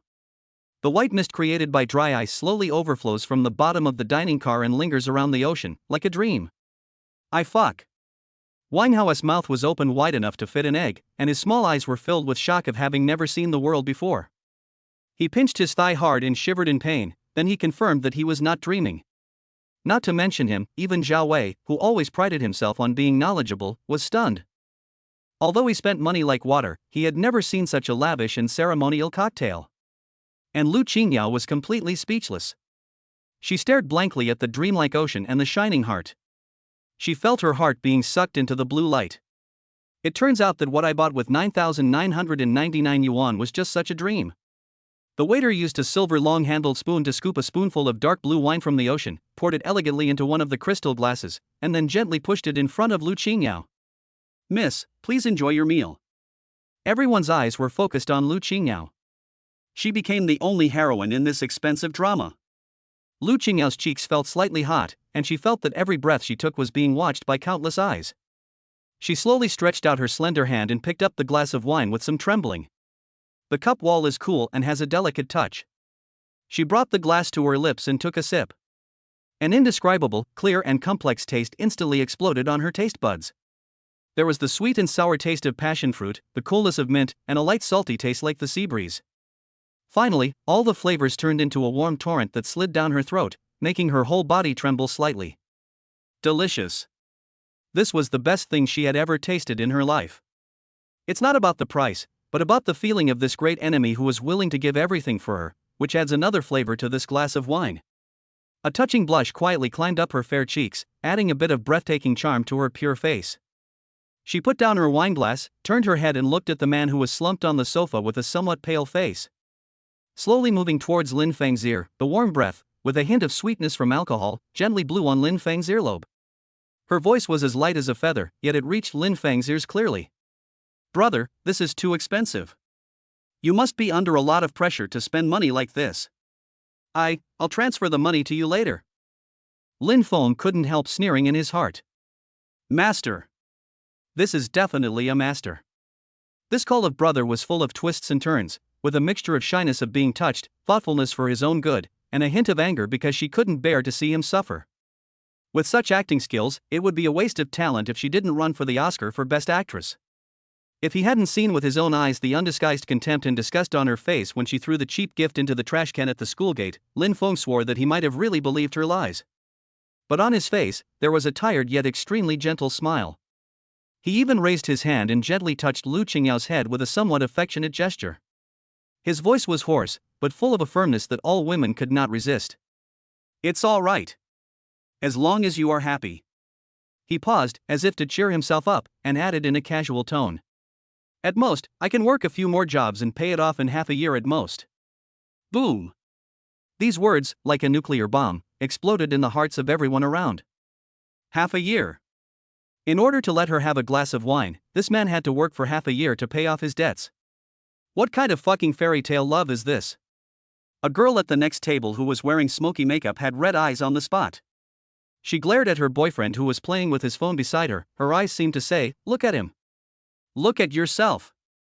Weinhau's acting skills came into play again. He grabbed Lin Feng's arm and almost cried anxiously, "Fengzi. Are you crazy? Half a year. What are we going to eat in the past 6 months? Steamed buns?" Lin Feng turned around and gave his good brother a tragic smile, as if to say, "Brother, don't try to persuade me. I have made up my mind." Lu Qingyao was completely stunned. She looked at Lin Feng's face, which was full of the words "for you, I am willing to be the enemy of the world," and she felt that her worldview was being severely impacted and was crumbling by a force that she could not understand at all. For the first time, her calculating mind, which was used to weighing the pros and cons, was in chaos. Zhao Wei, who was standing aside, looked extremely ugly. He felt his chest was blocked, as if there was a large ball of wet cotton stuffed in it, unable to go up or down. He wanted to get angry, to curse, to overturn the table, and to point at Lin Feng's nose and tell everyone that this guy was a complete idiot. But he didn't dare. He was afraid that as soon as he opened his mouth, he would be drowned by the righteous gazes around him. Now, whatever he says is wrong. Just when Zhao Wei was feeling so frustrated that he was about to get internal injuries, he suddenly caught a glimpse of the fat man who was looking at Lin Feng with a look of touched and worried. Right. This fat guy. Didn't he say he was a waiter here? A huge breakthrough that could instantly reverse the situation appeared in Zhao Wei's mind. He stood up suddenly, with a ferocious sneer on his face, pointed at Wang Hao who was still performing hard, and shouted at Long Xiaotian who was patrolling not far away with all his strength. Long Xiaotian! Get the hell over here! This roar was so powerful that it instantly drowned out the noisy music. The attention of the whole audience was drawn to it once again. Long Xiaotian frowned, but still walked over quickly with a professional smile on his face. Mr. Zhao, what's wrong? Who made you unhappy? Let me ask you this. Zhao Wei stretched out his finger, almost poking Wang Hao's nose, and asked word by word, is this fat guy a waiter at your phantom nightclub? If you dare to lie to me today, I promise that my Zhao family will never forgive you. Chapter 34 He is the waiter. Long Xiaotian. Get the hell over here. Zhao Wei's roar, which exhausted all the energy in his dantian, was like a bolt of thunder that instantly drowned out the noisy music in the venue. Suddenly, the whole place was silent. Everyone's eyes were focused on the small booth, on the furious rich second generation, and the nightclub manager who walked over calmly. Long Xiaotian frowned slightly, but soon put on a professional smile, walked over quickly, and said in a steady voice, Mr. Zhao, what's the matter? Did we serve you poorly and make you unhappy? His polite attitude further encouraged Zhao Wei's arrogance. Let me ask you this. Zhao Wei stretched out his finger, almost poking Wang Hao's fat face that was full of panic, and asked word by word, gritting his teeth, is this fat guy a waiter at your phantom nightclub? If you dare to lie to me today, I promise that my Zhao family will never forgive you. This is already a naked threat. Lu Qingyao's heart was in her throat and she subconsciously clenched the hem of her skirt. She knew that this was the final judgment. Once Long Xiaotian said the word no, all the ridiculous dignity that Lin Feng and Wang Hao had built up tonight would collapse in an instant and shatter into pieces. The smile on Long Xiaotian's face slowly faded. He did not answer immediately, but looked Zhao Wei up and down with a strange look, as if he was looking at a child who was making a fuss. Then, he turned his head and looked at Wang Hao, who was looking panicked and helpless, and his eyes revealed a hint of blame. Finally, he turned his gaze back to Zhao Wei, his tone filled with a hint of confusion and self-righteousness. He asked the waiter. What else? Long Xiaotian spread his hands and asked, if he is not a waiter, who else could he be? Boom! This answer made Zhao Wei feel more devastated than admitting that he was not a waiter. Yes. He is the waiter. What the hell is this answer? This unconventional affirmative sentence was like an invisible combination punch that made Zhao Wei dizzy and his head buzzing. You. Zhao Wei's breath was stuck in his chest, and he almost couldn't breathe. He pointed at Long Xiaotian and trembled with anger. You, don't play dumb in front of me. You personally came out to pick up a waiter? You even gave face to a waiter who wanted to buy on credit? Long Xiaotian, do you treat him like your father? After hearing this, Long Xiaotian suddenly realized. Oh, so that's what young Master Zhao is angry about. He chuckled, then his face straightened and he said in a lecturing tone, Young Master Zhao, you don't know this. Xiao Wang is not an ordinary waiter here. He took a step forward and patted Wang Hao's shoulder affectionately, with such force that Wang Hao almost fell to his knees.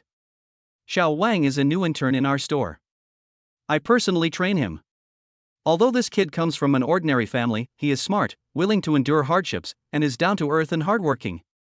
I am particularly optimistic about him. I plan to promote him to manager in a while. Long Xiaotian had a look of admiration on his face, and said sincerely, when I, Long Xiaotian, look at a person, I don't look at who his father is, I look at whether he is a good material. Xiao Wang is the good material in my eyes. I treat him like my own brother, so what's wrong with giving him some face? These words were spoken with righteousness and forceful impact.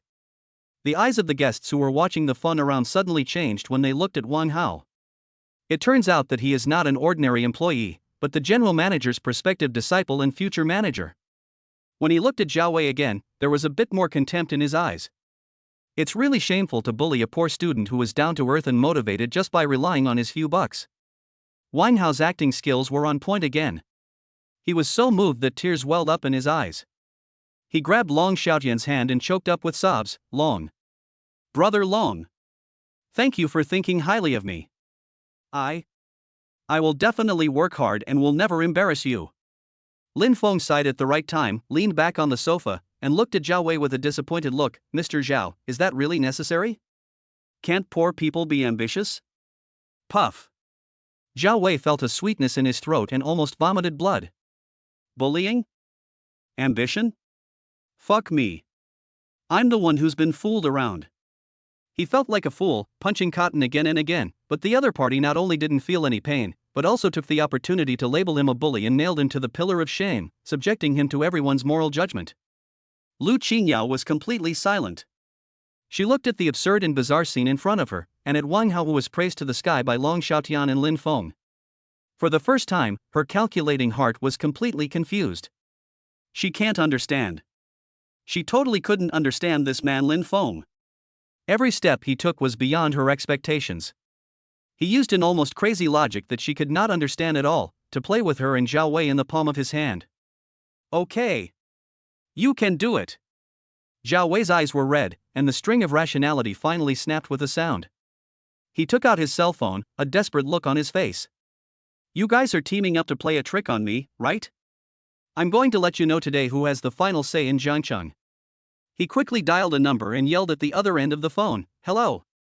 Zhang Tao. Li Kuan. Where the hell are you? I've been bullied in Phantom. There's a poor, blind bastard trying to steal my girl." Right. Get over here now. Bring your cards, I need money to smash this place tonight. After hanging up the phone, Zhao Wei panted and stared at Lin Feng like an angry bull. Boy, can't you borrow money? Can't you show off? I want to see today whether your loan limit is enough for my two brothers to spend in one night. He lost. In terms of IQ and vision, he was crushed completely. Now, he has to use his best and only remaining weapon to get back at his former self. That's money. Use absolute, overwhelming money to destroy all of this poor guy's ridiculous struggles. The atmosphere in the booth instantly dropped to freezing point. However, Lin Feng's face remained calm. He even had the leisure to pick up the cup of Heart of the Ocean in front of Lu Qingyao, shook it gently, and handed it to her lips with a gentle smile on his face. Don't be afraid, I'm here. Lu Qingyao looked into his bottomless eyes, and as if possessed by a magic power, she opened her mouth and took a small sip. The wine still tasted the same, but her heart was beating faster. Less than 10 minutes.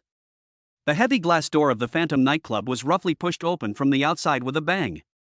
Two young men, dressed in trendy brands, with colorfully dyed hair and arrogant temperaments, walked in swaggeringly, surrounded by a group of people. The one in the lead, with a gold chain as thick as a thumb hanging around his neck, was the Zhang Tao mentioned by Zhao Wei.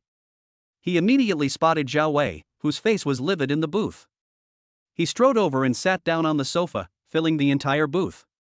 Zhao Wei, who the hell is so bold as to provoke you in Jiangcheng? Zhang Tao's gaze, like a knife, swept across Lin Feng and Wang Hao, and finally fell on Lu Qingyao's incredibly beautiful face. His eyes lit up and he whistled. Hey, isn't this Lu Dai, the beauty from the finance department? Another young man named Li Kuan also came over. He looked up and down at Lin Feng's cheap outfit, with undisguised contempt on his face. Just for such a thing? Li Kuan sneered, then turned around and looked at Lu Qingyao with a playful look, saying frivolously, "Beauty, don't waste your time with this poor guy. I'm in a good mood today, so this bottle of Spade Ace is my gift to you." As he spoke, he grabbed a bottle of Spade Ace that someone had just opened from the ice bucket at the booth next to him and handed it to Lu Qingyao. Follow me, don't talk about the Ace of Spades. If you want the moon in the sky, I will find a way to pick it for you. Zhang Tao and Li Kuan sang the same tune and instantly directed their attacks at Lin Feng, while at the same time launching a financial offensive against Lu Qingyao. The way they looked at Lin Feng was as if they were looking at a lamb to be slaughtered. In their view, this farce is over. However, Lin Feng suddenly smiled. He put down his wine glass, wiped his hands, looked at the two arrogant rich second generations in front of him, and spoke slowly. The sound was not loud, but it was clearly heard by everyone. That's it? I've been trying to get people for quite some time, and now you two are here, ugly? Chapter 35 I'll take you home. That's it? Lin Feng's voice was not loud, but it was like a scalpel, accurately cutting through the tense atmosphere in the booth. I've been trying to get people for quite some time, and now you two are here, ugly? The air solidified. The ferocious look on Zhao Wei's face, the arrogance on Zhang Tao and Li Kuan's faces, the reserve on Lu Qingyao's face, and the horror on Wang Hao's face were all frozen in this moment into an absurd oil painting. Crooked and cracked melons and dates? For rich second generations like Zhang Tao and Li Kuan, who were born with a silver spoon in their mouths and grew up in flattery and praise, this word is more harsh than directly cursing their ancestors. That is a complete negation from the fundamental and genetic level. After a brief silence, the young man named Li Kuan was the first to react. He was not angry, but laughed. He laughed so hard that he fell backwards and almost cried. Fuck. Zhao Wei, where did you find this funny guy? Is he mentally ill? He pointed at Lin Feng, as if he was looking at a patient who had just escaped from a mental hospital. Does he know who he is talking to? But Zhang Tao, who was in the lead, did not smile. His expression darkened inch by inch at a speed visible to the naked eye. The contempt and amusement in his eyes faded away, replaced by an offended, bestial coldness. He didn't look at Lin Feng, but turned his gaze to the nightclub manager who had been watching the show, Long Xiaotian. Brother Long. Zhang Tao's voice was very calm, but it carried an unquestionable sense of oppression. You, Phantom, can anyone come in now? Long Xiaotian complained bitterly in his heart, but he still had a flawless smile on his face. Mr. Zhang, you are joking. Mr. Lin is a friend of our manager Wang. Manager Wang? Zhang Tao's eyes finally fell on the trembling fat man who was still performing hard, and a cruel arc appeared on the corner of his mouth. Okay, I will teach this manager Wang and his friends a good lesson today. He slowly pulled out a black card from his wallet and threw it on the table with a soft pop sound. Waiter. The waiter, who was too frightened to move just now, was startled and hurried over. Mr. Zhang, your order. Bring up 2 bottles of the most expensive wine you have. Zhang Tao leaned on the sofa, crossed his legs, raised his chin slightly, and glanced at Lin Feng from the corner of his eye. I'm in a good mood today, I want to rinse my mouth. The waiter's face became a little embarrassed. Mr. Zhang, the most expensive one in our store is Martel Supreme. How much? Zhang Tao interrupted him impatiently. 90,000, 9,999 per bottle. The waiter's voice was trembling. This price caused people in the surrounding booths to gasp in shock. A bottle of wine worth nearly 100,000 yuan. And it's used for gargling. 2 bottles then. Zhang Tao said it calmly, as if he was not ordering a bottle of wine worth 200,000 yuan, but 2 glasses of Coke. At this moment, Lu Qingyao's breathing stopped for half a second. A hint of irrepressible excitement and enthusiasm flashed in her pure eyes, but her face was immediately replaced by just the right amount of worry and reluctance. She stretched out her slender hand and gently touched Zhang Tao's arm, her voice so soft that it could squeeze water out of it. Mr. Zhang, don't do this. It's too expensive. We just need to have fun when we go out together. There's no need to do this. As she spoke, she nervously observed Lin Feng's expression out of the corner of her eye. She expected to see shock, jealousy, shame, inferiority, and even despair on his face. She needed to use Lin Feng's pain to prove how correct her choice was and to satisfy her vanity that was fueled by money. A confident smile reappeared on Zhao Wei's face. Come on. Keep borrowing. You have the ability to crash Jack Ma's server. Even Wang Hao was not acting this time. He was really scared. His mouth was wide open, staring blankly at the black card. He felt that his worldview was being repeatedly washed away by huge waves of money and was on the verge of crumbling. In the entire booth, all eyes and all pressure were focused on Lin Feng. However, there was no expression on Lin Feng's face. He was not shocked, jealous, or ashamed. He just watched quietly, even with a bit of curiosity in his eyes, as if he was appreciating a stage play that had nothing to do with him. Soon, Long Xiaotian personally held an exquisite tray and carefully placed 2 bottles of Martel Supreme, which were luxuriously shaped like works of art, on the table. The golden bottle body sparkled brightly under the light, and its kingly aura seemed to be able to suffocate people. Mr. Zhang, your wine. Zhang Tao nodded with satisfaction. He picked up a bottle, weighed it in his hand, then turned his gaze to Lin Feng. The expression on his face was full of cat and mouse playfulness. Boy, have you opened your eyes? Would you like to try it? Beg me. Maybe if I'm in a good mood, I'll reward you with a mouthful of the leftovers for rinsing your mouth. The atmosphere in the whole venue was depressing to the extreme. Just when everyone thought that Lin Feng would leave in shame and anger, or utter a few harsh words in his last struggle. Snap! Snap! Snap! Lin Feng actually clapped his hands. It wasn't the perfunctory kind of applause. It was a slow and powerful applause that came from the heart, with a bit of admiration and appreciation. This sudden scene left everyone stunned. The playful expression on Zhang Tao's face froze. The lines Lu Qingyao had prepared got stuck in her throat. Zhao Wei felt that his brain was not enough. Lin Feng slowly put down his hand, with an extremely sincere smile on his face. He looked at Zhang Tao, then at the 2 bottles of wine worth 200,000 yuan on the table, and sighed sincerely. Amazing, really amazing. He turned around, patted Wang Hao, who was already petrified beside him, and said in a serious tone, "Haozi, did you see that? Learn from this. This is called spending money. In our place, it's just payment at most." After saying that, he turned his gaze to Zhang Tao and Zhao Wei and shook his head, with an expression of admiration that said, "I've finally opened my eyes. It's great to have money." There was not a trace of sarcasm in his expression or his words. That look and that tone were as sincere as the heartfelt admiration a child from a poor mountainous area would express when he sees the skyscrapers in the city for the first time. This punch hit the cotton again. And it is cotton dipped in honey. Zhang Tao felt like he spent 200,000 yuan to buy 2 bottles of wine, but in the end, he just showed the other party a fireworks display? And received sincere praise from the other party? What the fuck is going on? He felt like a boxer who had thrown a punch with all his might, but the other person didn't fall down. Instead, he smiled and handed him a tissue, saying gently, "Brother, you've worked hard. Wipe your sweat." The feeling of being frustrated and powerless with no place to use the power made Zhang Tao feel uneasy in his chest. The atmosphere in the booth became weirder than ever before. Lin Feng still had that gentle, innocent smile on his face. He stood up slowly and adjusted the cheap t-shirt he was wearing. He didn't look at Zhang Tao and Zhao Wei again, as if they and the 200,000 worth of wine were just roadside scenery. He walked straight up to Lu Qingyao. Lu Qingyao's heart skipped a beat for no reason.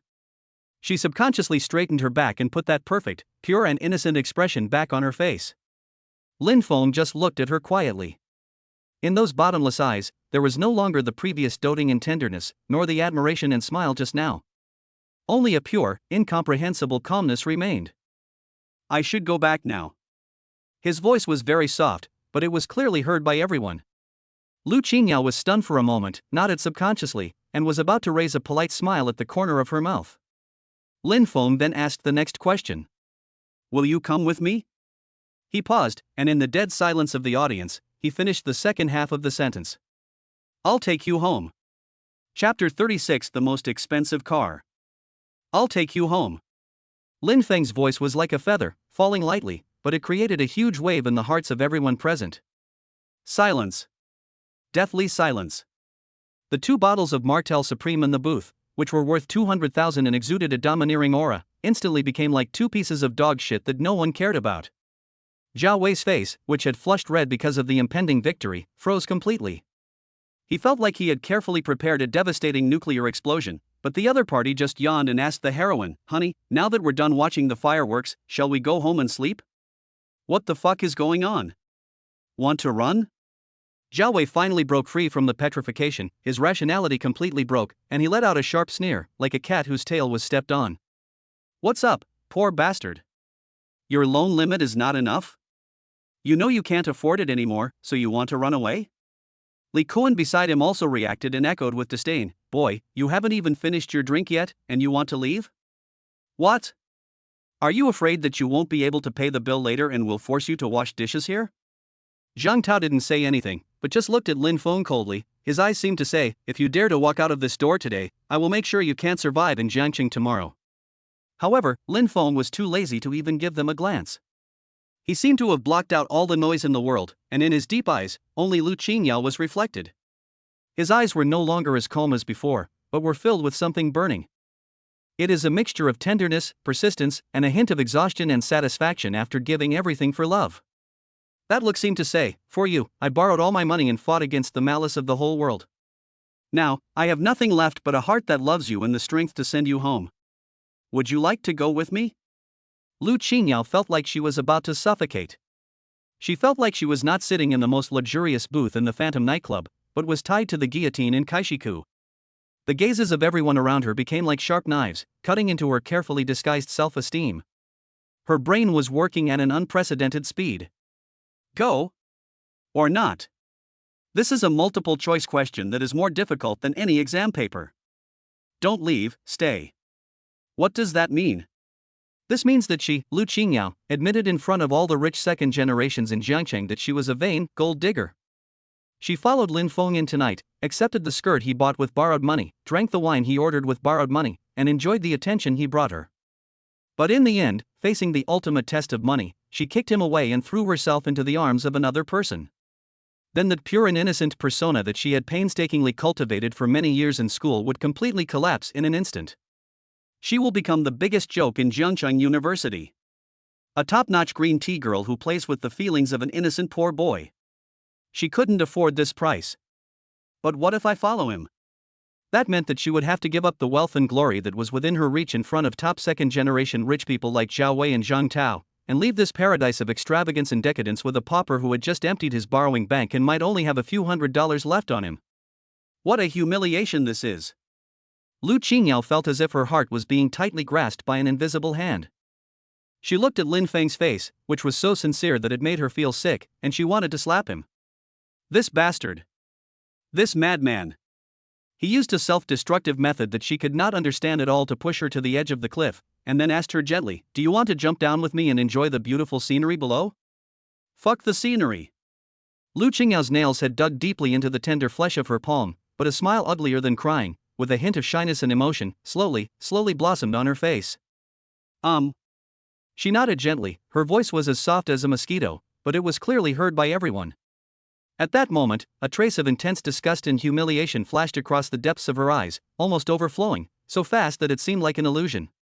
Zhao Wei's eyes widened instantly, as if he had seen Columbus discover the New World. The sneer on Zhang Tao and Li Kuan's faces also solidified into funny expressions. Even Wang Hao, who had been diligently serving as the background board, almost bit his tongue. Crazy. This world has gone completely fucking crazy. Lin Feng smiled. It was a smile that came from the heart, a smile of relief and victory. He naturally stretched out his hand, trying to hold Lu Qingyao's hand like in the idol drama. Lu Qingyao's body stiffened subconsciously, but under the gazes of countless people, she still stiffly and reluctantly placed her soft and cold little hand into Lin Feng's palm. Lin Feng took her hand and stood up. During the entire process, he did not even look at Zhao Wei, as if they and the 200,000 worth of wine were just insignificant dust. He held her hand, and amid everyone's dazed, incredulous gazes mixed with admiration and sympathy, he walked out of the booth step by step, calmly, through the noisy crowd, and towards the door that separated the two worlds. Wang Hao looked at their backs, opened his mouth, and finally uttered, I'm going to the toilet. Then he followed him out in a flash. Only Zhao Wei, Zhang Tao, and Li Kuan were left in the booth, along with the 2 bottles of Martel Supreme that were worth $200,000 but no one was interested in buying. The faces of the 3 people were uglier than the ice bucket on the table. Outside Phantom nightclub. The cool night breeze blowing on her face calmed Lu Qingyao's head, which was burning with anger and humiliation. The first thing she did was to pull her hand out of Lin Feng's palm as if she had been electrocuted. Lin Feng didn't care either. He just stood at the door and looked at the brightly lit street. Wang Hao ran out breathlessly, approached Lin Feng, lowered his voice, and was sweating profusely. Fengzi. You really want to send her back? Lu Qingyao was standing aside, and when she heard this, a cold arc appeared at the corner of her mouth. She wanted to see how this man, who had played this trick to perfection, would end up. Should I squeeze into the bus in dejection? Or should I shamelessly let her pay for the taxi? At this moment, Zhao Wei and Zhang Tao also followed out with gloomy faces. They leaned against the luxury car at the door, wanting to see Lin Feng's final joke. Lin Feng ignored anyone. He just took a step and walked down the stairs calmly, passing by the row of taxis waiting for passengers at the door, and also passed by Zhao Wei's arrogant Mercedes-Benz G500. He stopped in front of a row of yellow shared electric vehicles on the side of the road. Then, under everyone's shocked gazes, he took out his cell phone and pointed it at the QR code on the body of one of the cars. Beep Meituan app reminds you that the vehicle has been unlocked. The crisp electronic sound seems particularly loud in the quiet night. Lin Feng stepped onto the small electric scooter, supported himself on one foot, turned around, and gave a warm, innocent smile to Lu Qingyao, who was completely petrified. Let's go. I'll take you. Lu Qingyao stood there, motionless. She looked at the shabby shared electric motorcycle, which even had some mineral water bottles thrown by others in the basket, and looked at the man sitting on the bike with a calm face. She felt that all the humiliation she had suffered tonight combined could not compare to the impact of the scene before her. Riding a shared bike home? How could he think of that? At the door, Zhao Wei and others were stunned at first, and then burst into earth-shaking laughter. Ha ha ha ha. I'm dying of laughter. Shared bikes. He actually wants to ride a shared bike to bring the school beauty home. Fuck. Talent. This guy is such a talent. The laughter was like a knife, stabbing Lu Qingyao's body. Her face turned red and white, and her body trembled slightly because of extreme anger. However, just before she was about to explode, she suddenly noticed that the men and women who came out of the nightclub to watch the excitement looked at her and Lin Feng with eyes that were not full of ridicule, but full of envy? Touched? Even a blessing? She heard a girl say to her boyfriend, "Look at them. This is true love. It's 10,000 times better than crying in a Ferrari." Lu Qingyao understood. If she got into Zhao Wei's Mercedes tonight, she would be a bitch. But if she took this shared bike tonight, she is the myth. She took a deep breath, suppressed all her humiliation and resentment, and put on that gentle and moving expression again on her face. She walked step by step to the electric scooter. She lifted the hem of her LV dress worth 38,000 yuan and sat sideways on the narrow and cold back seat with an elegant and resolute posture. Under the envious and shocked gazes of everyone, Lin Feng pushed his foot, and the small shared electric motorcycle, carrying the beauty from the finance department of Jiangcheng University, swayed slowly, merged into the city's traffic, and disappeared into the night. All that was left was a legend about a pure love warrior and a few rich second generations who were disheveled in the wind and felt like they had spent $200,000 to watch a performance art show. Chapter 37: The Life You Can't Give. The evening breeze blows across my cheeks, bringing with it the unique scent of a city night, mixed with neon lights and fireworks. The shared electric motorcycles made a slight buzzing sound as they glided on the wide road. Lin Feng rode very steadily, and Lu Qingyao sat behind him, her body straight, like an exquisite yet stiff sculpture. The LV dress worth 38,800 yuan looked extremely ridiculous at this moment. She carefully gathered the hem of her skirt around her legs, fearing that it would be stained by even the slightest bit of dust from this cheap means of transportation. The two of them spoke in silence along the way. Silence is the sharpest language at this moment. Lin Feng could clearly feel the coldness and resistance emanating from the body behind him. He didn't even need to look back to imagine the extremely suppressed, humiliated, and unwilling expression on Lu Qingyao's face at this moment. He suddenly became distracted. What if she wasn't acting? What if she is really a girl who would be moved by a man's willingness to give everything for her, willing to put aside all her vanity, sit on this shabby motorcycle sincerely, and smile at him in the evening breeze? That would be great. This thought, like a meteor, briefly passed through Lin Feng's heart, which had become increasingly hardened by the system and money, and caused an imperceptible ripple. Is that reminiscing about your past self? The silly boy who would take a 2-hour bus across the city just to see Su Weiwei because she said "I miss you"? No. The corner of Lin Feng's mouth curled up in a self-deprecating arc. What he missed was not humility, but a kind of purity. It's a pity that the most expensive thing in this world is purity. At the intersection ahead, turn left. Finally, Lu Qingyao's cold voice was heard from behind, without a trace of emotion, as if she was giving instructions to the navigation. Good. Lin Feng responded, turned on the turn signal skillfully, and turned into a quieter tree-lined avenue. The street lights here are warm yellow, and the light shines through the lush leaves of the sycamore trees, casting mottled shadows on the ground. On both sides of the road, there are no longer noisy shops, but rows of high-end residential areas that look heavily guarded. The smell in the air has changed. It has less of the bustling atmosphere of the city and more of the tranquility created by money. After riding for about 5 minutes, Lu Qingyao spoke again. Right here, stop. Lin Feng braked and the motorcycle made a slight sound before stopping in front of the gate of an extraordinary residential community. Platinum Residence. The 3 large gold-plated characters sparkled brightly under the spotlight. The security guard in a neat uniform stood in the booth, examining the extremely mismatched couple at the door and the shared electric bike that looked like it was picked up from a garbage dump. Lin Feng looked up at the towering door lintel, his heart calm. Really? It turns out that the girl who claimed at the food stall that she had loved eating at the food stall since she was a child, lives here. Lin Feng had glanced at the housing prices in this community when he was looking at information about Tianyue Mansion a few days ago. The average price was 50,000 yuan per square meter. Any one of them is enough for an ordinary family to live on for a lifetime. Lu Qingyao got down from the back seat swiftly, with a sense of relief in her movements. She stood there, straightening her skirt, which was a little messy due to the evening breeze. She was in an elegant posture, holding the LV bag in her hand, which contained the skirt that was stained by eating crayfish, as if the person sitting in the cold back seat just now was not her. She turned back into the aloof beauty in the finance department, blending in with this luxurious environment. Lin Feng and his shared electric motorcycles became the only unsightly stain on this perfect picture. Lin Feng. Lu Qingyao finally spoke. She looked at him, and the shyness and emotion on her face that she had pretended to have in the nightclub had long disappeared without a trace. Instead, there was a condescending calmness with a hint of pity. You know what? Actually, I'm really touched tonight. She paused, as if weighing her words so that what she was going to say next would be less hurtful, yet full of irrefutable truth. But I don't think we are a good match. Here it comes. Lin Feng sneered in his heart. This drama had finally reached the final scene where the real motive was revealed.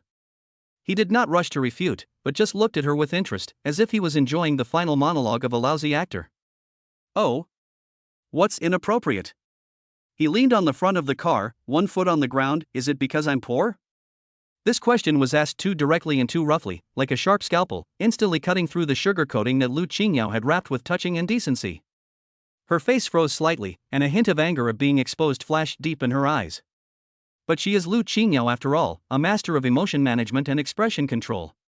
She quickly regained her compassionate Madonna attitude, shook her head gently and sighed. No, Lin Feng, don't think like that. Her voice was full of considerate tenderness. Money is not the most important thing, really. I just want a more stable life. And you can't give it to me. She said this with absolute certainty. Every word that came out of her beautiful lips carried a kind of sentencing meaning. Stabilize. What a wonderful word. It can be working from 9 to 5, it can be a stable life in this world, or it can be a closet full of Hermes, a garage full of Porsches, and a bank account with a balance that never runs out. Lin Feng smiled. He looked at the woman in front of him who was righteously sentencing him to death, and at her face full of hypocrisy, and suddenly found it somewhat funny. Just when he was about to speak and put a perfect end to this game. Buzz boom. A shrill roar of an engine, like the roar of a wild beast, came from far away and broke the silence of the night. Then, several bright high beams, like sharp swords, split the darkness and shone directly at the two of them without mercy. The dazzling light made Lin Feng squint his eyes subconsciously.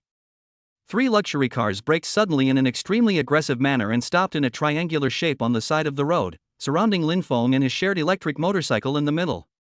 Leading the way was Zhao Wei's black Mercedes-Benz G500, which was as domineering as a steel behemoth. On the left is Zhang Tao's red Ferrari 488. On the right is Li Cohen's blue Lamborghini CAF. 3 top luxury cars, with a total value of over 10 million. They just stood there quietly, and the oppressive feeling they exuded was enough to make any ordinary person weak in the knees. The car doors were pushed open with a bang almost at the same time. Zhao Wei, Zhang Tao, and Li Cohen got out of the car. Behind them, there were a few rich second generations who also looked arrogant.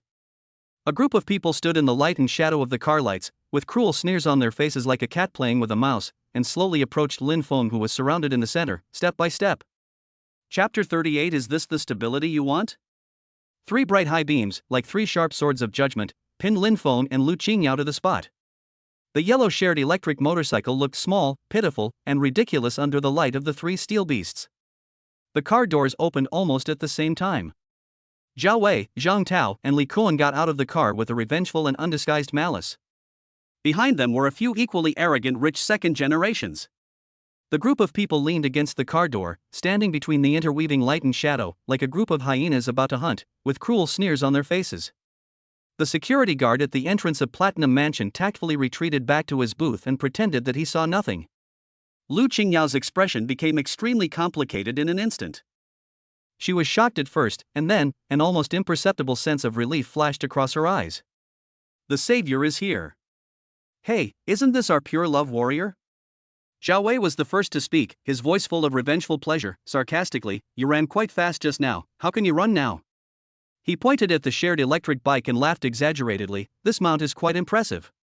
It matches your outfit perfectly. Ha ha ha ha. The rich second generations behind him burst into laughter, and their laughter was full of contempt and superiority.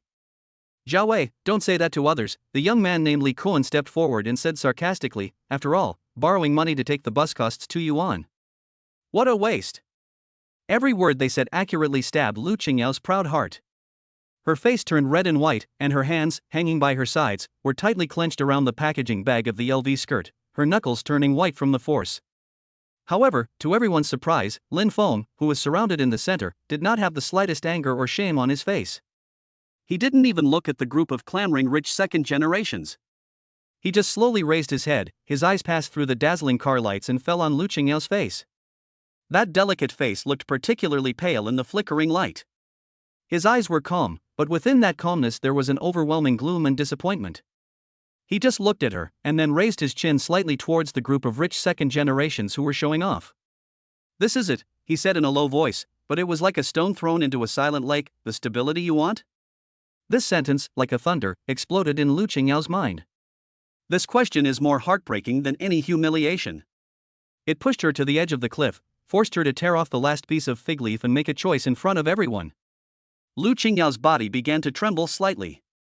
She looked at Lin Feng's face, which was so calm that it frightened her, and at his eyes that seemed to be able to see through everything. She knew that the show could not go on. All the disguises, all the reserve, all the grievances, at this moment, seemed so ridiculous. Slowly, she straightened up. The compassion and tenderness on his face faded like the tide, and were replaced by a kind of cold, resolute calmness that was like giving up everything. I don't know what they can give me. Lu Qingyao's voice was no longer as soft as before, but had a metallic, sharp texture. She met Lin Feng's gaze, and announced her answer word by word, using all her strength. But I just know that they won't give me poverty. She almost screamed out the last two words. The humiliation, anger, and unwillingness that had accumulated throughout the night burst out at this moment. This sentence is like a watershed. It completely tore apart the hypocritical warmth between the two. It was like a switch that completely turned on something in Lin Feng's body. He.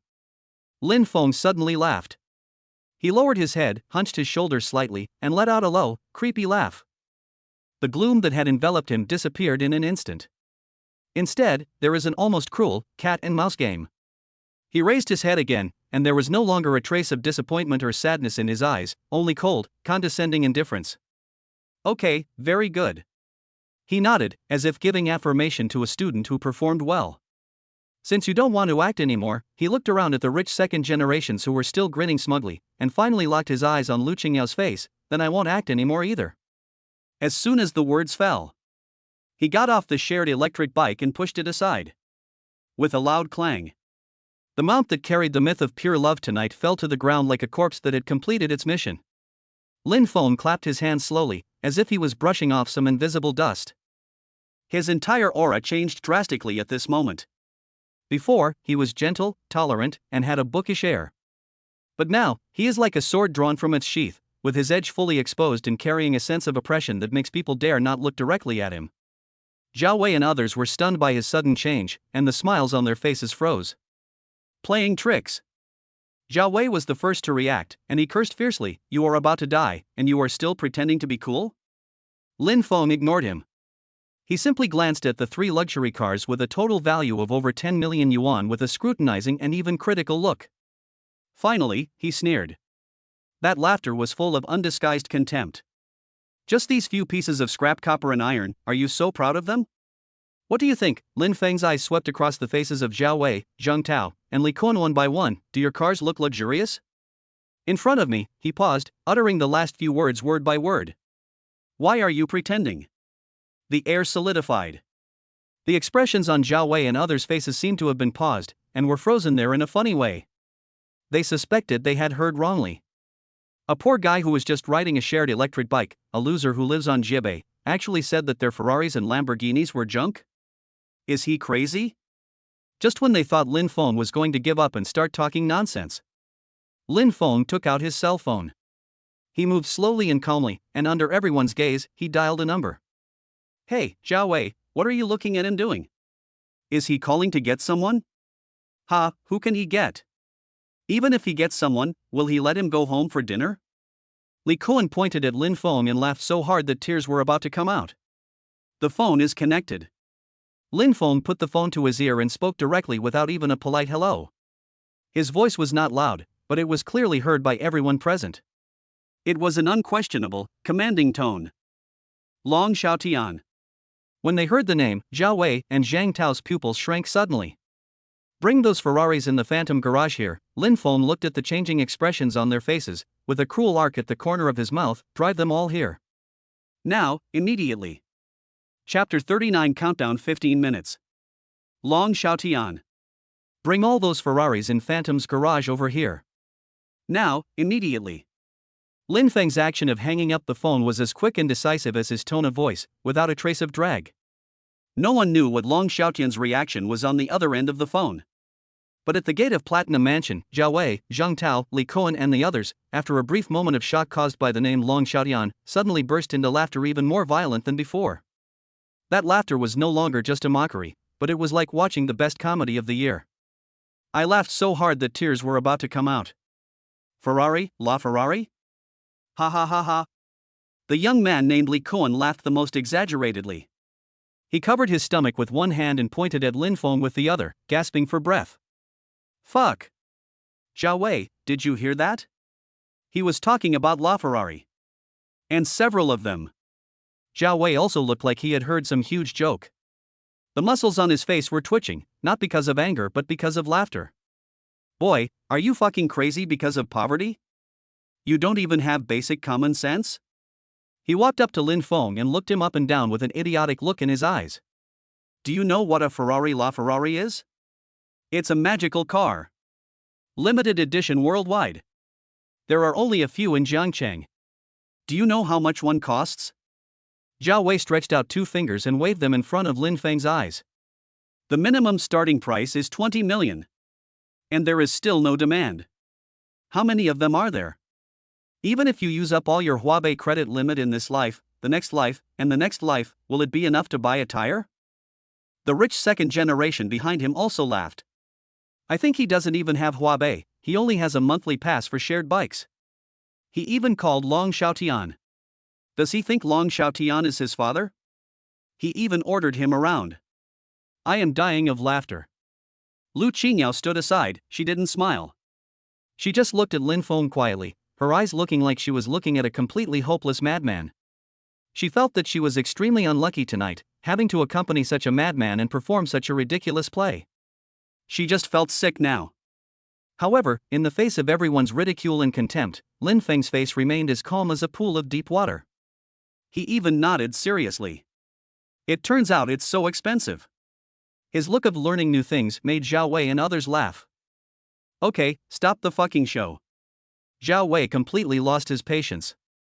The smile on his face slowly faded, replaced by a fierce look. Boy, you finished bragging and making phone calls. Now, it's time to settle our accounts. Lin Feng looked at him and suddenly said, since you don't believe it, how about we make a bet? Bet? Zhao Wei sneered. Give me 15 minutes. Lin Feng raised a finger and glanced at everyone present. His calm gaze carried a frightening power. 15 minutes. If the car I called doesn't arrive, I will stand here and let you do whatever you want with me. As soon as these words came out, the laughter around stopped abruptly. Everyone was stunned. They didn't expect that even at this point, Lin Feng not only didn't kneel down and beg for mercy, but instead dared to take the initiative to increase the stakes and bet his own personal safety. This is not just crazy, this is courting death. Zhao Wei's eyes suddenly lit up. He felt like a cat that was tired of the cat and mouse game and was about to step on the mouse to death, but the mouse did not run away. Instead, it stretched its neck towards him.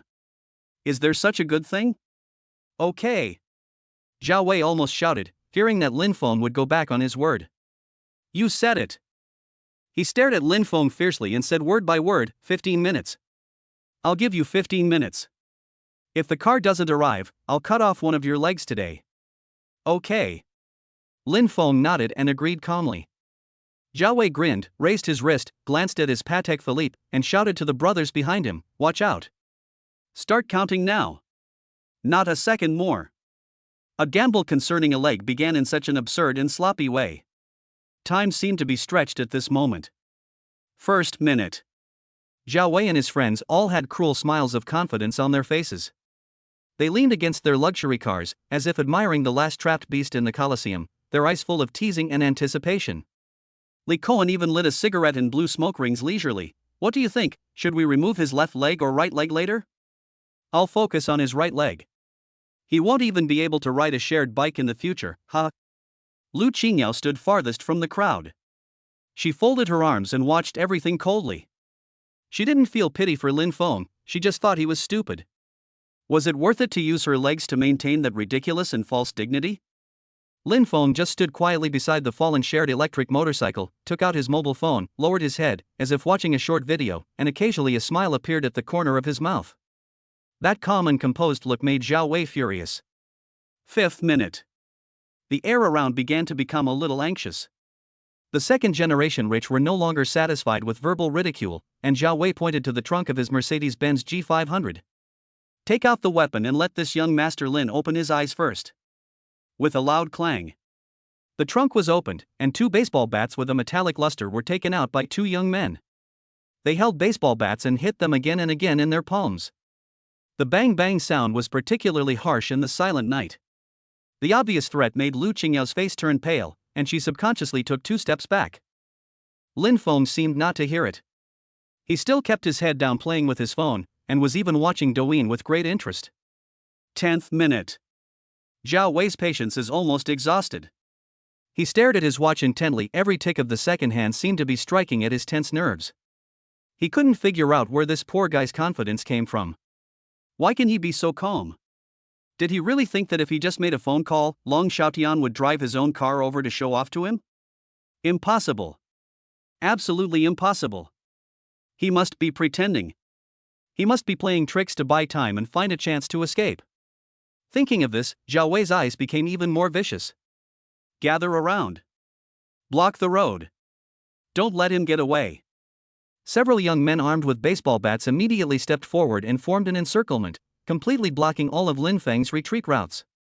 The atmosphere instantly dropped to freezing point. 14th minute. There is only 1 minute left. Zhao Wei threw away the cigarette butt and crushed it with his foot. He took the cold baseball bat from a younger brother and weighed it in his hand. "Boy, time is almost up." His voice was filled with the satisfaction of being done. "Have you decided which leg you want?" Lin Feng finally put away his phone and raised his head. He looked at the men holding weapons and approaching him step by step, looked at the ferocious smile on Zhao Wei's face, and looked at the indifferent face of Lu Qingyao in the distance. He suddenly laughed. There was a hint of pity in that smile. "Isn't there still 1 minute left? What's the hurry?" His stubborn attitude even when facing death completely ignited Zhao Wei's anger. "Good. Good. Good." Zhao Wei said 3 good words in a row, his expression distorted. "I'll let you die knowingly today." He raised his wrist and placed the valuable Patek Philippe in front of Lin Feng. 10. 9. 8. The group of people behind him also followed suit and counted down loudly, as if they were performing an evil sacrifice. Lu Qingyao nervously clenched the corner of her clothes, and her heartbeat quickened involuntarily. She knew that this farce would soon come to an end in a bloody way. 3. 2. 1. Time is up. Zhao Wei let out a wild beast-like roar, raised the baseball bat in his hand high, aimed it at Lin Feng's knee, and was about to smash it hard. "Unload him for me." Just as the baseball bat was about to fall. Buzz boom.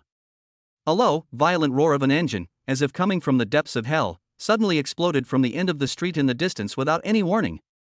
That sound, like the roar of a wild beast, carried the terrifying power to tear the air apart, instantly drowning out all the sounds at the scene. This is not a sound, but a group. Chapter 40. I'm not pretending anymore. Buzz boom. That wasn't the sound of a car. That was the roar of demons from the abyss of hell, and the iron thunder that was powerful enough to tear the sky apart. This violent soundwave, like a sudden tsunami, instantly submerged the small world in front of the entrance of Platinum Mansion. The engine sound of Zhao Wei's Mercedes-Benz G500 and the roar of Zhang Tao's Ferrari 488 seemed as small as the buzzing of mosquitoes in the face of this kingly majesty. Time seemed to be paused by this sound. The baseball bat that Zhao Wei raised high just froze in mid-air, and the hideous smile on his face solidified into a funny mask. The group of rich second generations behind him, the words "take him down" that they had just shouted were stuck in their throats and turned into a few meaningless syllables. Everyone's expressions looked as if they were struck by lightning, dull, bewildered, and in disbelief. Even Lu Qingyao, who had been watching coldly, ready to enjoy a bloody farce, had a crack on her face that always remained delicate and decent for the first time, and a trace of unconcealable horror emerged from the depths of her eyes. Everyone turned their heads mechanically and stiffly towards the source of the horrifying sound. At the street corner in the distance, I saw 1, 2, 3, 10 dazzling, bright car lights. Like 10 sharp swords splitting the darkness, they all shone towards me in an unreasonable manner. Immediately afterwards, 10 phantoms with smooth lines, sci-fi shapes and burning red flames all over their bodies slowly drove into everyone's sight in a uniform and terrifying momentum like a military parade. Ferrari. Moreover, he is the emperor of the Ferrari family. La Ferrari. The baseball bat in Zhao Wei's hand fell to the ground with a clang. Isn't he a Ferrari owner? Of course he knew what it was. Precisely because of the recognition, he felt as if his brain had been hit hard by a heavy hammer, buzzing in blank. This La Ferrari is limited to a global scale and is in short supply. And now, what appeared before his eyes were 10 machines. 10 identical Ferrari La Ferrari cars, so brand new that they seem to have just come off the production line, form a miraculous army that is enough to make any car fan faint on the spot. Did they rob the Ferrari museum? Squeak. 10 magical cars, with extremely precise drifting and tailspinning, almost at the same time, formed a huge fan shape and stopped in front of Zhao Wei's junk cars, surrounding them tightly in the center. The arrogant Mercedes-Benz G and the cool Lamborghini, at this moment, were like a few little chickens in front of 10 Tyrannosaurus Rex, trembling in fear. The car doors opened upwards and outwards in unison like butterfly wings. Then, 2 men in black suits, sunglasses and earphones, with burly builds and a sturdy aura, got out of each car.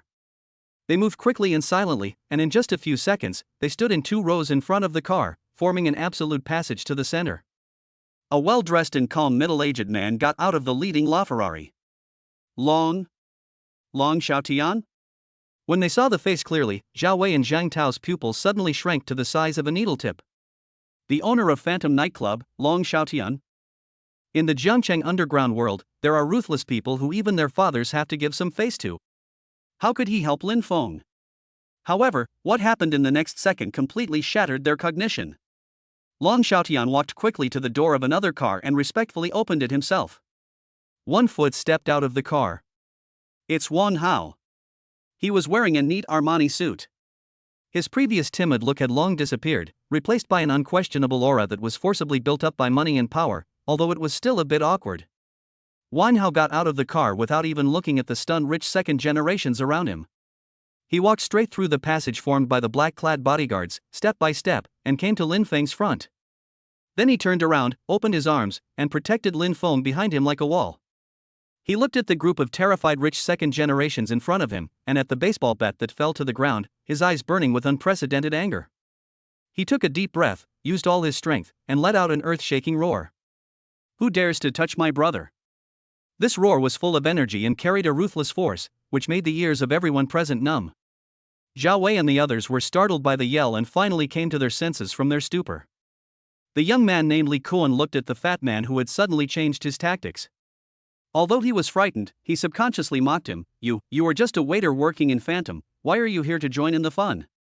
These words were like lighting a powder keg. Waiter?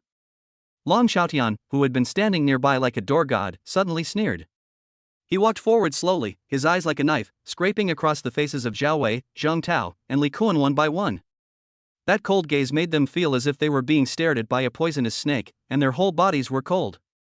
Open your dog eyes and see clearly. Long Xiaotian pointed at Lin Feng, who was protected by Wang Hao behind him. His voice was not loud, but it carried an unmistakable chill. This is Mr. Lin from our Phantom.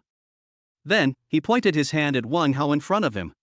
And this person, Long Xiaotian spoke word by word, each word like a bombshell, exploding in everyone's mind, is our Phantom's new boss, Director Wang. Boom! Zhao Wei felt that his worldview had completely collapsed and shattered into billions of pieces. Mr. Wang? The poor student who emptied his pockets to buy a dress in the LV store? The intern who claimed to be a waiter in the nightclub? He is the owner of Phantom Nightclub? This is even scarier than a horror movie. Lu Qingyao stood in the distance, her body trembling violently. She looked at Wang Hao, who was surrounded by 10 LaFerrari cars and dozens of bodyguards, looked at Long Xiaotian, who had a respectful look on his face, and then looked at Lin Feng, who had a calm face from beginning to end. She suddenly felt like a clown. A complete, self-righteous, and the most ridiculous clown in the world. Just when everyone was shocked to death by the news. The dozens of bodyguards in black suddenly turned around in unison and walked behind Lin Feng in neat steps, standing there quietly like a silent and indestructible black wall. The focus of the entire audience instantly shifted from Wang Hao to the seemingly most harmless young man whom he had always protected. Lin Feng slowly walked out from behind Wang Hao. He patted his brother on the shoulder, motioning him to step back. Then he raised his head and calmly scanned the faces in front of him that were distorted by extreme fear and shock. Finally, his gaze fell on Lu Qingyao, whose face was ashen and whose body was shaking like a sieve. He smiled. In that smile, there was no trace of the previous gentleness and forbearance, only a cold, condescending indifference, like a god looking down on an ant. Originally. He spoke slowly, his voice was not loud, but it was clear enough to drown out the heartbeats of everyone present. I want to get along with you as an ordinary person. He took a step forward, and the dozens of bodyguards also took a step forward. The invisible sense of oppression frightened Zhao Wei and others so much that they retreated one after another. Since you are so shameless. Lin Feng's eyes suddenly became as sharp as a knife. He looked at the group of rich second generations who were almost frightened to death. A cruel yet playful arc appeared on the corner of his mouth, and he pronounced the final verdict word by word. Then I won't pretend anymore. Chapter 41. Scan the code or pay cash? Then I won't pretend anymore. Lin Feng's voice was not loud, but it hit the nerves of everyone present hard. The air solidified. The wind seemed to have stopped. The expressions on the faces of Zhao Wei, Zhang Tao, Li Koan and others were extremely interesting. Shock, confusion, fear, absurdity. In the end, all converged into a kind of stupor that overturned the entire worldview. They were completely broken by the 10 Ferraris and the new owner of the Phantom nightclub, who shouted, "Who dares to touch my brothers?" Lin Feng moved. He didn't look at Zhao Wei, who was standing frozen in place with a half-broken baseball bat in his hand. Nor did he look at Lu Qingyao, whose face was pale and whose eyes were filled with fear and regret. He strolled around the shared electric motorcycle that had fallen to the ground and went straight to Zhang Tao. Zhang Tao is the guy who just suggested using the 200,000 yuan Martel Supreme to rinse your mouth. At this moment, he was trying hard to squeeze out a little sound from his throat, or to strike a less cowardly posture, but all the muscles in his body seemed to be frozen and out of control. Lin Feng stopped in front of him and looked him up and down. Then, he suddenly remembered something and spoke very seriously. That's right. It seems that you haven't paid for the bottle of Martel Supreme you just opened in my store. These words were like a breeze that blew away the terrifying atmosphere that enveloped the scene. Wang Hao was stunned for a moment, and then he almost couldn't help laughing out loud. It's high, really high. Even in such a mess, Brother Feng is still thinking about the bottle of wine that he didn't pay for. Long Xiaotian stood aside, his mouth twitching slightly, and the look in his eyes when he looked at Lin Feng was filled with awe and a bit of helplessness. Director Lin's train of thought is indeed beyond the reach of ordinary people. After hearing these words, Zhang Tao felt as if his spine had been pulled out. He felt that all his dignity was trampled to the ground and crushed by Lin Feng's light words. Humiliation. This is a more extreme humiliation than slapping him 10 times in public. Surrounded by 10 Lafayettes, watched by dozens of black-clad bodyguards, and in front of the 2 owners of the Phantom nightclub, he, the eldest son of the Zhang family, was treated as a freeloader. Scan the QR code or pay cash? Seeing that he didn't say anything, Lin Feng added another sentence, and even considerately took out his mobile phone and dialed the payment code. That posture is exactly the same as the cashier at the convenience store downstairs. Zhang Tao's face instantly turned purple, his lips trembled, and he couldn't utter a word. Cash? Which rich second generation still carries cash when going out nowadays? Scan code? In front of so many people, scan the QR code to pay a bill that you used to show off? He felt his face burning with pain. What are you standing there for? Give me the money. Li Koan next to him became anxious. He didn't want to be implicated in such a trivial matter, so he quickly poked Zheng Tao with his elbow. Zheng Tao woke up as if from a dream and hurriedly took out his mobile phone. His fingers were shaking so much that he tried several times to unlock it before he succeeded. He opened WeChat with trembling hands and scanned Lin Feng's QR code. When he saw the amount of 198,888, his heart bled. Drop. The notification sound of successful payments sounded particularly clear in the dead of night. Lin Feng put away his phone, nodded with satisfaction, and then glanced at Zhao Wei, Li Kun, and others as if nothing had happened. His eyes were calm, but behind that calmness was a chilling indifference. He didn't even bother to say another word, just uttered a syllable lightly. Roll. This one word seemed to carry a tremendous amount of power. Zhao Wei and others trembled all over, as if they had been pardoned. They didn't dare to stop for even a second and rushed towards their car, tumbling and crawling. The sound of starting the engine carries with it a sense of panic and embarrassment, as if one was fleeing in panic. The three luxury cars that had been so arrogant just a moment ago now became like three frightened rabbits. They disappeared at the end of the street without even daring to say a harsh word. The world is finally quiet. Only Lin Feng and his convoy were left, as well as Lu Qingyao, who was standing alone under the streetlight like a sculpture. Lin Feng waved his hand. Long Xiaotian understood and immediately whispered a few instructions into the headset. The dozens of bodyguards in black retreated silently back into the car. The engines of the 10 LaFerrari roared again, turned around, and left in unison, leaving only Long Xiaotian and Wang Hao standing behind Lin Feng. The oppressive feeling around me disappeared instantly.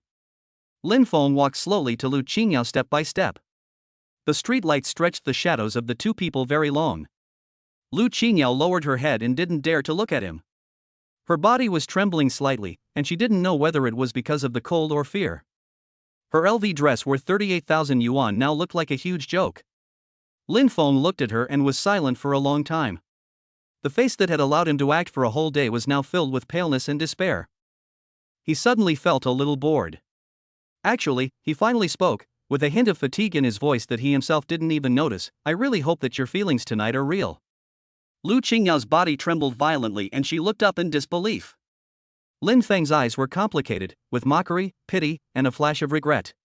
If, in that LV store, when I said my balance was insufficient, you didn't laugh at me, but chose to work with me to find a solution. If you were in Phantom, when I ordered you a cup of Heart of the Ocean with Baro, your emotion was not an act. If, when Zhao Wei and the others showed up just now, you could stand by my side like Wang Hao did, even if it was just a pretense. Lin Feng looked at her, shook his head, and a self-deprecating smile appeared on the corner of his mouth. Perhaps, everything today will be different. It's a pity that you didn't give me this opportunity. These words made Lu Qingyao, who was already in despair, collapse again. The rationality that she was proud of and her carefully calculated disguise were completely shattered at this moment. It turns out that what she missed was not just a billionaire. What she missed was an opportunity that she had dreamed of getting but had pushed away with her own hands. The huge regret and unwillingness gnawed at her sanity like a poisonous snake. Why? She finally broke down and screamed hysterically, her voice sharp and piercing, "You are rich. You are so rich. Why are you playing tricks on me like this? Do you think it's funny? What's wrong with wanting a better life? I don't want to live a hard life anymore. I hope I can live in platinum residence, wear beautiful dresses, and go to high-end places. What's wrong with that?" Her questioning was full of grievance and self-righteousness, as if she was the biggest victim. Wang Hao frowned as he listened and was about to curse, but was stopped by Lin Feng's look. Lin Feng looked at the crazy woman in front of him, and the last trace of emotion on his face disappeared, leaving only complete coldness. "There is nothing wrong with wanting a better life," he responded calmly, as if stating a fact. "But what you want is not the good life. Lin Feng took a step forward and looked down at her, his eyes as sharp as a knife. "The real good life is to create it with your own hands, to be a man with a straight back, to hold the bottom line in the face of temptation, and to walk in the sunshine with a clear conscience. It is to protect those who are truly worth protecting. It is to make yourself strong and become the support of others, instead of relying on others." Instead of being like you, Lin Feng's voice suddenly turned cold, and every word was like a heavy hammer, hitting Lu Qingyao's soul hard. "Put your youth and soul on the shelf with a clear price tag, waiting for the highest bidder to get it. That's not what you call pursuing a better life. That's called parasitism." Chapter 42. Educate you for your parents. Parasitic. The last two words pierced deeply into Lu Qingyao's eardrums. All her hysteria and all her self-righteousness were completely shattered by these two words and turned into nothing. She stared at Lin Feng blankly, her lips trembling. The blood color faded from her pretty face, which she was so proud of, leaving only a naked paleness that was stripped of all disguises. There was no longer any extra emotion in Lin Feng's eyes. It was not anger, nor was it ridicule, but rather a judgment bordering on indifference. You used the pursuit of betterment as a fig leaf to cover up your laziness, vanity, and bottomless greed. With every word he spoke, he took a step closer. The invisible feeling of oppression made Lu Qingyao involuntarily step back repeatedly, and her high heels made stumbling and panicked sounds when they stepped on the ground. What you sacrificed is your sincerity, dignity, and basic conscience as a human being. Lin Feng's voice remained steady, but every word was heart-wrenching. Lu Qingyao wanted to refute, but found that her throat seemed to be blocked by cotton and she couldn't utter a word. Her eloquence, her ability to confuse right and wrong, which she was proud of, were so fragile in the face of absolute strength and cold reality. Lin Feng stopped and looked at the woman whose masks he had torn apart with his own hands, and suddenly felt bored.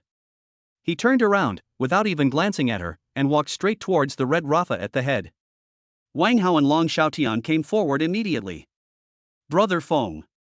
There was a gleam in Wang Hao's eyes, a complex mixture of admiration, excitement, and fear. Lin Feng didn't say anything, but just stretched out his hand to Wang Hao. Is there any water? Yes. Yes. Wang Hao was stunned for a moment, then like a smart assistant, he turned around, took out a bottle of beautifully packaged mineral water from the car, and handed it over respectfully. It's the imported Evian sold for 88 yuan a bottle in the Phantom nightclub. Lin Feng took the water and unscrewed the bottle cap. The click sound was particularly clear in the dead silent night. Then, in everyone's astonished gaze, he turned around and walked back to Lu Qingyao step by step. Lu Qingyao looked at the water in his hand and his expressionless face. An unprecedented fear grew wildly from the deepest part of her heart. What are you going to do? Her voice trembled violently with fear. Lin Feng raised the water bottle and looked down at her with cold eyes. Educate you for your parents. The moment he finished speaking, his wrist shook. Crash. A whole bottle of ice-cold mineral water was poured all over Lu Qingyao's face from head to toe. The cold liquid instantly soaked her carefully groomed hair and ruined her expensive makeup. The black eyeliner mixed with water stains left two extremely embarrassing tear marks on her pale face. The LV dress worth 38,800 yuan stuck to her body, outlining her body as she shivered from the cold and fear. Lu Qingyao let out a short scream and was completely stunned. What she felt was not just cold, but an unprecedented humiliation that penetrated deep into her bones. Lin Feng threw away the empty bottle and looked at her miserable appearance. The indifference on his face finally eased a little. Wake up! His voice sounded like a final warning. Now, before it's too late. After saying this, he didn't stop there. He turned around and strode towards the LaFerrari. Open the car door and sit in the driver's seat. Buzz boom. The engines of 10 Ferrari LaFerrari cars roared at the same time. The violent sound waves seemed to tear the night sky apart completely. In Lu Qingyao's dull, watermarked vision, 10 dazzling red taillights formed a resolute red torrent, which quickly moved away with a roar that tore through the air, and finally, completely disappeared at the end of the night. The world suddenly became quiet. All that was left was the dim light of the street lamps and the freezing evening breeze that blew into my collar. Lu Qingyao stood alone at the magnificent gate of Platinum Mansion. She was wet, like a drowned dog drenched by a rainstorm. Behind her is the mansion she has always dreamed of. Before my eyes was endless, cold darkness. She slowly squatted down, and finally could no longer hold back. She hugged her knees and let out a suppressed and desperate whimper. The convoy sped through the night. In the leading LaFerrari, Wang Hao was sitting in the passenger seat. He was in an extremely excited state with flushed cheeks. Brother Feng. Awesome. You were so cool just now. Didn't you see how scared Zhao Wei was? And that Lu Qingyao, they deserved it. He was dancing and gesticulating like a crazy fan who had just watched his idol's concert. But Wang Hao changed the subject, a look of pain on his face. He leaned over and lowered his voice. Brother Feng, the bottle of water you threw at her was the Evian we just took out of the Phantom freezer, right? It's $88 a bottle. Isn't it a bit a loss to just throw it at her like that? Lin Feng was driving, looking straight ahead. When he heard this, he couldn't help but smile. Not a loss, he replied calmly. This is the best money I've spent tonight. When Wang Hao heard this, he immediately smiled and slapped his thigh vigorously. You're right. It makes me feel better. It's so damn good. These 88 are worth it. Just at this moment, the screen of Lin Feng's mobile phone, which was placed on the center console, suddenly lit up. Buzz. A slight vibration. A new message popped up. Lin Feng, I was wrong. I will never do this again. I can't live without you. Let's make peace. Su Weiwei. Chapter 43 The Troublesome Drunk Cat. The convoy sped through the night. In the leading LaFerrari, Wang Hao was sitting in the passenger seat. He was in an extremely excited state with flushed cheeks. Buzz. A slight vibration. A new message popped up. Lin Feng, I was wrong. I will never do this again. I can't live without you. Let's make peace. Su Weiwei. Wang Hao had sharp eyes and caught a glimpse of the familiar name at a glance. The smile on his face froze instantly, replaced by a look of disgust. Fuck. Brother Feng, how dare this woman look for you? She's haunting you. Lin Feng's eyes swept across the screen without even a ripple. He didn't even bother to delete it, as if it was just an ordinary spam message. Maybe the mobile phone package comes with too many text messages and you can't use them all. Wang Hao was choked by his answer, then he burst out laughing, and his anger subsided a lot. Yes, to Lin Feng now, what is Su Weiwei? Not even worthy of his further glance. Back in the underground garage of Tianyue Mansion, Long Xiaotian had already arranged for his men to drive all 10 LaFerrari cars back to Phantom Nightclub. Lin Feng and Wang Hao exchanged for their respective Porsche 911s. Brother Feng, I'm going back first. I'm so tired today. I need to go back and have a good sleep. Wang Hao yawned, tears welling up in the corners of his eyes. Go. Lin Feng nodded. The two of them walked towards their own mansions. Riding in the exclusive elevator, rising steadily, looking at the dazzling night view of Jiangcheng outside the window, Lin Feng felt a wave of fatigue coming over him. It has only been a few days since the breakup. But what happened in the past few days was more fantastic and exciting than what he had experienced in the past 20 years combined. Bite. The elevator door slowly opened on the 58th floor. A strong smell, a mixture of perfume and alcohol, hit me in the face. Lin Feng frowned subconsciously. On the carpet in the corridor outside the elevator door, a disheveled figure curled up there, like a stray cat abandoned by its owner. Messy hair, wet clothes, and a face that looked particularly pale and haggard in the dim light. If it's not Su Weiwei, then who else could it be? Wang Hao had just opened the door of his room and was about to go in when he smelled something and stuck his head out. The moment he saw the person at the door clearly, his eyes turned red. Fuck. Su Weiwei? How did she find this place? Wang Hao's anger quickly rose, and he rushed over in 2 steps, pointing at Su Weiwei on the ground and started to curse. How dare you come here? Get out of here. Su Weiwei on the ground seemed to be startled by the roar. She raised her head in a daze, her bloodshot eyes full of confusion. When she saw Lin Feng standing in front of her, tears instantly welled up in her cloudy eyes. Lin Feng, I was wrong, can you please forgive me? She struggled and tried to get up from the ground, but her hands and feet were out of control. She could only crawl towards Lin Feng like a maggot, repeating words of begging for mercy. That look was as pitiful and humble as it could be. If it were the Lin Feng from a few days ago, seeing this scene, he might have felt soft-hearted and heartbroken. But now, he just felt noisy. Don't touch her. Lin Feng stopped Wang Hao, who was about to explode with anger, and there was no emotion in his voice. He took out his cell phone and instead of calling the security guard, he dialed the number of the property manager of Tianyue Mansion. Hello, is this the property management? Unit A on the 58th floor. His tone was as calm as if he was talking about the weather. Please send a female housekeeper up. There's a drunk lady at my door who needs to be dealt with. Ah? Wang Hao was stunned. He looked at Lin Feng in disbelief. Brother Feng, you still care about her? Su Weiwei was also stunned. She stopped crying and squirming and stared at Lin Feng blankly. She had anticipated countless reactions from Lin Feng: anger, ridicule, humiliation, and even disdain.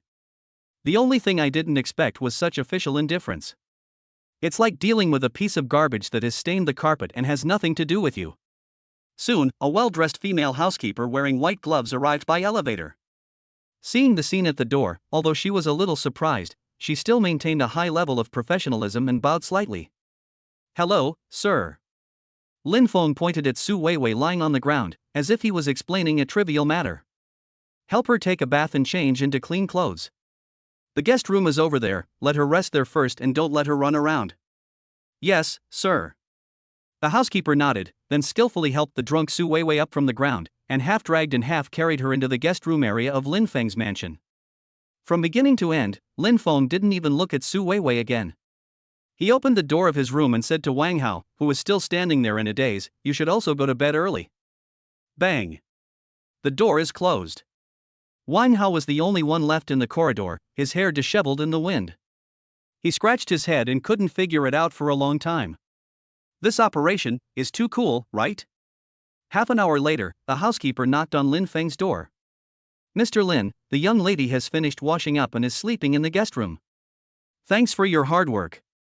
Lin Feng nodded, took out his mobile phone, and directly transferred 1,000 yuan to the other party. The housekeeper was flattered when she saw the notification 1,000 yuan deposited on her phone. She thanked the banker repeatedly before leaving respectfully. After finishing all this, Lin Feng finally felt that the whole world was peaceful. He took a shower, washed away all the fatigue and noise, and then threw himself heavily into the soft big bed that was big enough for 7 or 8 people to lie down. Almost the moment he touched the pillow, he fell into a deep sleep. No words were spoken that night. The next day. The early morning sunlight shines through the huge floor-to-ceiling windows and fills the entire bedroom. Lin Feng opened his eyes drowsily in the warm and gentle atmosphere. He subconsciously turned over and wanted to stretch. But at this moment, he suddenly felt something was wrong. There seems to be someone around? A faint scent of shampoo penetrates into the nose. There is a warm and soft touch next to my arm. Lin Feng's sleepiness disappeared in an instant. He turned his head sharply. A familiar, sleepy face was within reach. Chapter 44, You're after my money, right? Lin Feng's sleepiness was completely dispelled in 0.01 seconds. He wasn't panicked, wasn't angry, not even a ripple.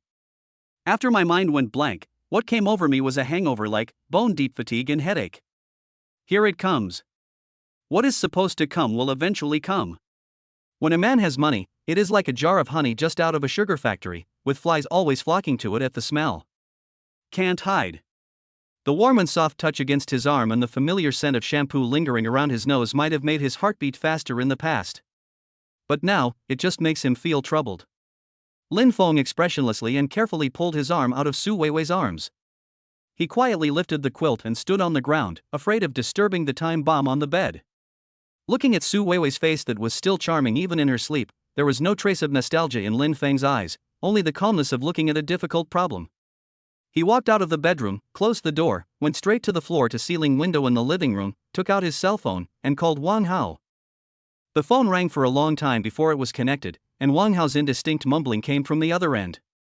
"Hello, who is this? Can't I sleep so early in the morning?" "Fatty, get up." Lin Feng's voice was calm and peaceful. "Come over here and watch the show." "Watch a show?" Wang Hao's brain was clearly still not working. "What show?" Lin Feng rubbed his temple. "Su Weiwei is on my bed." There was deathly silence on the other end of the phone. 3 seconds later. "Fuck!" An earth-shattering roar exploded from the receiver, making Lin Feng's ears buzz. "Brother phone, wait. I'll be there soon. I'm going to throw this woman off the 58th floor today." After hanging up the phone, Lin Feng breathed a long sigh of relief. There are some things that are too dirty to handle by yourself, but it does feel much better if there is a noisy brother next to you to speak for you. Just at this moment, the doorbell rang. It was the property manager, pushing an exquisite food cart and standing respectfully at the door. "Good morning, Mr. Lin. This is the breakfast you ordered." On the dining car, there is a wide variety of Chinese and Western breakfasts, all steaming hot. There was also a dust bag hanging next to it, which contained neatly folded women's clothing. "The ladies' clothes have been washed and dried," the housekeeper reported carefully. "I know. Thank you for your hard work." Lin Feng asked the housekeeper to put breakfast on the dining table in the living room, then he sat down, picked up a fried dough stick, and began to eat slowly. It was as if the person lying in the bedroom was not a lingering ex-girlfriend, but an insignificant tenant. Not long after, Wang Hao rushed in like a cannonball without even knocking on the door. He was wearing big shorts and slippers, his hair was a mess like a chicken coop, and his eyes were bloodshot and angry. Where are the people? Where is that bitch? As soon as Wang Hao came in, he looked around, as if he was ready to fight. In the bedroom, still asleep. Lin Feng took a sip of soy milk and pointed to the seat across the table. Sit down and eat first. Wang Hao was stunned. He looked at the table full of sumptuous breakfast, then looked at Lin Feng, who was calm and composed. He forced himself to suppress his anger. He sat heavily opposite Lin Feng, picked up a bun and stuffed it into his mouth, chewing while asking vaguely, Fengzi, what's going on? You can't control yourself? Lin Feng put down the soy milk in his hand, looking hopeless. Headache. I drank a little last night, and I really don't remember if I touched her. He sighed and lowered his voice. When she wakes up, give her money if she wants it and send her away quickly. Just think of it as being bitten by a mad dog. When Wang Hao heard this, he almost choked to death on his bun. His eyes widened. Give money? Brother Feng, are you crazy? If you give a woman like this a penny, we will lose. Just then, the bedroom door opened with a click. A figure poked his head timidly from behind the door.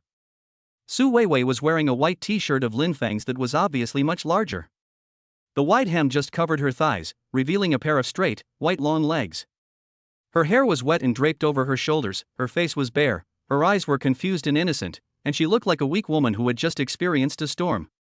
She was standing there and heard Lin Feng's words clearly, give her money if she wants it. In those seemingly innocent eyes, a barely perceptible smile of success flashed across their faces. However, when she saw Wang Hao staring at her with dead fish eyes at the dining table, the expression on her face suddenly became a little awkward and uneasy. Wang Hao obviously disrupted her script. I'm going to change my clothes. She said this in embarrassment, turned around and retreated back into the room. Wang Hao looked at her back and sneered. Just as he was about to scold her, Su Weiwei had already changed into her dress and walked out. Su Weiwei. Wang Hao couldn't bear it any longer. He slammed the table and stood up, pointing at her nose and cursing, do you have any king shame? You actually followed me here. Get out of here right now. Being scolded in person, Su Weiwei's face turned red and white, but she did not scream and refute like before.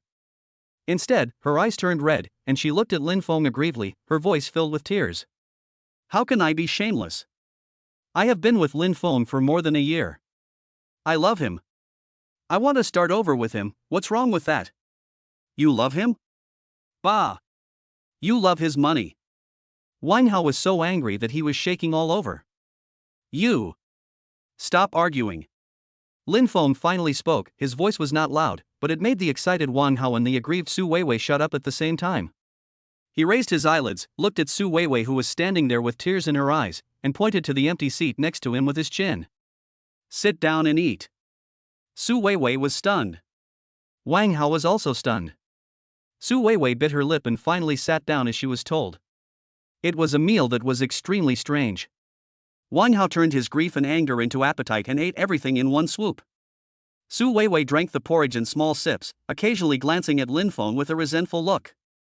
Lin Feng, on the other hand, seemed to be a bystander. After finishing his own portion, he leaned back in his chair and looked out the window quietly. Finally, this breakfast that was like torture ended. Lin Feng stood up, walked to the ridiculously large sofa in the living room and sat down with his legs crossed, like a president interviewing a subordinate. He looked at Su Weiwei who followed him nervously and went straight to the point. Tell me, what do you want? Here it comes. Su Weiwei was happy in her heart, but a look of hurt immediately appeared on her face. She shook her head vigorously and tears came. Lin Feng, how could you think of me like this? I don't want money. She took 2 steps forward, her tone sincere and affectionate. I don't want anything, I just want you. I want to be with you, let's make peace. Lin Feng looked at her superb acting skills and suddenly laughed. He leaned forward slightly, his elbows resting on his knees, his eyes like 2 sharp scalpels, cutting straight into the depths of Su Weiwei's soul. When I was so poor that I could only ride a shared electric bike, where were you? Now that you know I'm rich, can live in Tianyue Mansion, and drive a Porsche, you come and fall in love with me? The corner of Lin Feng's mouth curled up in a cold, mocking arc. Su Weiwei, you speak for yourself. Are you after my person or my money? Chapter 45 The Bill of Youth. Lin Feng's cold and direct question pierced through the hypocritical film of warmth in the living room. The air solidified instantly. Wan Hao leaned against the dining table, folding his arms, with an undisguised sneer on his face. Su Weiwei's face, which had just been full of tears, froze. She had imagined countless scenarios of reunion, but she had never thought that Lin Feng would ask so bluntly and mercilessly, as if asking the price of a cabbage in the vegetable market. A feeling of humiliation instantly surged into my heart, but more than that, I felt a panic of having all my thoughts seen through. She couldn't admit it. Once she admitted it, she would lose completely, and even the last bit of capital that could be used for moral blackmail would be gone. Su Weiwei's tears once again flowed out at the right time and slid down her pale cheeks. She shook her head vigorously, her voice full of grievance and heartbreak of being misunderstood. Lin Feng, how can you look at me like that? Money is important, but is our relationship worthless? She took 2 steps forward, trying to get closer to Lin Feng, who was sitting on the sofa, her eyes sad and confused. I admit that I used to be vain and childish, but that was because I was insecure. I'm just an ordinary girl and I'm afraid of living a hard life. I hope the person I love can give me a stable home. Is that wrong? She became more and more excited as she spoke, as if she was the biggest victim, and her voice became higher and higher. I am a woman, and women are born to admire strong men. I hope our lives can be better. I want you to be a hero that I can look up to. I want you to make progress, and I push you. What's wrong with that? This righteous declaration dumbfounded Wan Hao, who was watching the show nearby. He opened his mouth and managed to say, "Fuck, can you explain it this way?" He's really talented. Su Weiwei's theory that it's natural for females to admire strong men is obviously the highest level and most perfect fig leaf she found after careful consideration to cover up her materialistic behavior. She disguised greed as instinct and packaged vanity as ambition. After saying that, she looked at Lin Feng expectantly, hoping to see a hint of guilt and a touch of emotion on his face. However, she was disappointed. There was not even a trace of emotion on Lin Feng's face. He didn't even change his sitting position, he just listened to her performance quietly, and then, softly, smiled. In that smile, there was no anger, no sarcasm, only an indifference that was almost pity and saw through everything. Oh? Lin Feng raised his eyelids and slowly uttered a word. You mean, you are weak so you are right? Su Weiwei's expression froze instantly. Mu Chang? Lin Feng leaned forward slightly, and the invisible feeling of oppression made Su Weiwei subconsciously take half a step back. Don't use that insulting word. True admiration for the strong is to admire a person's ability to overcome difficulties, to appreciate his perseverance, to be attracted by his personal charm, and then to work hard to make yourself better so that you can stand shoulder to shoulder with him. Lin Feng's voice remained steady as he peeled off her gorgeous disguise layer by layer. And you, his eyes suddenly became sharp, what you want is not a strong man, what you want is a ready-made ATM that you can rely on. What you admire is not his ability, but the result after his ability is realized. That's not Mu Chang. Lin Feng looked at her pale face and pronounced the verdict word by word. You're just sitting back and enjoying the fruits of others' labor. Su Weiwei was left speechless by these 4 words. All her arguments seemed pale and powerless, and extremely ridiculous in the face of these words. Wan Hao was so excited when he heard this that he couldn't help but applaud loudly. Well said. Brother Feng is awesome. I suggest you memorize the whole text. Lin Feng was too lazy to talk nonsense with her anymore. He stood up, walked to the wine cabinet in the living room, took out a black bank card from it, then walked back and threw the card on the coffee table in front of Su Weiwei with a pop. The crisp sound made Su Weiwei's body tremble violently. Don't talk to me about this useless stuff. Lin Feng's patience had obviously run out. He looked down at the woman who was still acting and issued a final ultimatum. I'll give you 2 choices. First, take this card and tell me how much money you want as a breakup fee. From now on, we are even, and you disappear from my world completely. Second, Lin Feng's eyes turned completely cold, get lost. You don't have a penny, get out of my sight now. Clean, crisp, and without a trace of emotion. It's like dealing with a cumbersome piece of trash. Su Weiwei stared blankly at the black card on the coffee table that exuded a cold aura, then looked up at Lin Feng's cold face. She finally understood that the man in front of her was no longer the Lin Feng whom she could manipulate and order around at will. The huge humiliation and unwillingness gnawed at her heart like a poisonous snake. She thought that if she humbled herself and took the initiative to climb into his bed, she could make him change his mind. Even if we can't get back together, at least he can still remember our old relationship and take good care of me, giving me money and things when I ask for them. But she didn't expect that what she got in return was such blatant humiliation. He actually wants to use money to get rid of himself? An evil fire suddenly surged up from the bottom of her heart, burning away all her rationality and disguise. Su Weiwei was also furious. Seeing that Lin Feng was not moved by her threats, she suddenly raised her head, her eyes filled with resentment and madness. Okay. Lin Feng. You are rich now, you are amazing. She pointed at the black card and screamed hysterically. You think money can solve everything? Okay. She stared at Lin Feng intently, as if she wanted to torture him to death with her eyes. She gritted her teeth and asked word by word. Then tell me, how much is our relationship of more than a year worth? This question was like a poisoned dagger. She wanted to use it to hurt Lin Feng, to make him feel guilty, and to prove that he had turned into a ruthless monster. Wang Hao frowned as he listened to this. He was about to scold her, "Can love be calculated with money?" but was stopped by Lin Feng's look. The living room fell into dead silence again. Lin Feng looked at the crazy woman in front of him, looking at her face which was distorted by extreme anger. He didn't answer. Instead, he slowly turned around and walked to the huge floor-to-ceiling window. The early morning sunlight stretched his shadow very long. He just stood there quietly, looking at the prosperous junction outside the window, and was silent for a long time. It lasted so long that Su Weiwei thought he was stumped, and a sick, complacent sneer appeared on her face. Finally, Lin Feng turned around. There was no expression on his face that Su Weiwei had expected. No guilt, no anger, and no embarrassment.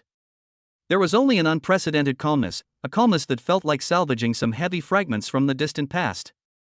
He looked at Su Weiwei with complicated eyes, as if he could see through her and see himself who had been humbled to dust over the past year or so. How much is our relationship worth? He repeated it softly, as if asking himself. Then he gave his answer. It's worth the 800 yuan I save every month after working and studying, minus living expenses. It's worth the 30,000 yuan loan I borrowed online to buy that magic water for you. It's worth it for me to ride a shared bike for an hour in the winter with a temperature of -3 degrees Celsius to bring you a cup of hot milk tea in order to save the bus fare. It's worth it for me to sleep only 5 hours a day, 365 days a year. I'm either working or on my way to work. Lin Feng's voice was light and steady, as if he was narrating someone else's past. But every word was like a heavy hammer, hitting Su Weiwei's heart and Wang Hao's heart hard. Wang Hao's eyes had turned red without him noticing. Lin Feng took a step forward, looking directly into Su Weiwei's eyes that were wide open with shock, and uttered his final summary. How much do you think it's worth? It's worth more than a year's salary of mine and the more than 30,000 yuan loan I owe. He paused, and the corners of his mouth curled up in an arc that was hard to tell whether it was self-mockery or relief. It's more worth my cheap youth which I can never get back. Chapter 46: The Priceless Youth. Lin Feng's voice was very soft, but it pierced into the hearts of everyone in the living room. That cheap youth that can never be returned. Wang Hao's eyes were completely red, and he turned his head away abruptly to prevent others from seeing his appearance at the moment. He thought about how Lin Feng had lived like a madman over the past year, and how he had tried to persuade him countless times, but was blocked by him with the words, "You don't understand." Now, he understands. But after I understood it, I felt even more upset. There was deathly silence in the living room. Su Weiwei stood there blankly, and all the color had drained from her pretty face, which was wide open with shock.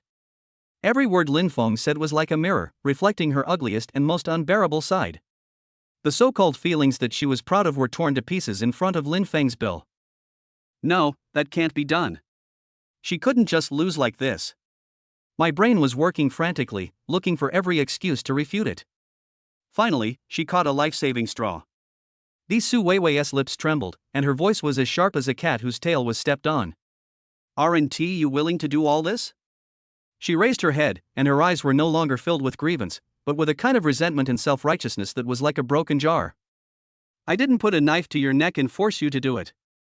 You did it for me willingly. Now that we've broken up, what kind of man are you to bring this up? Puff. Wang Hao really couldn't help but burst into laughter. He turned around and looked at Su Weiwei in disbelief, feeling that his 3 views had been repeatedly rubbed against the ground today. Fuck, Su Weiwei, are you still a human being? Fengzi has done so much for you, but you say he deserves it? Lin Feng didn't say anything. He just looked at Su Weiwei, the woman whom he once loved to the core, and her face which was now twisted by her sophistry. He suddenly laughed. It was a smile that came from extreme anger, but ended up calming down. The laughter was not loud, but it carried a chill that made Su Weiwei feel a chill down her spine. Yes, I do. Lin Feng nodded and admitted it straightforwardly. He took a step forward, his leisurely posture carrying with it a sense of oppression as if a storm was about to come. A poor student is willing to do anything to protect his self-righteous love. His gaze, like 2 sharp scalpels, cut straight into the depths of Su Weiwei's soul. What about you? While you were enjoying all this, did you ever think about how I, a college student who lived on part-time jobs and scholarships, could get the money to buy you that set of magic water worth more than 30,000 yuan? He drew off the last word, his tone rising slightly, full of mockery and judgment. Su Weiwei was completely speechless. How could she not have thought of it? She just doesn't care. She only cares about the results and never cares about the process. As long as Lin Feng can deliver the things to her, it doesn't matter to her whether the money is stolen, robbed, or earned by selling blood. Of course she couldn't say these words. Seeing that the last line of defense was breached, Su Weiwei's legs went weak and she used her ultimate killer move. Wow! She fell to the ground, covered her face with her hands, and let out a thunderous cry, crying heart-wrenchingly and inconsolably. I was wrong. Lin Feng. I really know I was wrong. You can scold me. You can hit me. You can do whatever you want to me. I'm not a human. I'm vain. I deserve to die. Please, can you forgive me this time? She cried so hard that her whole body trembled and she was gasping for breath, as if she had really regretted it to the extreme. Wang Hao was stunned watching from the side. After a while, he leaned close to Lin Feng's ear and whispered in a low voice, Brother Feng, this acting skill, the Oscars owe her a little golden man. The smile on Lin Feng's face finally disappeared completely. He looked down at the figure on the ground who was still performing hard, and there was only a kind of boredom deep in his bones in his eyes. Forget it. His voice was as cold as ice, stop acting. I'm tired of watching you. Su Weiwei's crying stopped abruptly. She looked up in disbelief, tears still on her face. Her expression was as awkward as it could be. Lin Feng was too lazy to look at her again.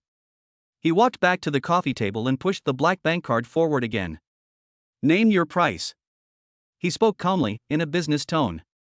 Just think of it as settling the bill for our youth. Humiliation.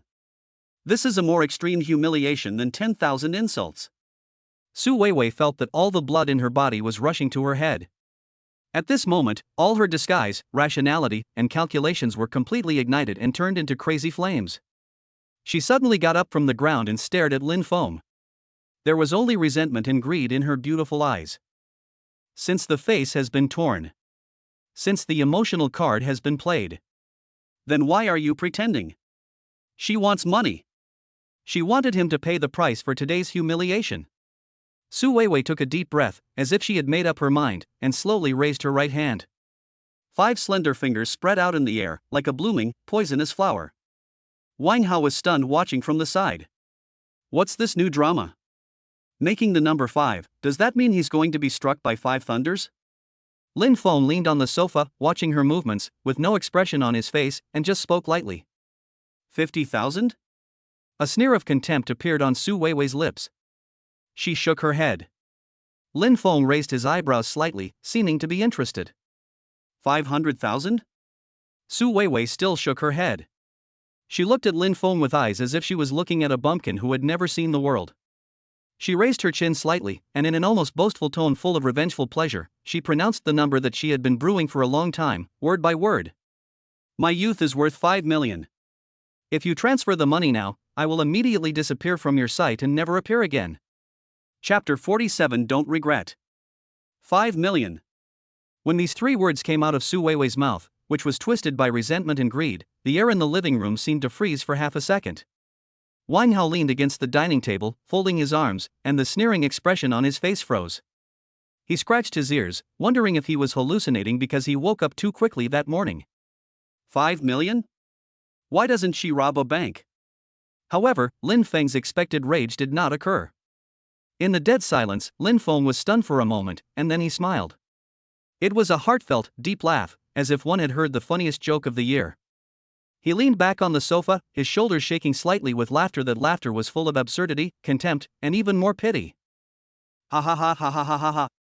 This laughter was more harsh than any insult and pierced deeply into Su Weiwei's self-esteem. Her face instantly turned purple, and the momentum she had forced herself to maintain by shouting out the sky-high price was shattered by the laughter. What are you laughing at?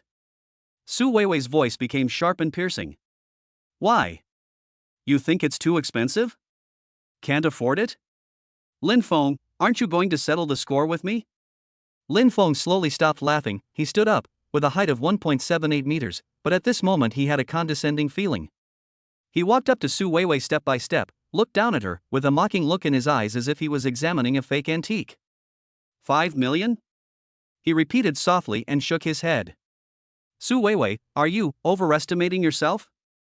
Do I overestimate myself? Su Weiwei was like a cat whose tail was stepped on, and her fur instantly stood up. Lin Feng, I gave you my most precious year of youth. Now that you have money, you want to kick me out? I tell you, no way. You have to give me the 5 million today, whether you want to or not. Her tantrum and naughty behavior completely dispelled the last trace of ripples in Lin Feng's heart. He didn't even bother to be angry anymore, he just felt bored. It's like stepping on a piece of chewing gum that's stuck to the bottom of your shoe and won't come off no matter how hard you try. Fatty. Lin Feng suddenly turned his head without even looking at Su Weiwei. Ah. Brother Feng, what's the matter? Wang Hao was still immersed in the huge shock brought by the 5 million and was startled when he heard the words. Go to my bedroom, next to the bedside table, and help me get that wooden box. Lin Feng's voice was calm. Oh, okay. Although Wang Hao was confused, he took action immediately and ran into the bedroom. Su Weiwei looked at Lin Feng's back and began to feel puzzled. Wooden box? What is that? Could it be that the property certificate is inside? Or is he going to use something to pay off his debt? She thought rapidly in her mind and stared at the bedroom door vigilantly. Soon, Wang Hao came out holding an antique wooden box that looked quite old. The box was not big, about the size of a shoebox, and it had a small brass lock on it. Brother Feng, is this it? Wang Hao handed over the box.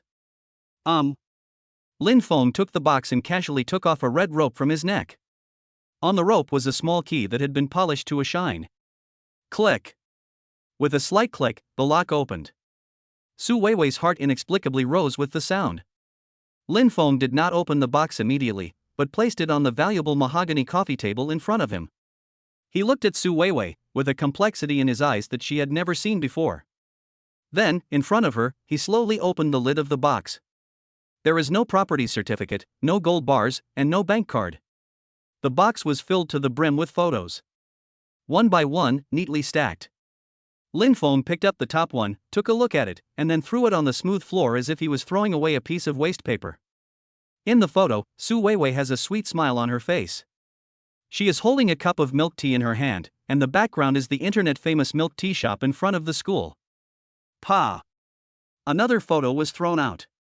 It was a selfie of them in the cinema. Su Weiwei leaned on his shoulder, made a scissors hand gesture, and looked very sweet. Pa! Pa! Pa! Lin Feng's movements were not fast, one could even say they were very slow. He picked them up one by one, looked at them, and then threw them away.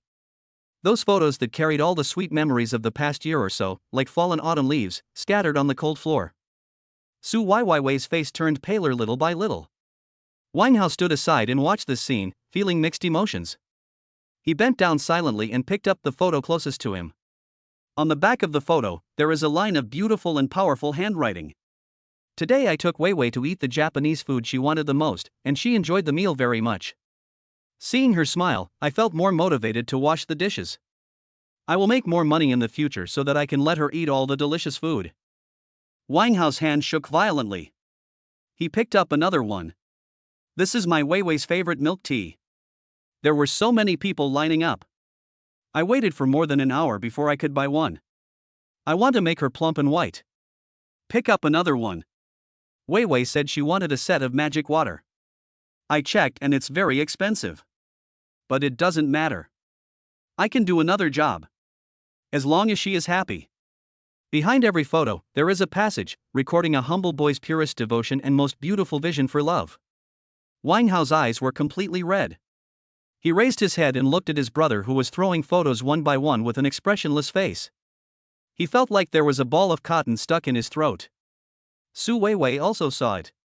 She saw those photos, and also saw the monologues belonging to Lin Feng behind the photos, which she had never cared about.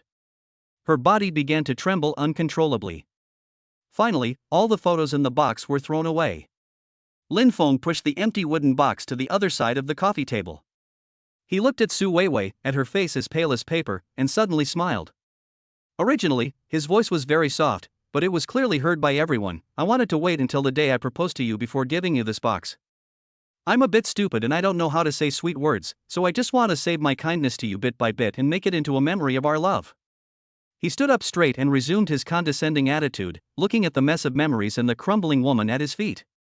You want 5 million, don't you? Su Weiwei's lips were trembling and she couldn't utter a word. No problem.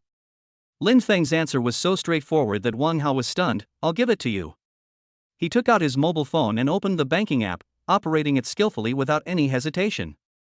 Su Weiwei suddenly raised her head and looked at him in disbelief. He really wants to give it? Just as a sense of absurd ecstasy rose in her heart, Lin Feng's voice rang out again. The voice was as cold as the Siberian cold wave, freezing her in an instant.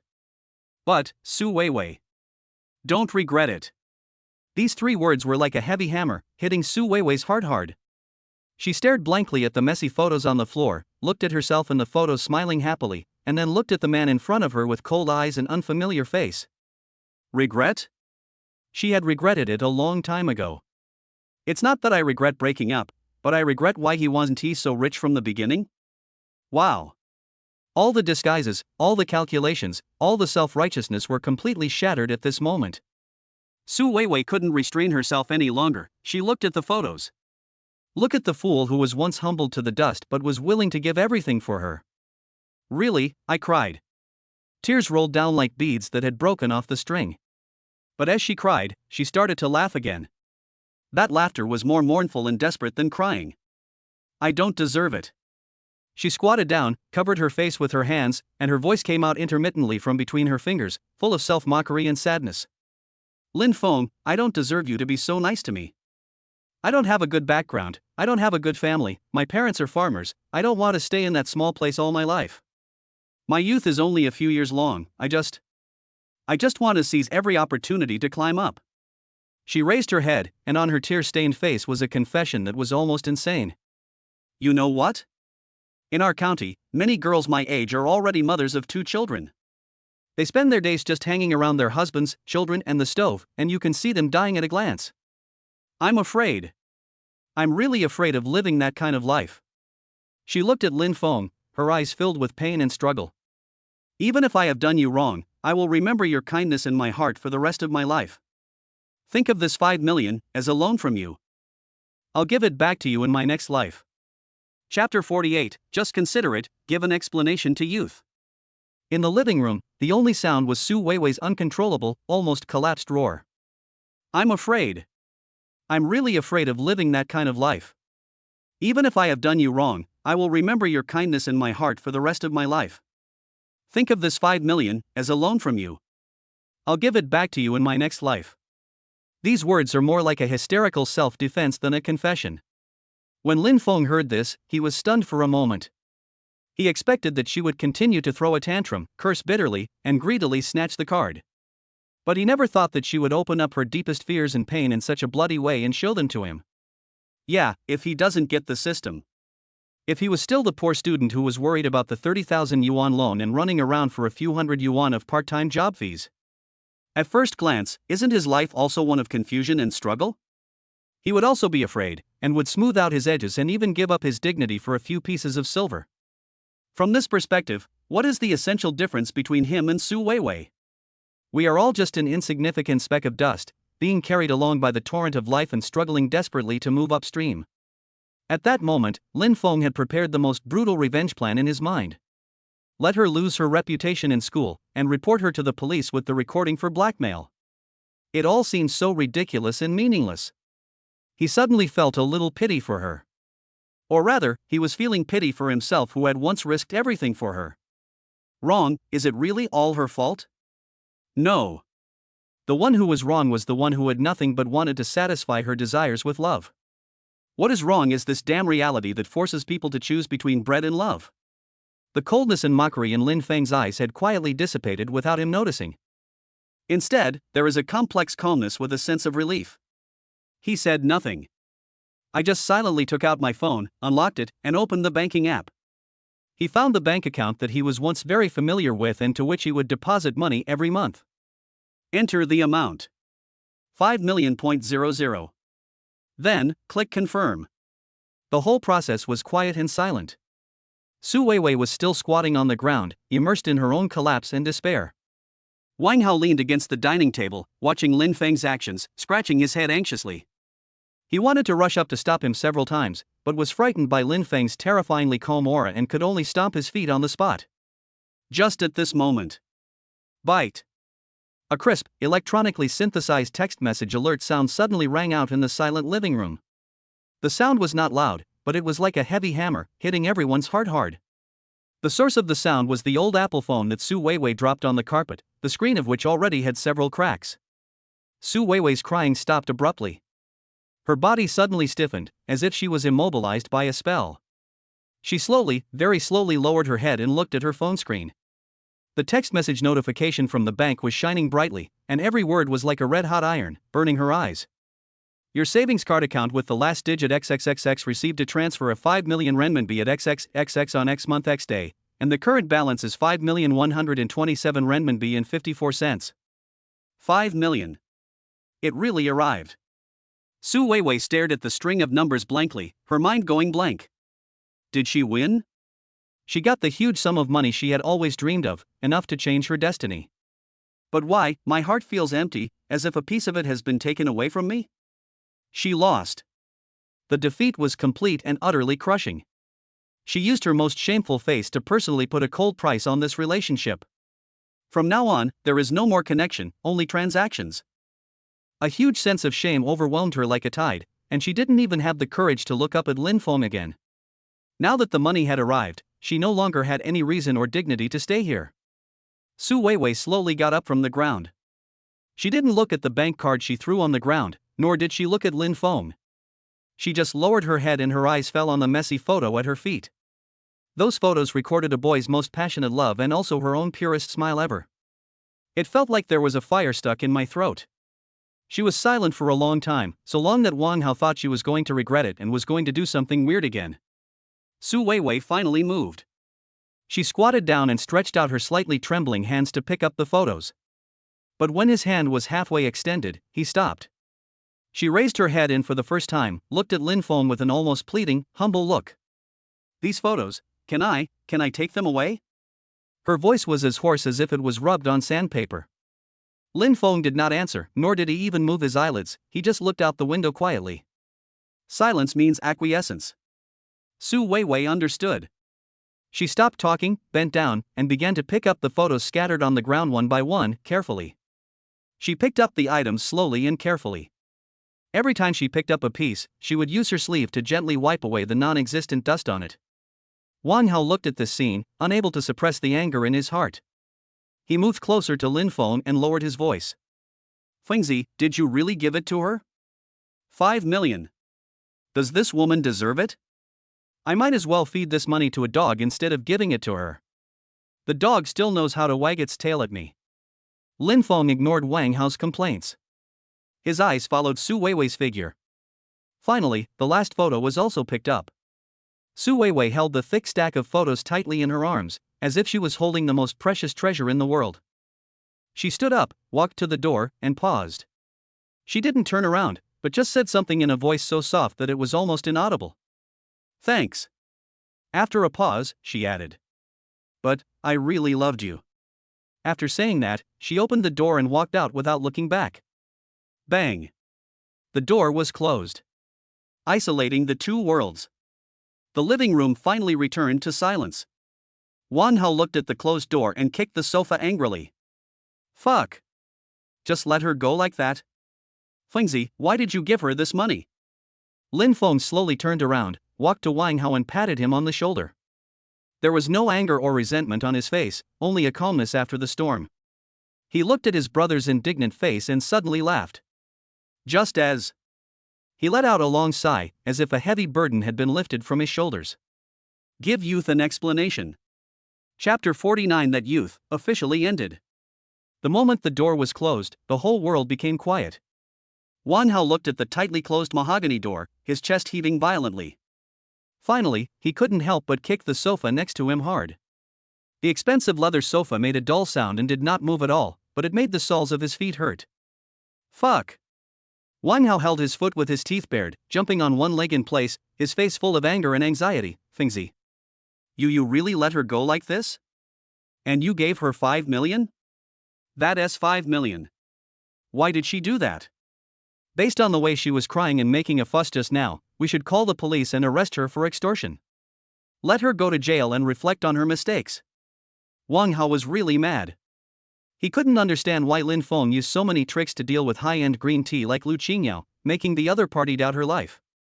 Why is it that when it comes to Su Weiwei, he becomes so soft-hearted? Lin Feng didn't say anything.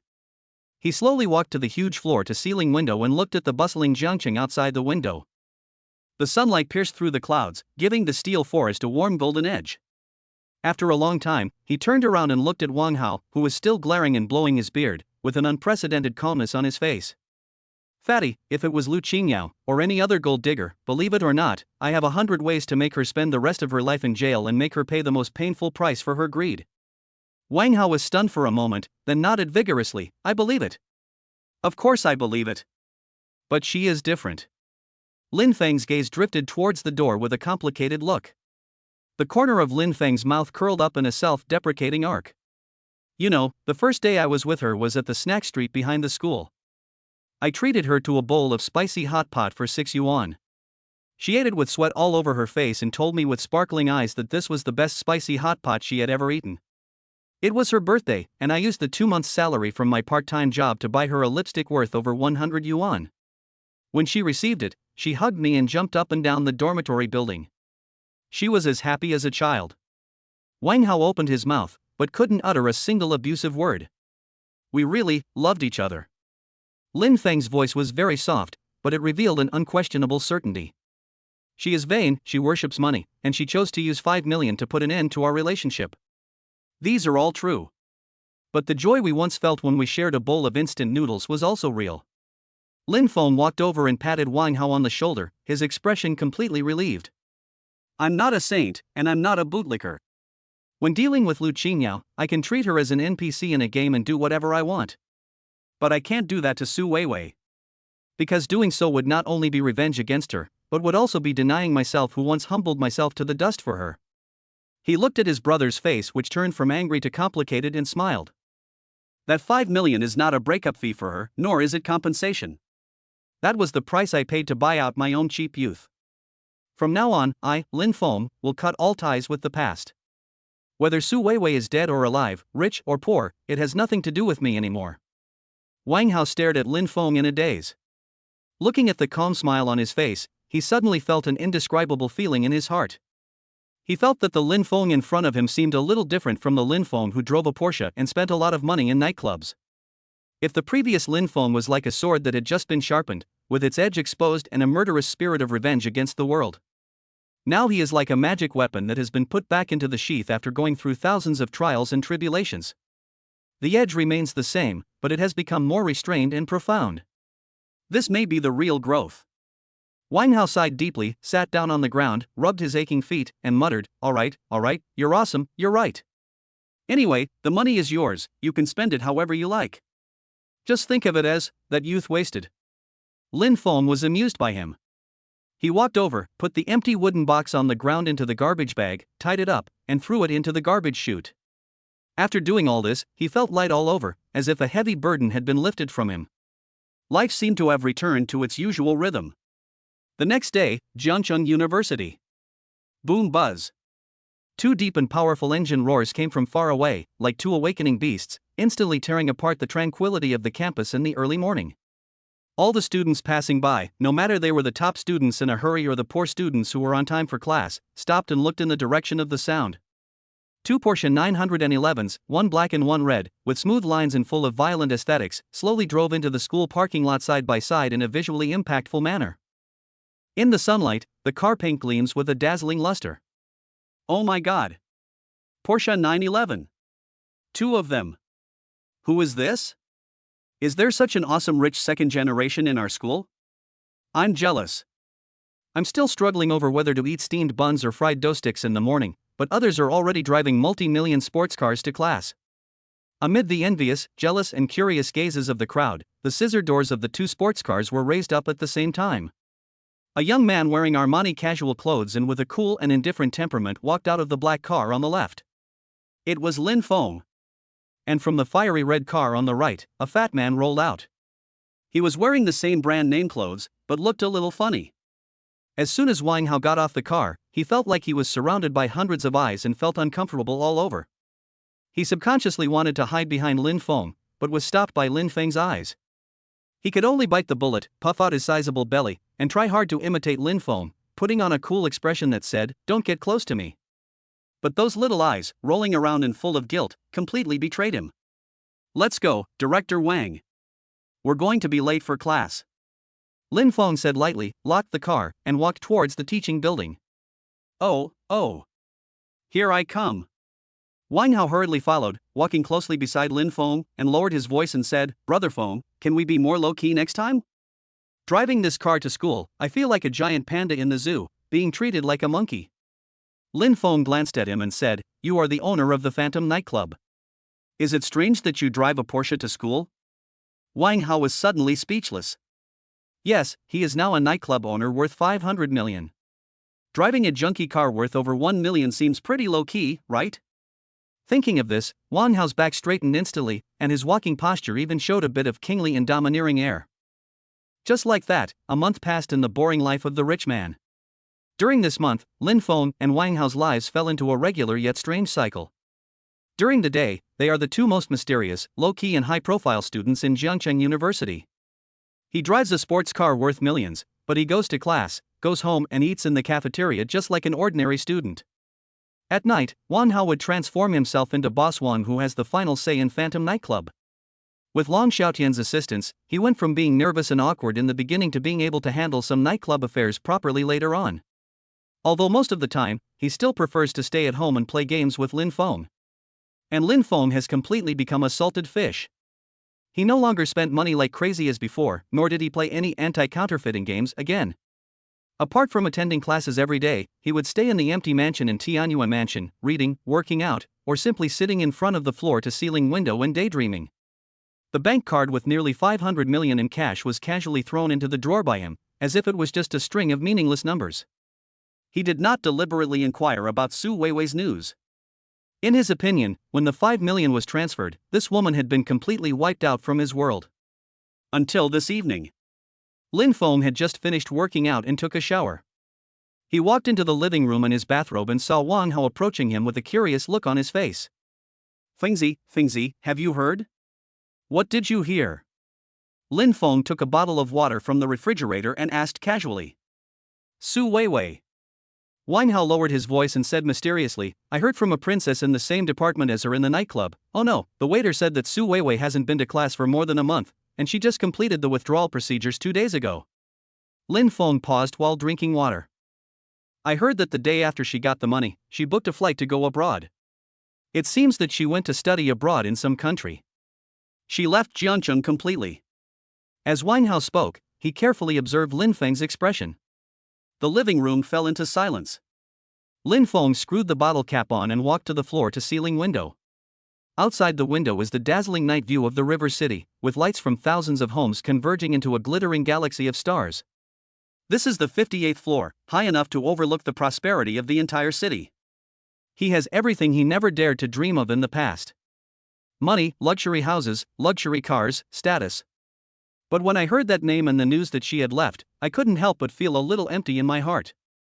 It was like the last page of youth, which was turned over forcefully. End of story. The girl who had made him love, hate, and grow up overnight, finally took the 5 million he gave her and ran towards the poetry and distant places she had always dreamed of. From now on, the mountains are high and the roads are long, and we will never meet again. Lin Feng let out a long breath, and in that breath there was a sense of relief, but also a sense of loss. Whatever. That's fine. Chapter 50. The stewardess next door is a bit arrogant. Su Weiwei's departure was like a gust of wind blowing across the lake. After causing the last ripple in Lin Feng's heart, everything returned to complete calm. That humble yet passionate youth was finally packaged and sealed at a price of 5 million and thrown into the recycling bin of memory. Lin Feng felt that his thoughts were clear and his whole body was relaxed. The next day, the sun was shining brightly. Lin Feng had just finished running 5 kilometers in the gym at Tianyue Mansion when Wang Hao slammed his door open like an excited wild boar. Brother Feng! Brother Feng! Big news! Huge news! Wang Hao was holding a crumpled flyer in his hand, his fat face flushed red with excitement, and his breathing was as rapid as a broken bellows. Lin Feng wiped the sweat off his face, got off the treadmill, and glanced at him. Why, was Phantom smashed? Hey! It's much more exciting than that. Wang Hao slapped the flyer on Lin Feng's face, spitting everywhere. Look! It's from the school. Our school is going to have a social event with the Jiangcheng Aviation College next door. Lin Feng picked up the flyer, on which were printed the 8 large characters Youth Flying, hand in hand, and below were the school emblems of the 2 schools and the schedule of activities, including basketball games, debates, and cultural evenings. The whole process was clearly stated. So what? Lin Feng was not interested. He threw the flyer aside, picked up the water bottle and took a sip. So what? Wang Hao's voice suddenly rose an octave, as if he had heard something incredible. Brother Feng, have you been a super rich man for too long and forgotten what we ordinary people pursue? That's an aviation college. He came closer, winked, and lowered his voice, his tone full of sacred yearning. Stewardess. Reserve stewardess. Get it? Long legs all over the school. And those flying the planes, they all look like male models. What is this? This is a place with lots of wolves and lots of meat. Wang Hao gestured excitedly. Let me tell you, rumors say that in the eyes of the girls from the aviation college, the boys from Jiang University are just 3 words nerds. They have high standards. This social gathering is the best opportunity for the boys from Jiang University to redeem themselves and enhance the prestige of our country. Lin Feng almost laughed out loud when he saw his useless appearance. Boss Wang, you are now a nightclub owner worth 500 million, and you have many beautiful women under you. Are you so excited over a group of schoolgirls who haven't even graduated yet? Wang Hao's face fell, he scratched his head, and smiled a little embarrassedly. That's different. How can a domestic flower smell as good as a wildflower? Ugh. I mean, those guys in the nightclub are all professionals. We can't beat them. In school, that's called innocence, that's called the feeling of first love. He paused, then spoke confidently. Besides, who am I doing this for? It's all for you. You just broke up with Su Weiwei, and you're emotionally empty now, and you need some fresh blood to replenish it. I'm doing this for your sake. Lin Feng didn't bother to pay attention to him and went straight into the bathroom. If you want to go, go by yourself. I'm going to play games at home. Don't go, Brother Feng. Wang Hao shouted from behind, just go and see the fun. If you don't go, I'll go alone. It'll be so lonely. The bathroom door slammed shut. Half an hour later. Jiangcheng University open-air basketball court. Boom. Buzz. 2 Porsche 911s, 1 black and 1 red, were arrogantly parked in the parking space next to the basketball court under the gazes of countless people. The scissor door was raised, and Lin Feng and Wang Hao walked down one after another. The basketball court today is packed with people and very lively. Half of them are Jiang University students wearing colorful t-shirts and jeans, full of youthful hormones. For the other half, the style suddenly changes. Most of the boys wore white shirts or flight jackets, with upright postures and an elitist arrogance on their faces. The girls were the focus of the whole audience. They wore the same Aviation Academy uniform, white shirts, knee-length skirts, outlining their graceful body curves, and delicate light makeup on their faces. Each of them looked like they had walked out of an idol drama. The 2 groups of people were clearly separated, as if there was an invisible river between them. Did you see it? Did you see it? Wang Hao poked Lin Feng's arm excitedly. Aura. This is Aura. The girls in our school are just a bunch of immature yellow-haired girls in front of them.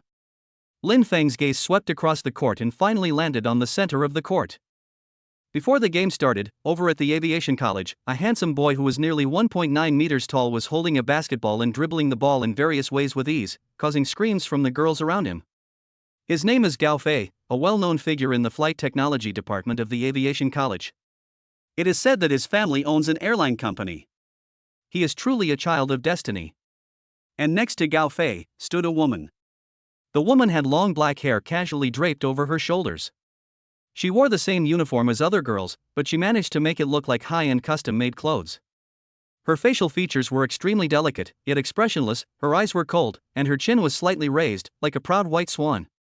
She just stood there quietly, oblivious to the noise around her and Gao Fei's showmanship, as if it had nothing to do with her. His Wang Hao took a breath of cold air. What a beauty! Brother Feng, did you see that? That's the beauty of the air traffic control department of the aviation college, Lu Xuanyi. I heard that the people chasing after her can line up from the aviation college to the gate of our school, but no one succeeds. She is a famous beauty. Lin Feng followed his gaze and met Lu Xuanyi's eyes. There was no curiosity or surprise in those eyes, only a fleeting, faint scrutiny, and then they looked away calmly as if looking at a stone on the roadside. Quite interesting. Beep. The referee blew the whistle and the game officially began. Although the basketball players of Jiangnan University have good skills, they are obviously inferior to those of the aviation college in terms of height and physical fitness. Gao Fei was like a fish in water on the court. He could do almost anything, including breakthroughs, layups, and three-point shots. The score was quickly widened. The students from the aviation college on the sidelines burst into cheers, while there was dead silence on the Jiangnan University side. During the halftime break, Gao Fei walked up to Lu Xuanyi with a bottle of mineral water and a determined smile on his face. Xuanyi, what do you think? Isn't this kind of competition a bit too bullying? His voice was neither too loud nor too soft, but just loud enough for everyone around him to hear. The students at Jiang University were so angry that their faces turned blue, but they were powerless to refute. Lu Xuanyi still had no expression on her face. She just said faintly, as if she was talking about something that had nothing to do with her. Gao Fei didn't care. He unscrewed the bottle cap, took a sip of water, glanced at the dejected student from Jiang University opposite him, and a scornful smile appeared at the corner of his mouth. There's nothing we can do about it. Talent is something that is innate. Some people can only run on the ground their entire lives, but we are destined to fly in the sky. As soon as these words were spoken, the whole audience was in an uproar. This is no longer a provocation, it is a naked humiliation. Fuck. This guy is too arrogant. Wang Hao was so angry that he rolled up his sleeves and rushed forward on the spot. Lin Feng held him down. At this moment, Gao Fei's eyes fell on the two Porsches next to Lin Feng and Wang Hao. His eyes lit up, as if he had found new fun, and he walked straight over. Hey, a Porsche 911? Not bad. Gao Fei walked around the car and exclaimed in amazement, it seems that not all the students in your school are poor. This car must cost a lot to rent for a day, right? Wang Hao's face turned red instantly, and just as he was about to explode, Lin Feng smiled. It's okay. Lin Feng leaned against the car door, his tone flat, it's just a means of transportation. Gao Fei was choked for a moment, then he sneered and raised his wrist, revealing a Patek Philippe watch on it. Yeah, playing with cars is a bit degrading.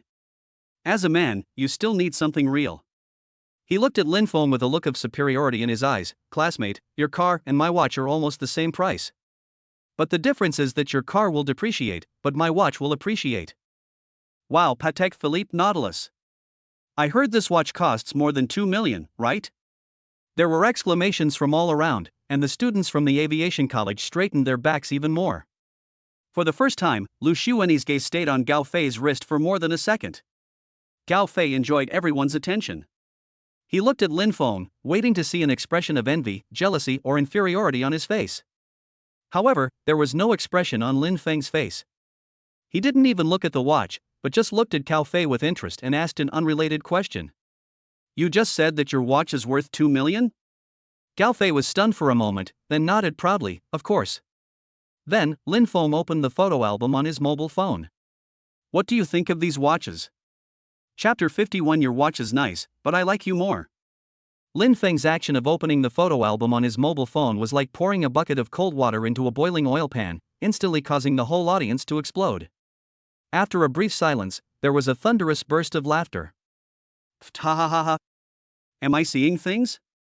He took out his cell phone photo album to compare with Gao Xiao's Patek Philippe. Is this guy a funny guy hired by Monkey? Is his brain circuit different from ours? It's over, it's over. Our Zhang Da's reputation has been completely lost today by him alone. The students from the aviation college were laughing so hard that they were bent over. A few boys even covered their stomachs with their hands, almost crying with laughter. The students of Zhang University wished they could find a hole to crawl into. Their faces flushed red and they looked at Lin Feng with eyes full of resentment and contempt. Only one person didn't laugh. Lu Xuanyi. Her cold eyes, like two bottomless pools of autumn water, just fell quietly on Lin Feng. She was a little curious. Was this boy, who had been unusually calm from beginning to end, really stupid, or was he hiding something from her? Gao Fei was stunned for 3 full seconds before he realized what Lin Feng was doing. The muscles on his face were twisted with extreme absurdity and anger. He pointed at Lin Feng's nose and laughed until tears came out. Poor bastard, you want to compare real things with me with just a broken photo album? Gao Fei laughed so hard that he couldn't breathe. He pointed to the sky and then to the distance. I have the White House and the Eiffel Tower in my phone album. What? Are they all mine? Do you think we are all fools like you? Faced with this humiliation, which was almost a personal attack, Lin Feng didn't even raise an eyebrow. He even nodded in agreement, then shrugged helplessly, his expression seeming to be talking about a very common annoyance. I can't help it. I don't like watches or cars very much. He swiped the screen of his phone, showing Gao Fei pictures that would drive any watch collector crazy, and added lightly, these were given to me by others. They are a mess. I'm too lazy to wear them, and I don't know how much they cost. As soon as these words came out, the air seemed to freeze. A male student from the aviation college stared at a picture on Lin Feng's phone screen and screamed, fuck. Richard Miller RM5602 Sapphire Tourbillon. Isn't this thing limited to the world and can't be bought even if you have money? The market price is at least 20 or 30 million. And that one. A Patek Philippe Grandmaster chime watch. My dad dreams of having one. If these are true, the total value wouldn't be more than 100 or 200 million? After a brief exclamation, there was even more intense laughter. Ha ha ha ha. Someone gave it to us as a gift? Do you think we are 3-year-old children? Can you at least be a bit more careful when bragging? Would someone give you a watch worth hundreds of millions of dollars as a gift to a poor student driving a rented Porsche? Isn't this guy a psychopath? Wang Hao's face turned green as he listened. These bastards actually dared to laugh at his brother phone. Of course he knew who had sent these watches. They were all given by Long Xiaotian as a greeting gift from his own private collection in order to please his new boss. He felt that he had to clear brother Feng's name. Wang Hao puffed out his belly, took a step forward, and said in a self-important tone, that's right. We don't understand these broken watches in the first place. They were all given to us by Long Xiaotian from the Phantom nightclub. He thought that by announcing Long Xiaotian's name, he could intimidate these guys who were ignorant of the real talent. However, the result was laughter that was 10 times louder than before. The entire basketball court seemed to have turned into a huge open-air comedy scene. Long Xiaotian? Ha ha ha ha. Did I hear correctly? He said that Long Xiaotian gave them a watch? Oh my god, this fat guy is even more boastful than his friend. Who is Long Xiaotian? He is the emperor of Jiangqing's underground world. He is a man who can shake the whole Jiangqing with just one stomp of his feet. Gao Fei laughed so hard that he couldn't straighten his back. He walked up to Wang Hao and looked at him as if he was an idiot. Then he turned to Lin Feng, his tone full of teasing like a cat and mouse game. You said Long Xiaotian gave you a watch? Who do you think you are? Could it be that you are his boss? The whole audience burst into laughter. The students of Jiang University had completely given up resistance and turned their heads away, pretending not to know these two funny guys. However, amid the deafening laughter, Lin Feng leisurely put away his phone. He looked at Gao Fei, who was laughing so hard that he was out of breath, and a bright, even warm smile appeared on his face. Hey, you guessed it right. Lin Feng's voice was not loud, but it instantly cut through all the noise. He spoke clearly, word by word. We are the owners of the Phantom nightclub. Ha ha ha ha ha ha ha. This time, even the stewardesses around Lu Xuanyi who had been keeping their composure couldn't help but laugh out loud. Gao Fei seemed to have heard the funniest joke of the century. He held his stomach, collapsed on the hood of his Porsche, and laughed so hard that his whole body was shaking. I can't take it anymore, I can't take it anymore, I'm dying of laughter, he said. He is the boss of Phantom, ha ha. Lin Feng completely ignored the laughter around him that could drown out anyone. His gaze passed Gao Fei, who was smiling like a dead dog, and past those aviation academy students who were full of superiority, and finally, landed accurately on the woman who had remained distant and cold from beginning to end. Lu Xuanyi noticed his gaze and frowned slightly. Finally, a hint of obvious inquiry appeared in her beautiful eyes. Lin Feng met her gaze, the corners of his mouth slightly raised, forming a playful arc. He spoke slowly, his voice was not loud, but it was loud enough for the people closest to him, including Gao Fei and Lu Xuanyi, to hear clearly. Watch, I don't like it very much. He paused, his eyes lingering on Lu Xuanyi's well-tailored uniform for a second, before he looked at Gao Fei again, his smile becoming meaningful. But, I quite like the woman next to you. Chapter 52 3-Pointer. Lin Feng's words were like a spark thrown into a powder keg. The noise in the entire basketball court was instantly drained away. Everyone's gaze, whether it was mocking, disdainful, or just watching the fun, was now fixed on Lin Feng's face with a playful smile. The wild laughter on Gao Fei's face seemed to be paused, stiffening little by little, and then quickly replaced by a rage and bloodshot look. He slowly straightened up, and his eyes, which were full of power from playing basketball, were now staring at Lin Feng, with the fire in them almost bursting out. What the hell did you say, kid? His voice sounded like it was squeezed out from between his teeth, carrying a dangerous chill. The students from the surrounding aviation academy also reacted. They were filled with righteous indignation and surrounded Lin Feng, rubbing their hands in anticipation. They looked at Lin Feng with hostility in their eyes. Fuck, is this guy tired of living? How dare he flirt with Lu Xuanyi in front of Master Gao? Where did you come from, you bastard? Do you really think you can be invincible just by driving a rented junk car? Mr. Gao, don't waste your time talking to him, just kill him. Wang Hao was so frightened that he shuddered and subconsciously shrank behind Lin Feng, his heart pounding. Brother Feng, aren't you being a little too pretentious? How will this end? However, Lin Feng seemed not to notice the murderous faces around him. He was still leaning against the car door, and even changed to a more comfortable position, looking at Gao Fei with interest, as if he was looking at a toy that was about to get out of control. Your ears aren't working well? Lin Feng picked his ears and repeated lazily, I said, your watch is very ordinary. But I like this classmate Lu Xuanyi next to you. You're looking for death. Gao Fei was completely ignited. With a roar, he threw his fist as big as a casserole towards Lin Feng's face. The students of Jiangnan University screamed in surprise, and some girls even closed their eyes in fear. Just when the fist was about to hit Lin Feng in the face, Lin Feng moved. His movements were not fast, he just lightly leaned sideways, and Gao Fei's fist just brushed the tip of his nose and missed. Immediately afterwards, Lin Feng stretched out his hand and grabbed Gao Fei's wrist like lightning. Gao Fei felt as if his wrist was clamped by a pair of pliers, and no matter how hard he tried, he couldn't break free. He was horrified.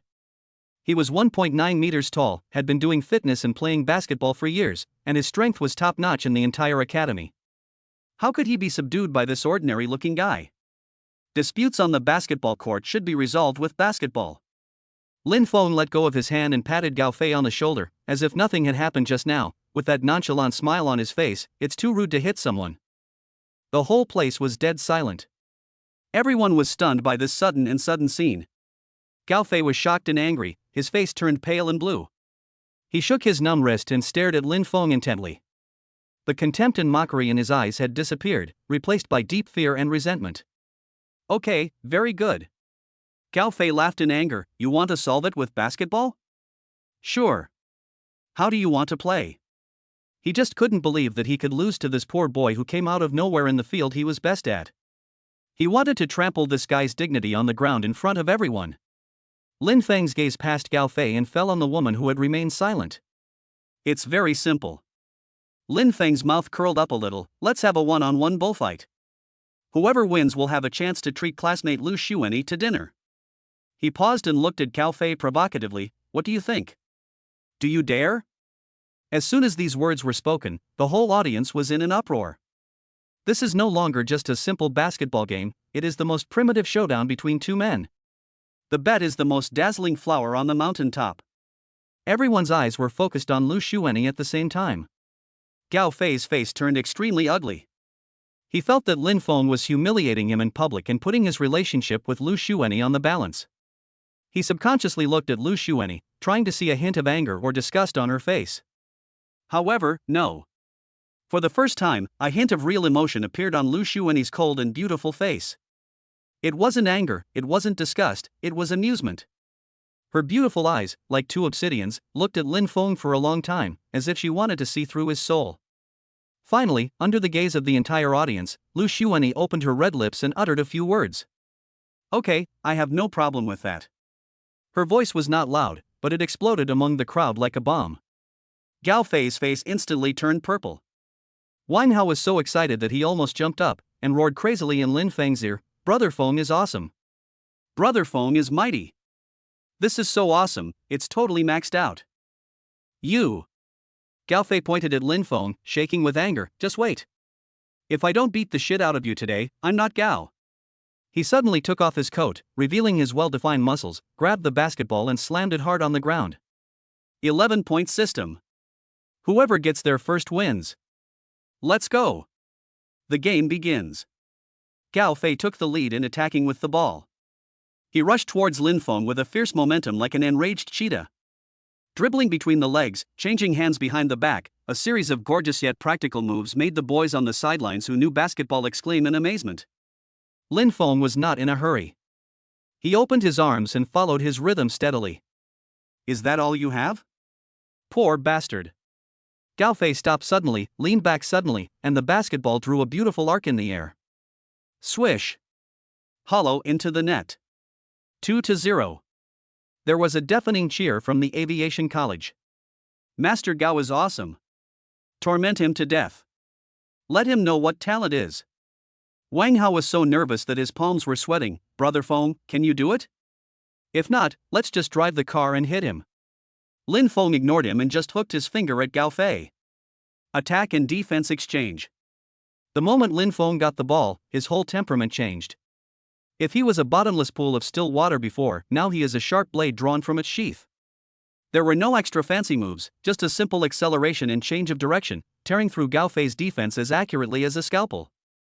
Gao Fei only felt a flash before his eyes, and Lin Feng had passed by him like a gust of wind.